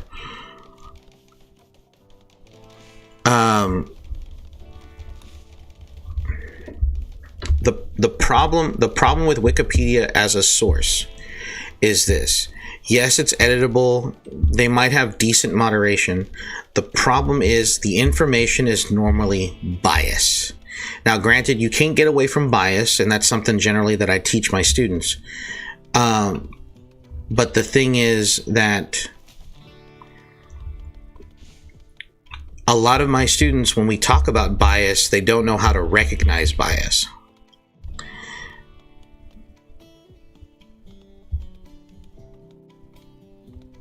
Sure, yeah. I mean, you could do that. You could do that, But then again, and see, and this is where like the asshole part of me comes in.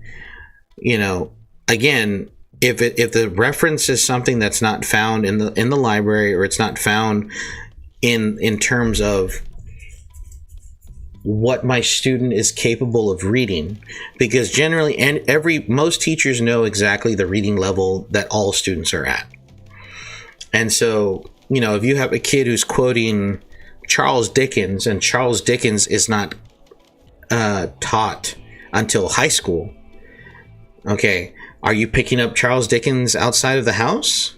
You start to ask questions. You start to get curious. Because the other thing is too, and this is the other thing too, if a teacher recognizes that a student's vocabulary or their work is far greater than what the general consensus is of the class, the student then needs to be recommended to GT, or gifted and talented, because it's going to benefit that student to be in those higher level courses, to where it's just better for them in the long run. And then we have to talk to your parents and be like, hey, little Johnny is really good at this, and could you, we would like to recommend him for GT. He's quoting Charles Dickens, he's quoting I'm just going off onto the extremes here, Dostoevsky, excuse me. So there is we need to get him in GT classes. We need to get him in honors classes. Punarat, Junaswang. Oh, I butchered that one. Thanks for subbing to the channel. Appreciate it.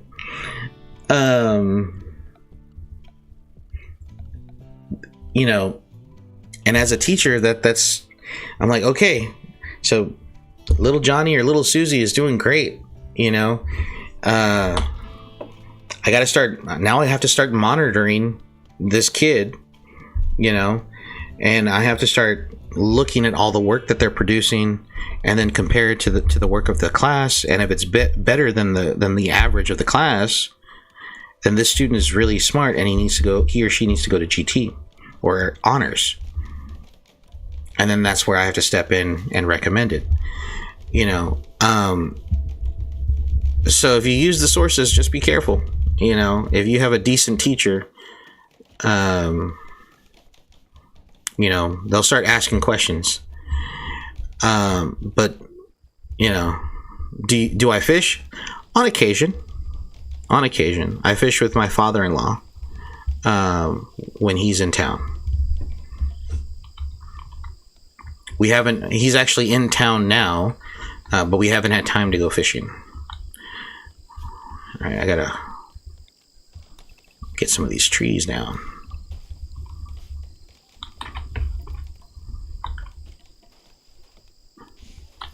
All right, so we need to bring... Oh, they got into a fight. Okay, cut plants. There we go. And furniture. 1, 2, 3, 4, 5. 2, 3, 4, 5. Furniture. What's the biggest fish that I ever caught? it would probably have to be a 6-pack of Budweiser. No, flounder, I think. Off of the coast, off the coast, we have some what are they called? Jetties. We have jetties. It's all right. I'm not an ELA teacher, so I'm not worried about spelling.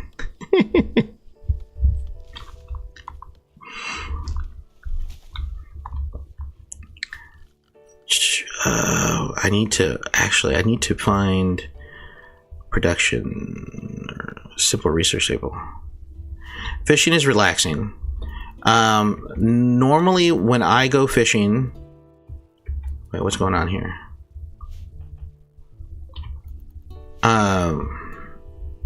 The only thing that makes you happy right now? Oh man, sorry to hear that.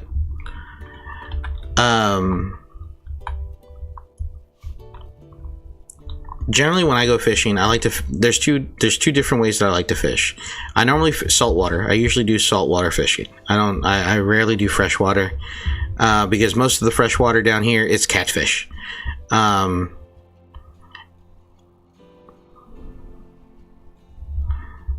But let go of the line. Oh man, there's a lot of snapper.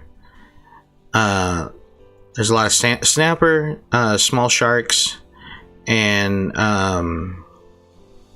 flounder out here, and the occasional trout, but that's, like I said, I don't do much freshwater, and I'm so close to the coast I usually just go out in that direction. And there's two ways to do some fishing, or three ways actually. You can either go off the pier, you can fish off the pier, which everyone does, and it's fine, it's relaxing.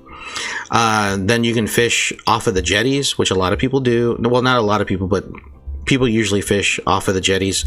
Or you do what I do, and generally I'll put on my high water pants, my wet pants, and I'll wade out into the water. And generally what I'll do is I have no intention of catching anything except what's attached to my belt, and that's usually a 6-pack of beer. So I'll go into the water, I'll have my rod with me, and I'll start fishing, and then I have a little rope attached to my belt, and I have a 6-pack of beer attached to it, and it sits in the cold water always waiting for me. That's definitely one thing that I catch on a regular basis when I'm out there.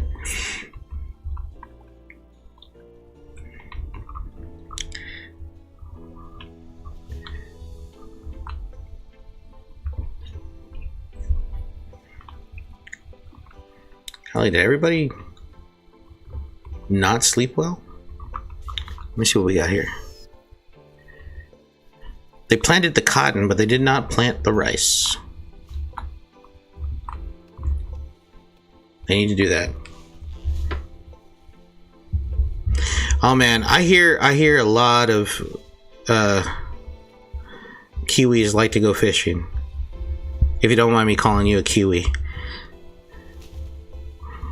I'm landlocked, but on vacation I go fishing on the beach and on charter boats. Yep, that's another way to do it too. That's another way to do it too. Generally, living so close to the coast, you know, I never really took advantage of it as a kid,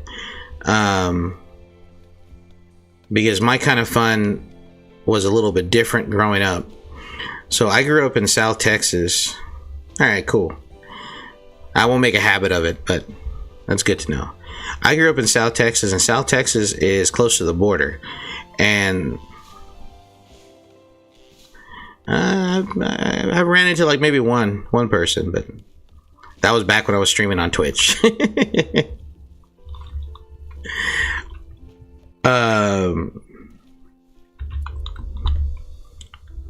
Let's see, hold on. Harvest. Okay, who's my hunter? I totally forgot who's my hunter. Sam and Dagua the hunter.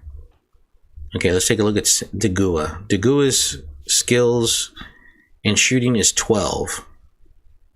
Sam is 14. Sam, you are my hunter, sir.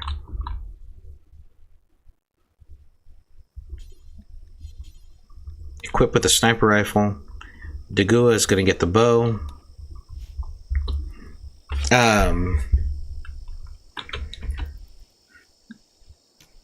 There we go. Okay, now let's go ahead and take a look at some wild animals here. Let's bring a couple of turtles in.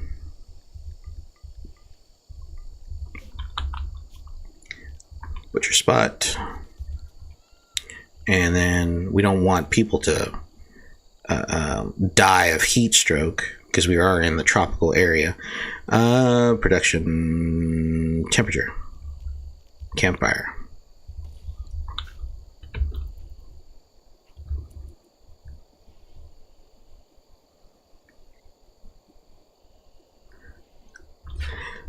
Oh, another question. I have 62 assignments to do by July 21st.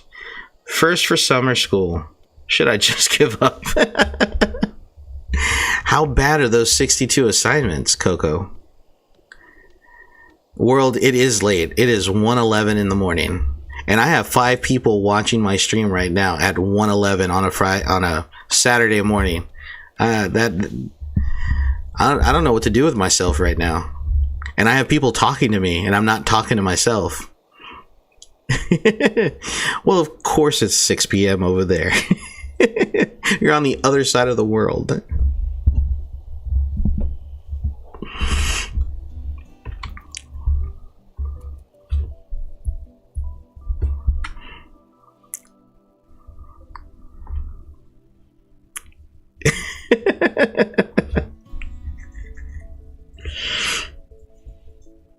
Well, I mean, I'm not tired yet. I'm not tired yet. I know my body is going to hurt. It's going to hate me in the morning, but I'll be okay. I'll just down a Red Bull and I'll be okay.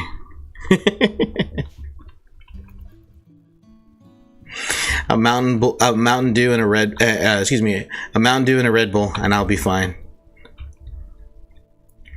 All right, we need to get a research table down, but I think don't I need steel for that? I do, and I need to find steel, which means that I got to mine for steel. I'm loving it. They're like half essays and have as easy quizzes. I mean, if you think that you can knock out, let's see, by July 21st,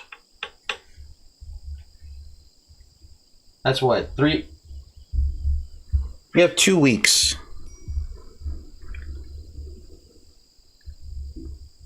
How far do you think humanity would have gone without caffeine? Not far. Not far. At least the way I teach it, not far.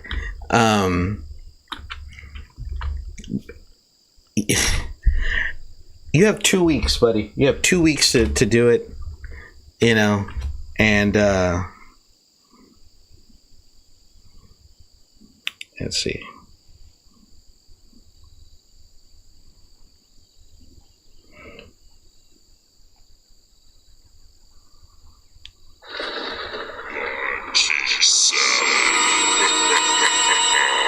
Hold on, guys.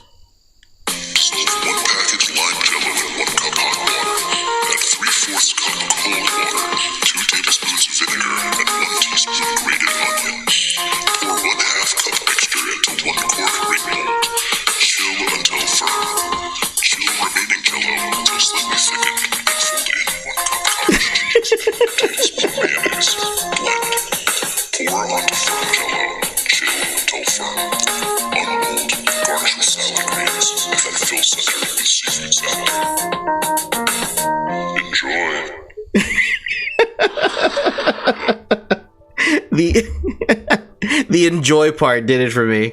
I love the beat. The enjoy part did it for me. Enjoy. Oh, thank you, world. I appreciate that. Thank you very much.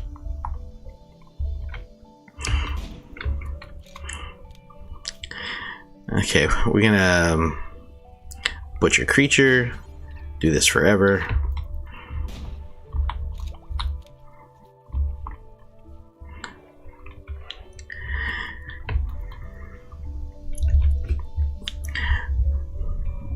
Space Invader.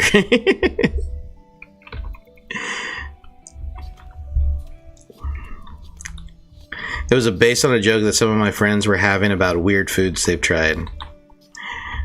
Those are always the best. Those are always the best.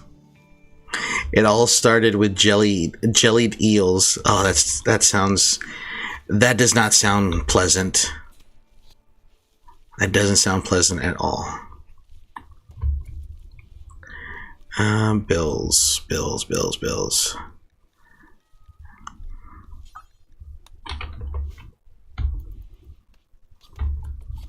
Okay, now I need to add a table.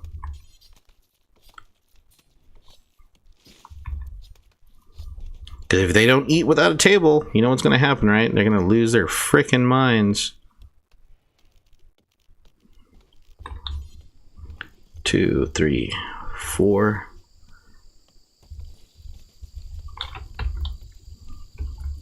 It's really signing up for summer school is the worst decision of my life. Just because I wanted to graduate junior year. Oof, man.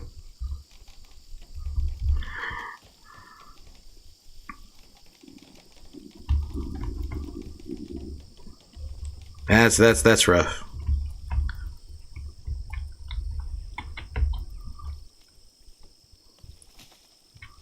That is rough. I would say, well, I'm terribly sorry. What is this? Compact steel? Who does the mining? Oh, we got 2 people who are good at it. I'd rather have those 2 do it because at least I'll get something.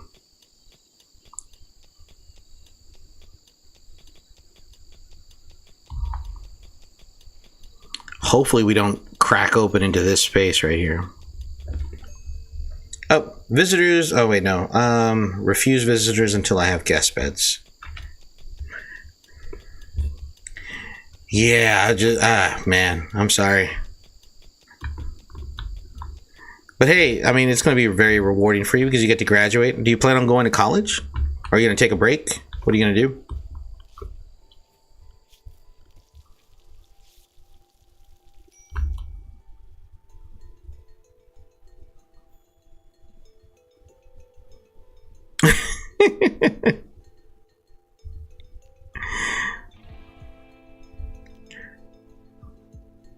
Wooden torch that produces a dim light over a large area.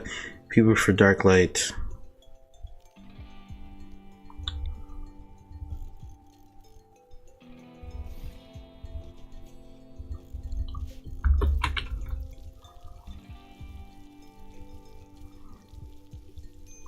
No, I hate school. I'm going into trades.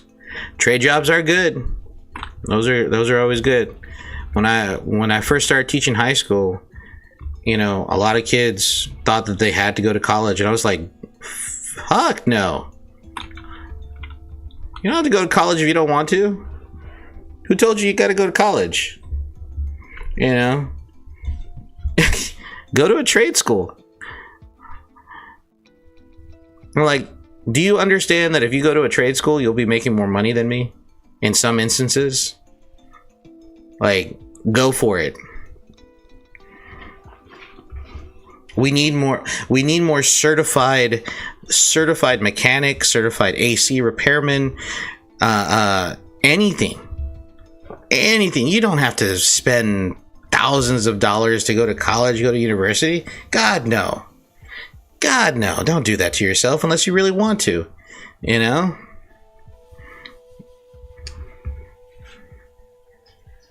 If you want to go to college, great, go to college. But if you don't want to go to college and you want to pick up a trade, go pick up a trade. I can't stress that enough. All right? Like seriously, if you're in high school, all right, and that's the thing, and I guess that's always bothered a lot of my students too, because I told them, I said, look, if you want to drop out, all right. In our state, you have to be 16, you have to get your parents' consent, but make sure you go out there and get a job. But just understand that most places, they want you to have some equivalent to a high school diploma. And some places don't even accept GEDs. But if that's what you want to do, because you feel like you can make it outside in the world, go for it. But if you stay, you don't have to go to college. Go to a trade school. Become a plumber. Become a mechanic. Become a carpenter. Certified in something. Something that's going to make you more money. You don't have to go to college to think that you're going to be making big bucks. Don't do that to yourself. Don't do it to your wallet. You know, does that sound bad? Yes, because, you know, everyone should go to college. No. And I think that's what bothers me the most about some people who say that everyone should go to college. No, nobody should go. Not everyone should go to college. All right. It's kind of like not everyone should go to school. Okay. Hear me out. All right. I'm not saying abolish the school system. What I'm saying is this. All right. My idea of a perfect education system is this. Okay. I'll go back to the game. My idea for a perfect, right. If you want to get better at a skill, then there you go. Good for you, Ice. I'm terrible at math. I've had to practice for it. I am not a good math person. I am not good at maths. My wife is great at maths. So here's the thing. The perfect education system is not so much geared towards tests. Okay. As a teacher, I hate tests. I hate test days. I hate taking tests, but I mean, they have its usefulness. But I'm talking about like the state standardized tests. You know, they kind of look at that and they determine whether the school is functioning properly or whatever the case is.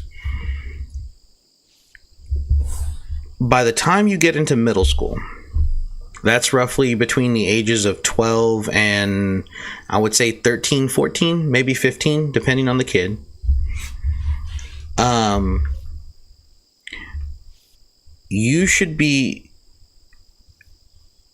You should have an understanding of whether if you want to go to college or not go to college. Okay? The perfectly aligned school system would say like, okay, here we go. Do you want, counselors will go in, talk to students and say, hey, what are your plans for going to school? Do you want to go to college? Do you have any college prospects? No? Okay, cool. So we have these different types of schools in our school district that offer trade level jobs. And by the time you get out of high school, you will have a certification in a trade, which means that those kids at 18 and 19 will be able to make more money than somebody at McDonald's or whatever the case is. Okay? Those kids have an opportunity to become an apprentice working next to certified professionals. Okay, but what about the other kids? Well, those kids are like, well, do you want to go to college? Yes. Okay, cool. We will continue and tailor your academics to prepare you for college when you get to high school. That right there will solve a lot of problems. I guarantee you, it will solve a lot of problems if school districts just understood that not everyone needs to go to college. Should everyone have the basic understanding of certain things? Yes, people should know how to add, people should know how to subtract, write their name, all of this other stuff. They should be able to discern certain things. Yes. Critical thinking and stuff like that. Those are all important skills. But stop telling kids, hey, you need to go to college. Stop telling kids you're going to earn money if you go to college. Don't tell them that. Tell them the truth. Like, hey, if you go to college, it's going to cost you money. If you can handle the debt, if you're responsible enough to handle the debt and the responsibilities of it, then What happened? Oh, we lost a pet rat. Oh well, no big deal. Don't care. But we'll hunt the cobra.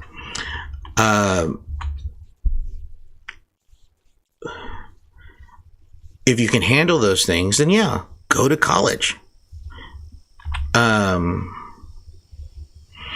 Okay, world, you take care of yourself, buddy.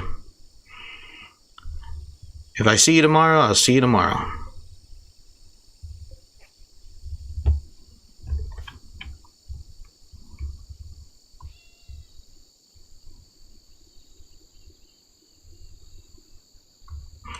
Hey, and I will be more than happy to listen to them.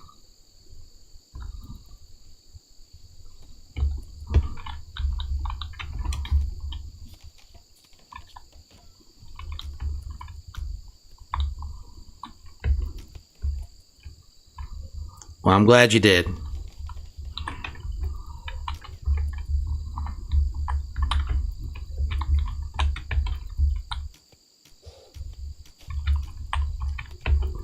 Oh, come on, kill that. I was going to say, kill that cobra.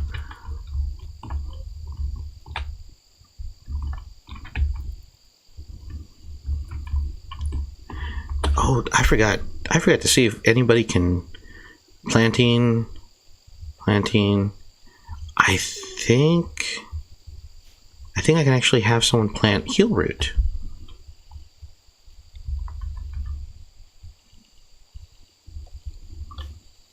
I think somebody can plant heal root now. Oh, well, no, I think somebody can. 8 is the planting skill. Yeah, someone can definitely do that. Olga, the lion, the person who's actually who got into a fight with another person. Oh man.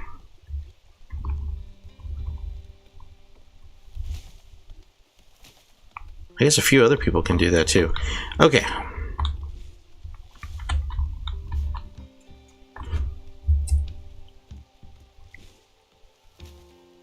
Holy crap, I've been streaming for 3 hours? Almost 4 hours.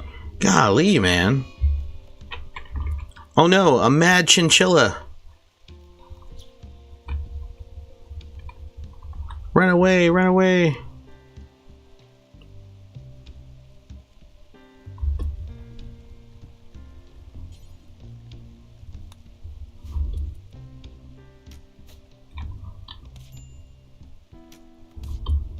Ah, shoot. Attack. Stomp it into the ground. Stomp it, stomp it, stomp it. Curb stomp it.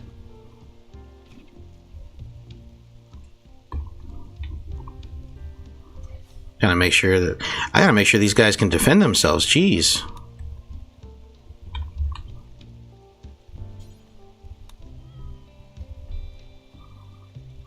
Not everyone has a weapon. I gotta fix that. Okay, just realizing my mistake. Chinchilla biting the curb. Yeah. Put your teeth on the curb. Oh man. Oh, I still think about that movie. Oh man. That was a crazy ass movie. For those of you who have never seen American History X, it is a crazy film. And there's a scene where a dude kicks another dude's ass and he basically tells him to put his teeth on the curb and just like stomps his face, and it's just gory. It's just absolutely terrible. Good film though. Great film. Shot entirely in black and white. Came out in the 90s or maybe the 2000s. I don't remember. But a really, really good film. All right. Let's see. I can make a recurve bow. I have the tech for a recurve bow. What? If that's the case, I need to give a recurve bow to what's your name?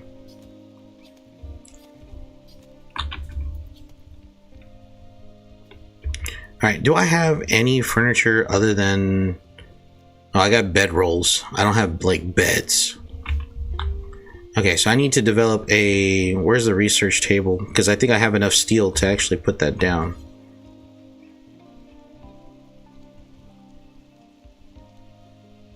Yeah, we'll put it right here. In the middle of everything. Oh, she's reading something. I totally forgot what mods I have on this doggone game. I know I have like a bunch of the vanilla stuff on, like vanilla expanded, but I don't have... I don't even know half of these things. Raw fungus.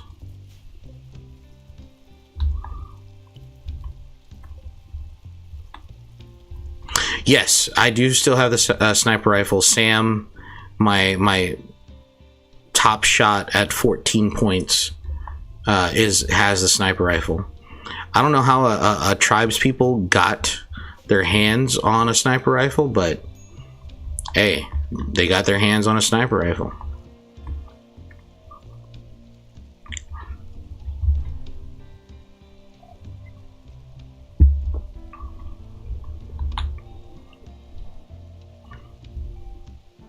My brother and sister graduated with a 4.0 GPA.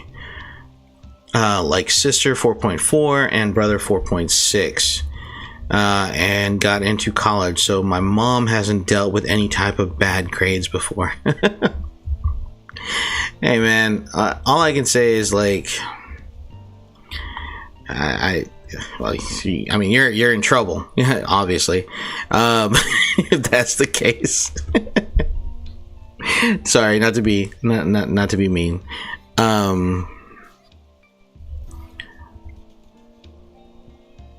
But I mean, disappointment's part of the game. I'm not gonna lie. Sniper rifle religion. Yeah, I know, right? I didn't even know. I didn't really fully look at what my ideology was. Oh, right here. So the relics, we don't have any preferred weapons, but apparently we have some relics here.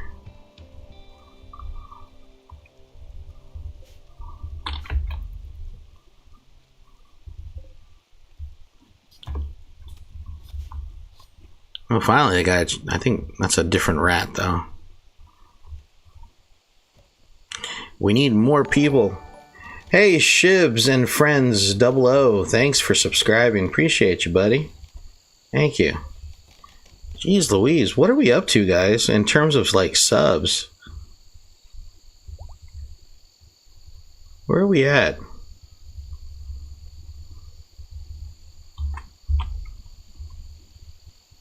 Let me take a look here. 1.63, that is crazy. All right, let's see. Let's see. What should we call our faction? We'll be known as the the Orange Desert People. The Kinship of the Tar Pit. I love it. And our particular will be the Blue Valley. All right. I love it. I love it. Kinship of the Tar Pit. Oh, they're still digging into the steel mine here. Oh, thank you. Appreciate it. I have become I'm a huge fan of the Saga of Tanya the Evil. It's probably one of the ooh, nice mind vein. How many did you have before the collab? 120. I had 120 subscribers, and I probably averaged somewhere between, depending on the video, 7-8 views. That was it. And then all of a sudden, this happens. Are you into anime a lot? Yes. Yes. I've thought about actually adding that particular content, or at least reviewing and talking about anime in some videos, but I haven't quite decided if I actually want to take the time out to do it, because I really do enjoy anime. My wife and I, we enjoy it quite a bit.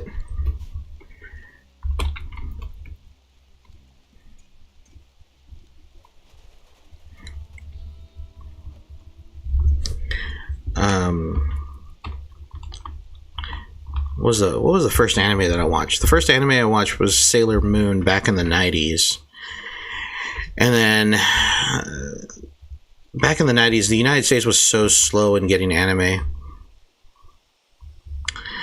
Darling in the Franxx. No, but do I have that?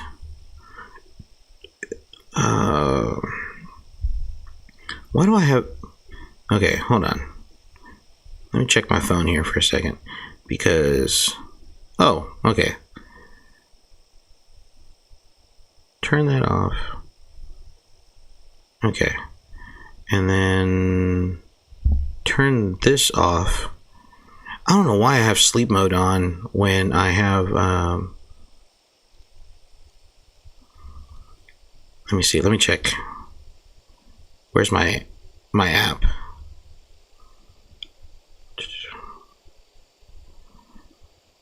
Let's see. Am I actually hungry? I can't be hungry right now.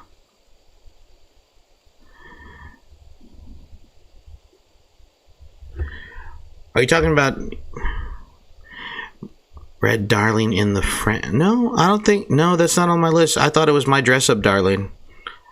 That one I haven't watched. I know it's... Like, I'm in the middle of Freerun right now. I didn't even actually watch Freerun when it came out because I was so busy with work. So I'm like catching up on that.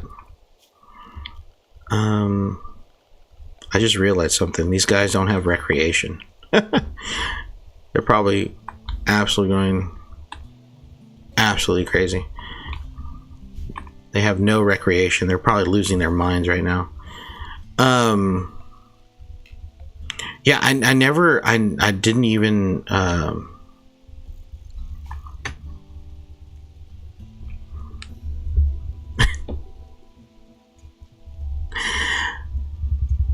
It's mecha. I love mecha.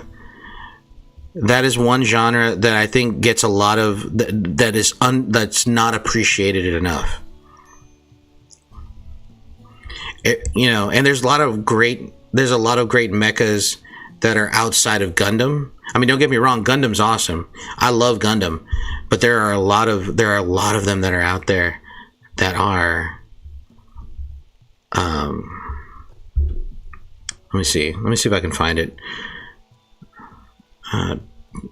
Darling, there it is. Came up. Darling in the Franxx. Yeah.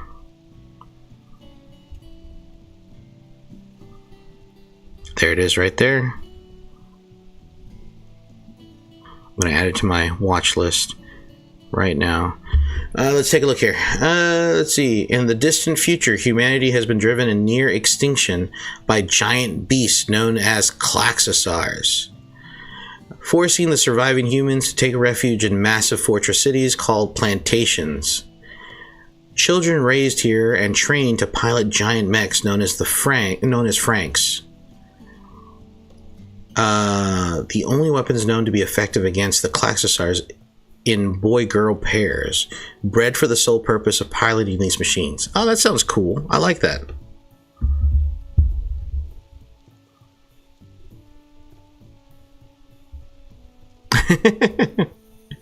Oh man, I have no issue with fan service. I mean, that's fine. You don't like fan service, but me personally, I don't care. It doesn't take it away. It doesn't take away anything from me, and it doesn't bother me.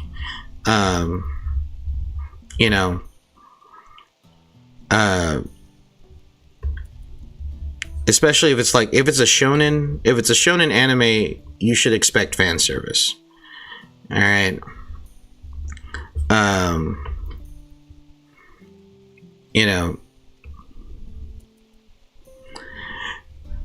Yeah, see, that's a good question too. I mean, they call them plantations. They're fortress cities. They're called plantations. Why would they call them plantations? I'm sure there's probably a good reason behind it. So I'm looking forward to it.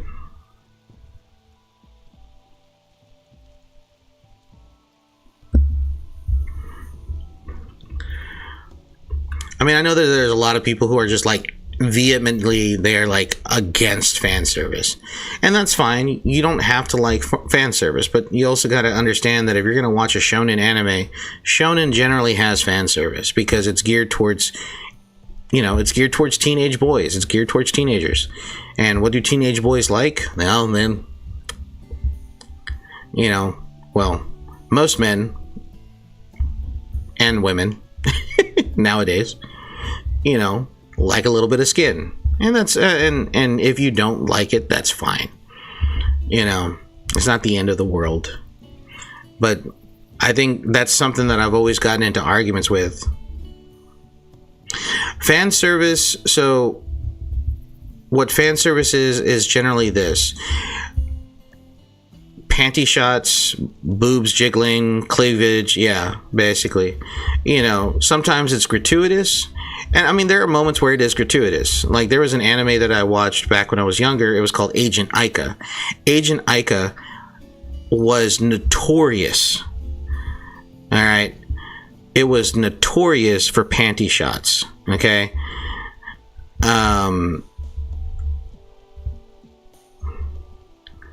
Yeah, that too. Yeah. Agent Aika was notorious for panty shots. It didn't matter what angle. And it was just so gratuitous. It was so gratuitous. It didn't take away anything, but it was just cringe. It was just, it was whatever.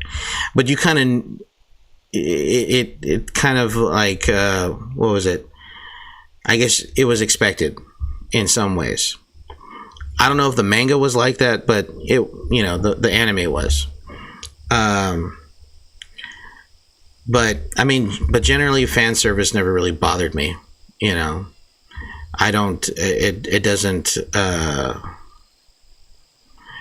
take anything away. It doesn't really, for me at least. And like I said, I've always argued with people on Twitter about that. Like, you're complaining, you're watching a shonen, and you have to understand that just like any other show, it has a target audience. All right. And what's the target audience? Well, it's generally teenage boys. And if it's teenage boys, you're going to have that. So there's no sense in complaining about something.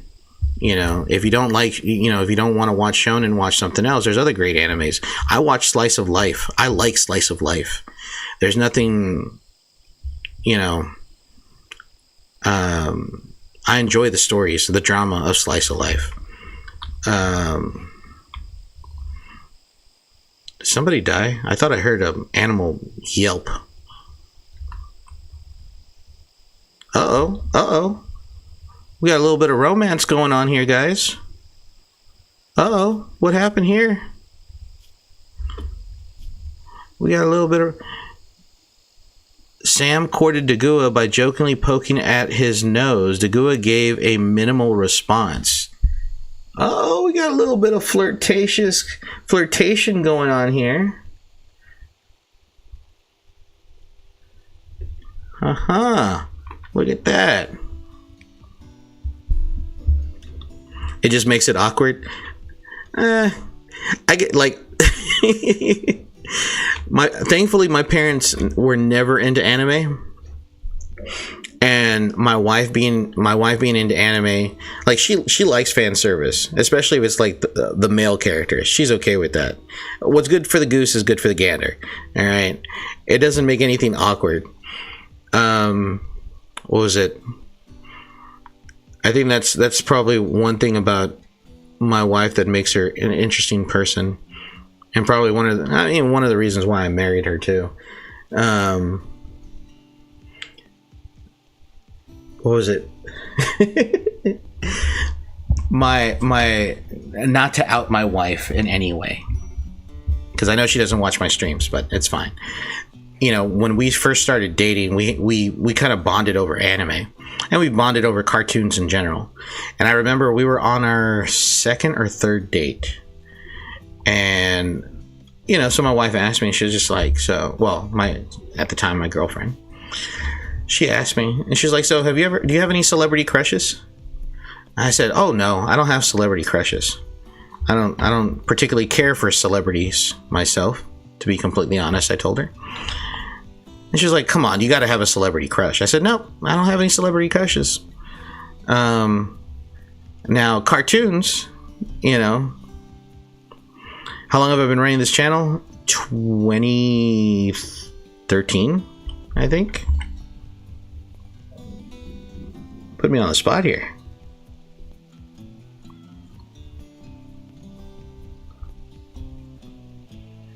Yep, May 6, 2013, according to the channel.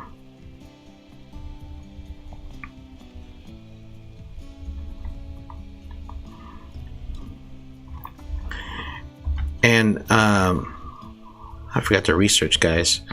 Over here talking, yapping. I will do stone cutting.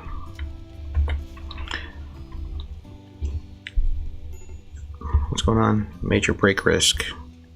Why? What's wrong? Disturb sleep. Okay, so we need to... Hold on. Research.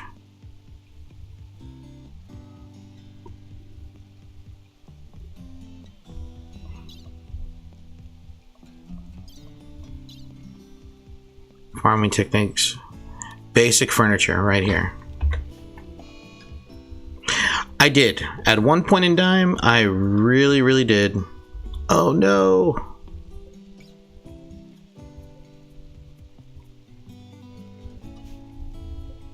That's terrible.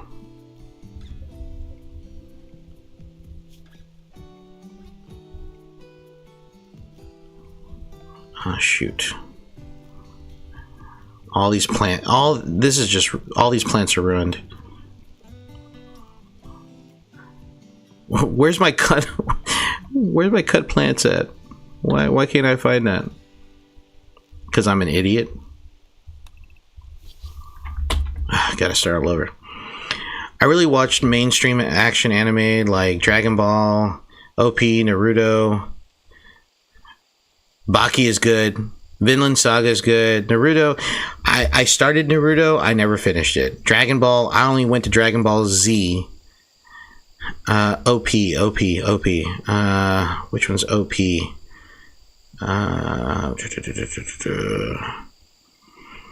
Assassination Classroom was good. OP. One Punch?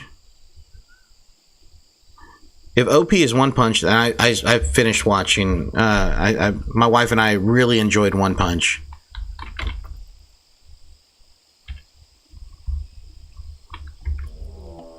Oh, we got a raid. Oh, he's got a gun. He's got a gun.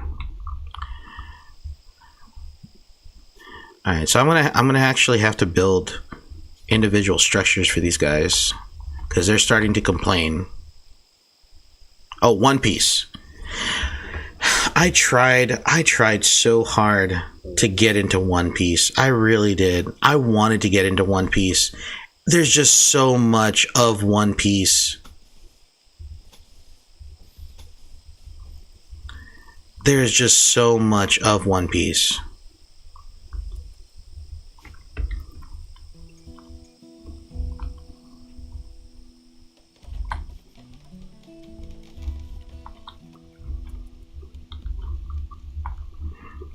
I mean, even the manga itself, it's just so much.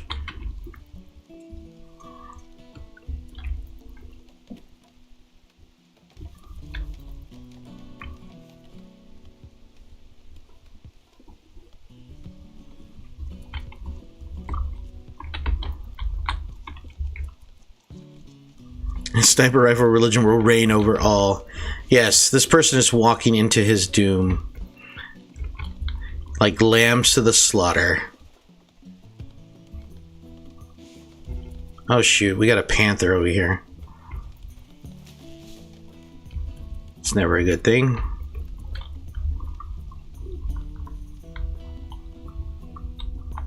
Alright, here he comes. Where's Sam at? Ooh, Sam is not in the best of mood. It's not good.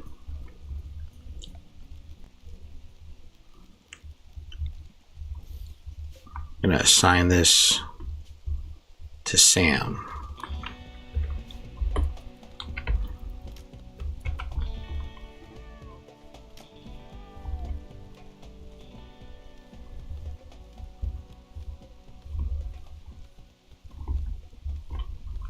Okay, I think we scared the panther away. The panther is going to die in 23 hours.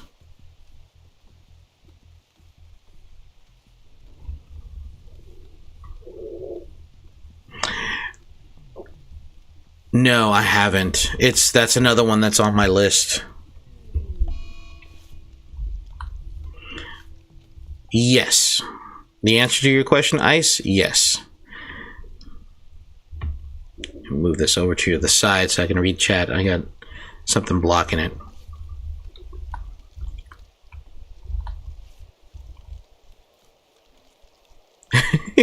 See, I just can't. I can't do that. I can't do that. I can't bring myself to sit there and watch One Piece. I've tried. I have tried. But come on, get in there. Degu, don't just stand there. Get in there.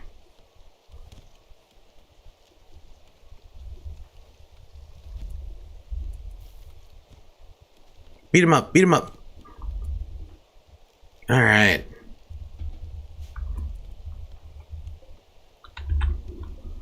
Okay, strip him of his clothes.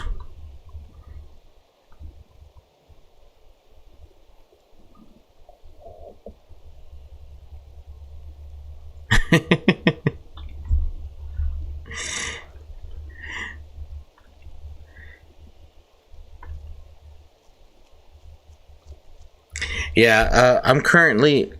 Freerin is making me sad. I love Freerin. I'm loving it. But it's making me sad.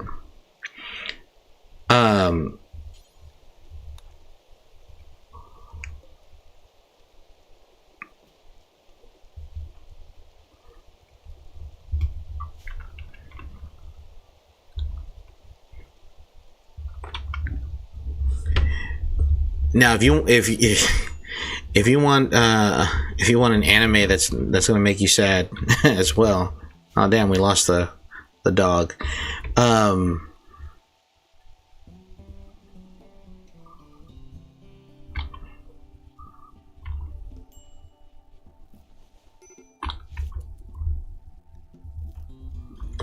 need to build another house. Blueprint. Angel Beats. That one right there will, oof, man. That one right there. That one will make you sad.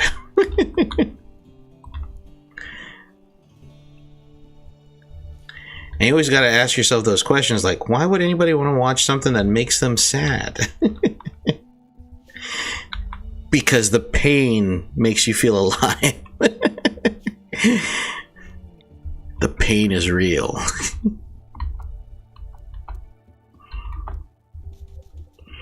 1, 2, 3, 4, and 5.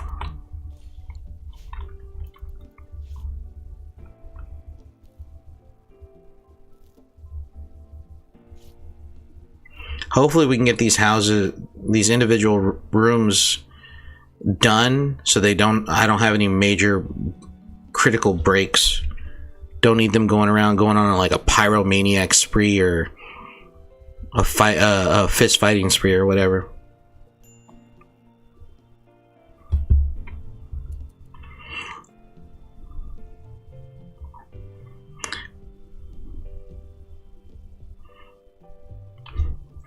Losing the dog is sadder than an anime. I would agree with you there, man. I've lost my fair share of dogs. I know exactly that pain. I got 2 dogs right now. One of them is old, and I try not to think about it. I don't want my daughter to go through that pain. If it happens when she's 2, like she's 2 right now, so if it happens now, it'll be okay because she won't remember.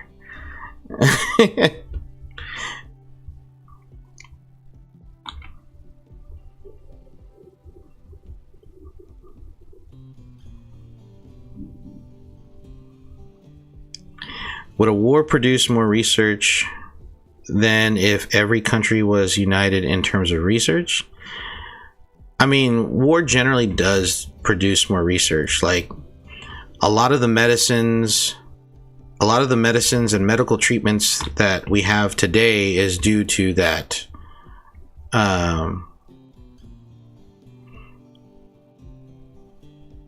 I lost my day 1 dog 2 years ago, Christmas. Yeah, that's rough, man.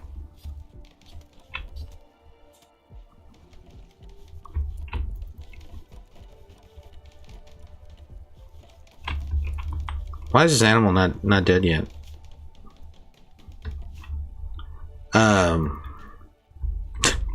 Such a weird question. It's a weird thing to say. Yeah, it's tough, man. It's tough. I remember when I was living on my own, my parents, they kicked me out of the house.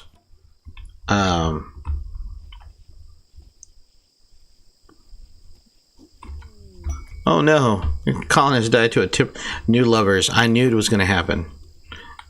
I knew it was going to happen. I saw it happen. No! No, no, no, no, no, no. Oh, I hate that so much. Oh, there goes our crops. Jeez Louise.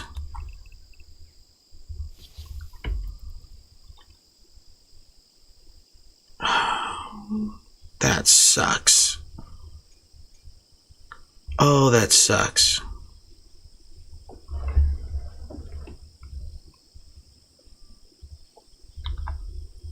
He's still not.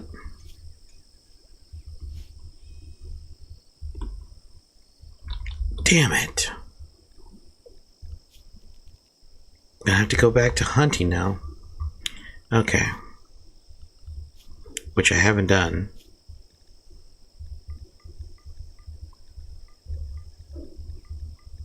Bring in the chinchillas.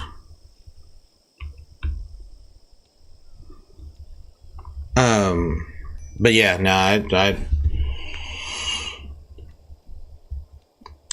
my crops have blight on them, and it's spread.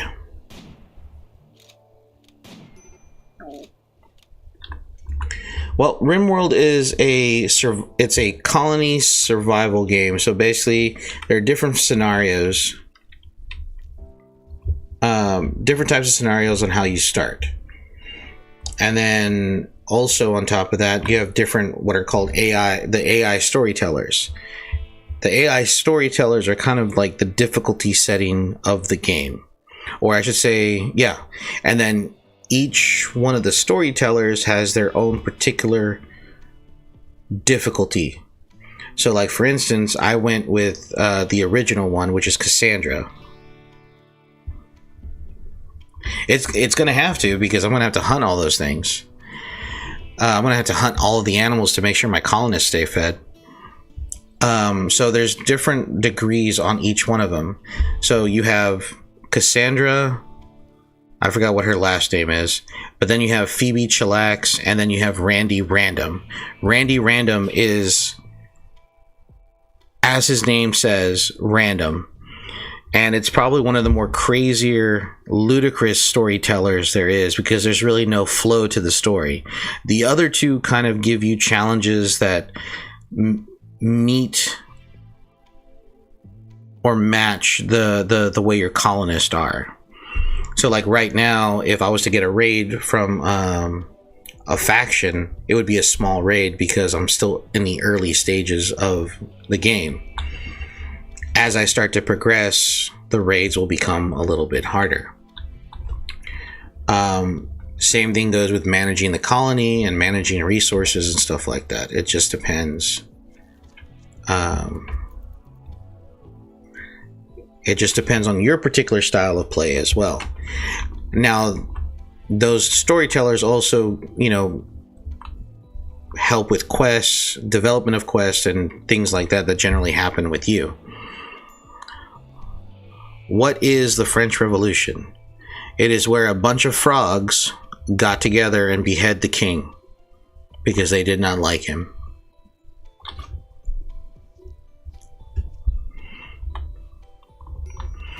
And so this particular instance right now, is what happened is that all of these crops have a blight on them, which means that they won't produce any goods and people will get sick. So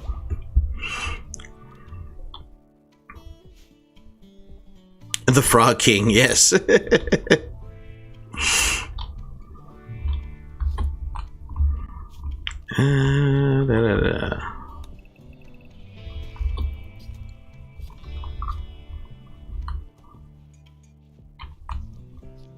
They're eating raw meat. That's terrible. Plant cut. And then construct, yeah. Well, Russia didn't go through the French Revolution. Russia went through the Russian Revolution. That's where we see the rise of communism and in all its evil. Interesting game, Rimworld. Oh man, it's a great game. I'm actually looking forward. It should be out next week, and it's called Norland. I was hoping that it was going to be out around the Steam sale, but no, not really. Oh damn, this dude healed. Well, maybe. No, he didn't. He's dying. Finish him off. And bring his carcass to be chopped up into meat.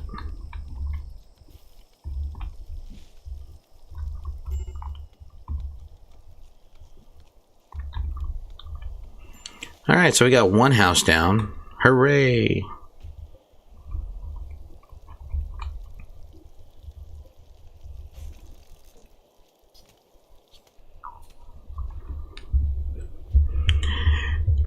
Yeah, the Russian Revolution was where the Romanovs got killed.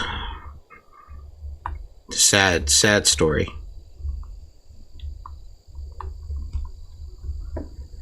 I mean, even the French Revolution was kind of sad too.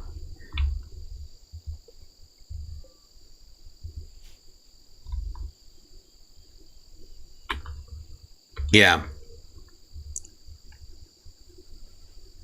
Am I going to go feast on his dead body? The Panther, yes. This guy, no. We're not cannibals. At least I don't think we are. Yeah, I played Norland. Go ahead, Sigma. Go for it. Ronnie, I played Norland when it was introduced. What was it? I forgot which Next Fest it was. I know I did a video on it. I can't remember which one, but it was a while back, and I had so much fun with that game. I said, no, this is going in the #1 spot on my wish list. And when I found out that it was supposed to be released this year in July, I thought it was going to be for the summer sale. Nope, I think it's the 11th that it's dropping.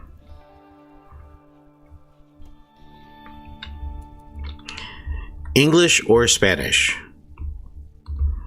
English.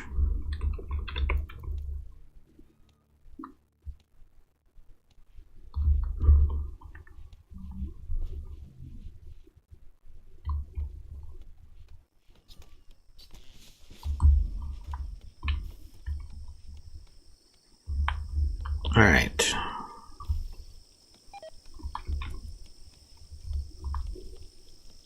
July 18th on Steam. Okay, so I thought.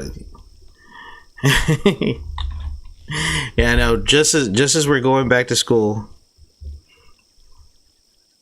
Just as we're going back to school.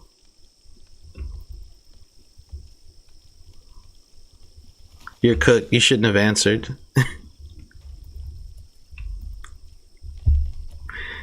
Quest available: The Ambushed Knight.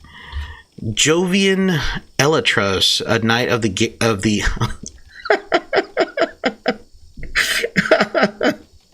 Now I know it's getting late because I was going to say a knight of the Gay Empire, but it's the Gray Empire, is calling from nearby. His guards were killed in an ambush. Just from the store page, it'll dip hundreds of hours, and God knows, I know I will. There's this game I like called Fishing Planet. It's not for everyone, but it's calming. I know Fishing Planet. I know Fishing Planet. His guards were killed in an ambush. He escaped, but is now being followed by a man-hunting.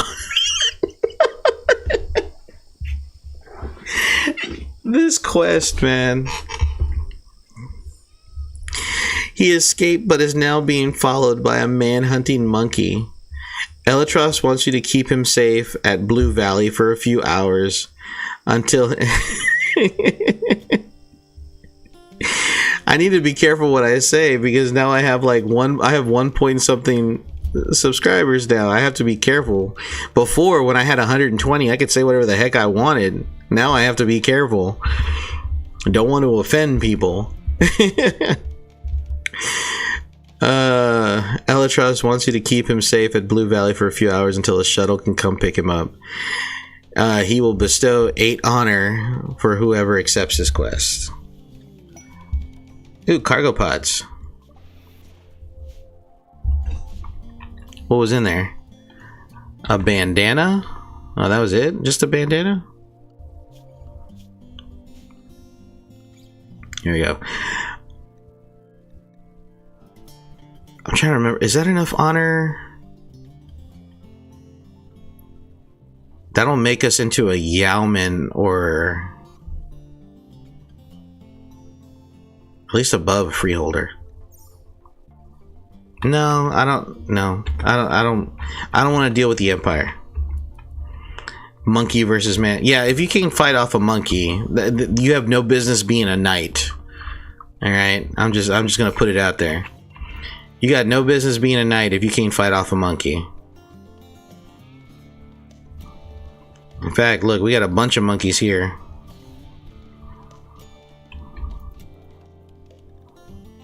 Oh, we got some elephants too. I would hunt the elephant because I know that would give us lots of meat. But man. Oh, he's dead.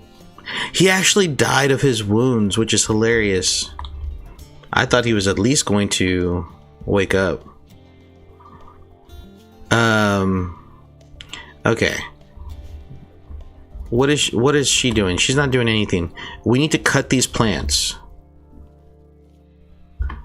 Okay, I need to prioritize now. Now it's getting to the point to where it's just becoming a hassle. So we gotta cut the plants.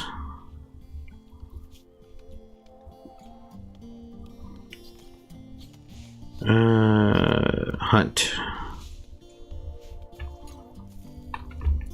Wasn't monkey throwing a revolution in a city in India after a dog killed one of them? So they threw everyone's dogs out of buildings? Or did I dream that?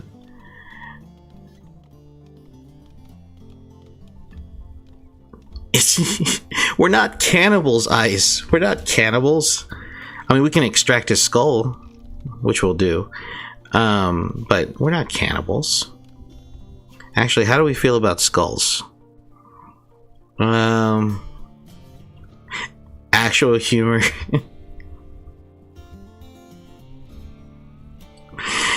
Oh man. Let's see.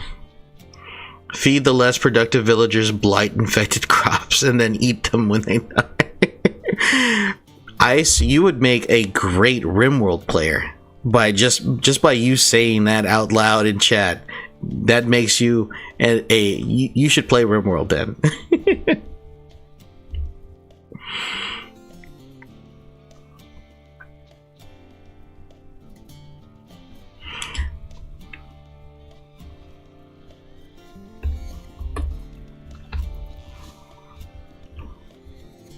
Okay, so skull spikes are desired by this particular group.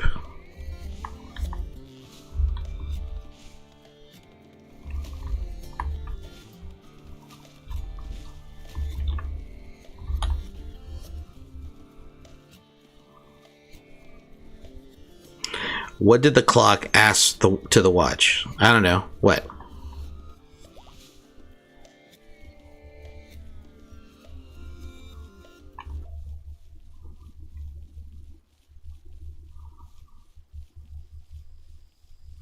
Oh no! I'm so happy they added ideologies. I thought that was like the best decision ever.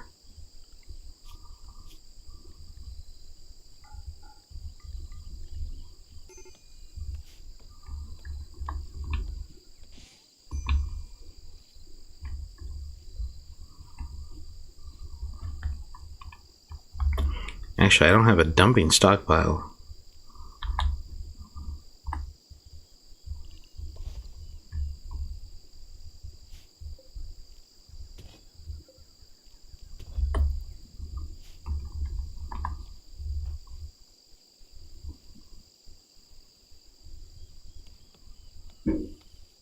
How are you doing?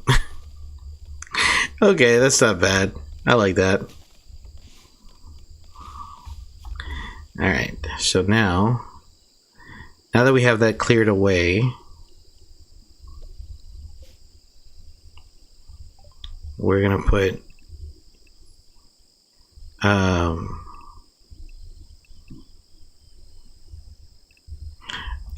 I'll expand the rice as soon as they start cutting away more. Golly, what are my neighbors doing at 2 o'clock in the morning? Jeez.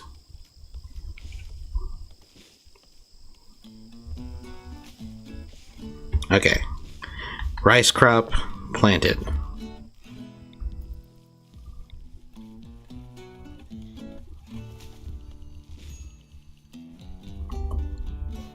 Okay, this is going to be cotton.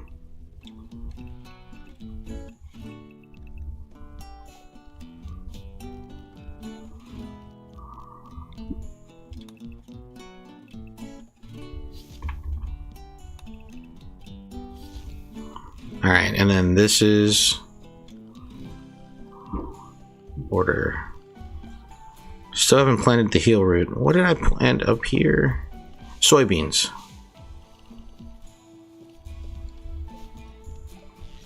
Soybeans. There we go. In my time zone, it's 12:42, and you're 2 hours behind me. 2 hours and change.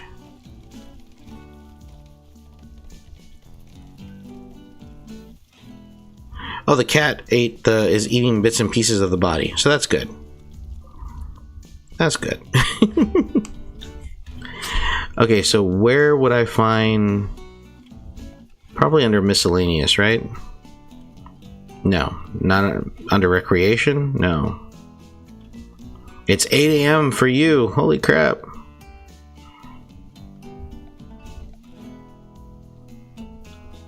Let's see.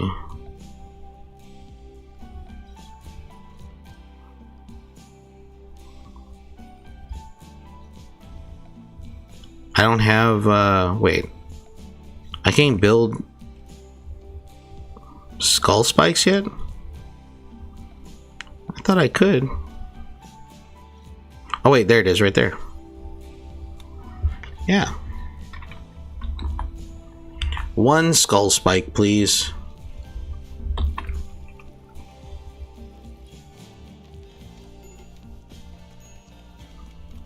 What do you mean I'm lying? I'll catch up to you. It's not a competition, guys. It's not a competition.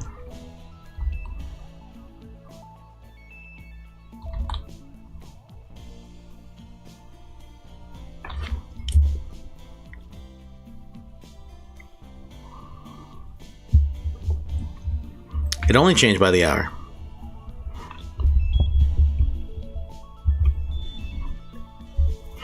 Somebody's lying.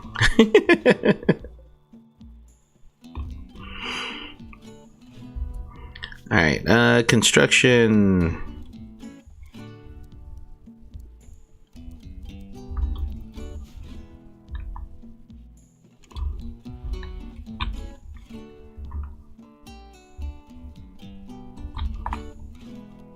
There we go. Okay, so now we can delete that.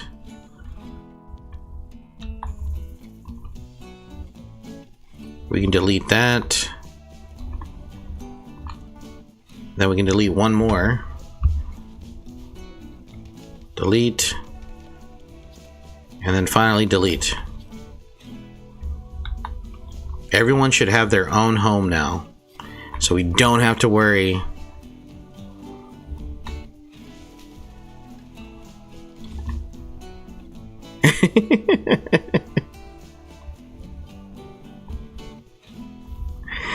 I just know I'm in India.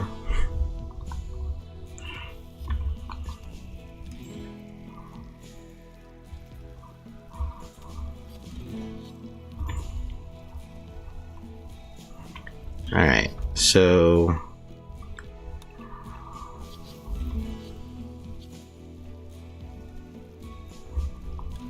there we go. There we go. Sam got into a shooting frenzy. He's American. I joke, I joke.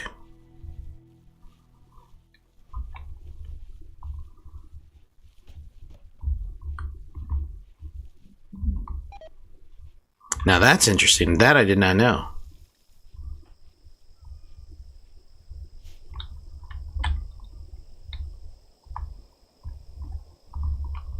I'll catch up.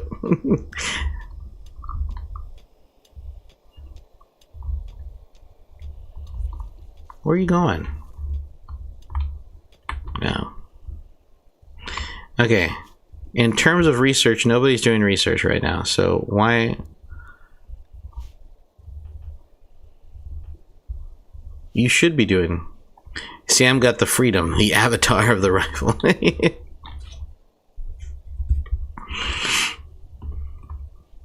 America, fuck yeah. One of the best meme songs ever, and the most patriotic.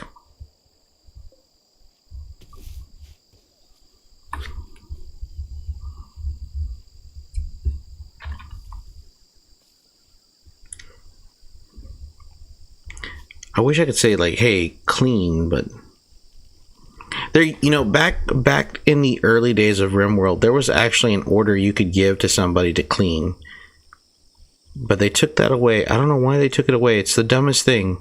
They should have just kept it.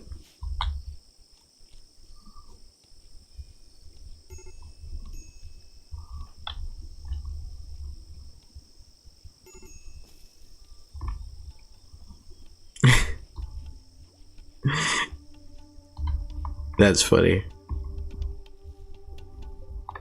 Ah, crap. We got these stupid... Oh, there we go. Now they're planting the heal root. Took them long enough. Jeez. Actually, can I... Yes.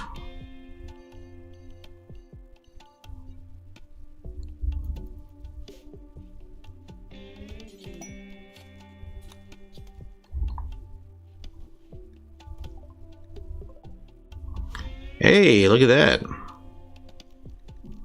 Got some yaks here. I wonder if we could tame them. I've messed with Chat GPT about like jokes and stuff like that. Yeah, Chat GPT, not the best.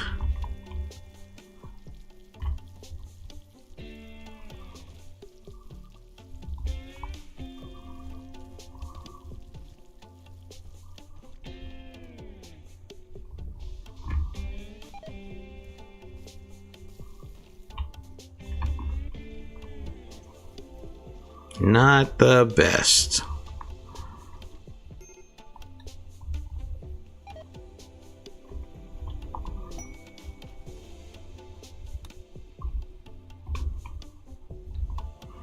All right.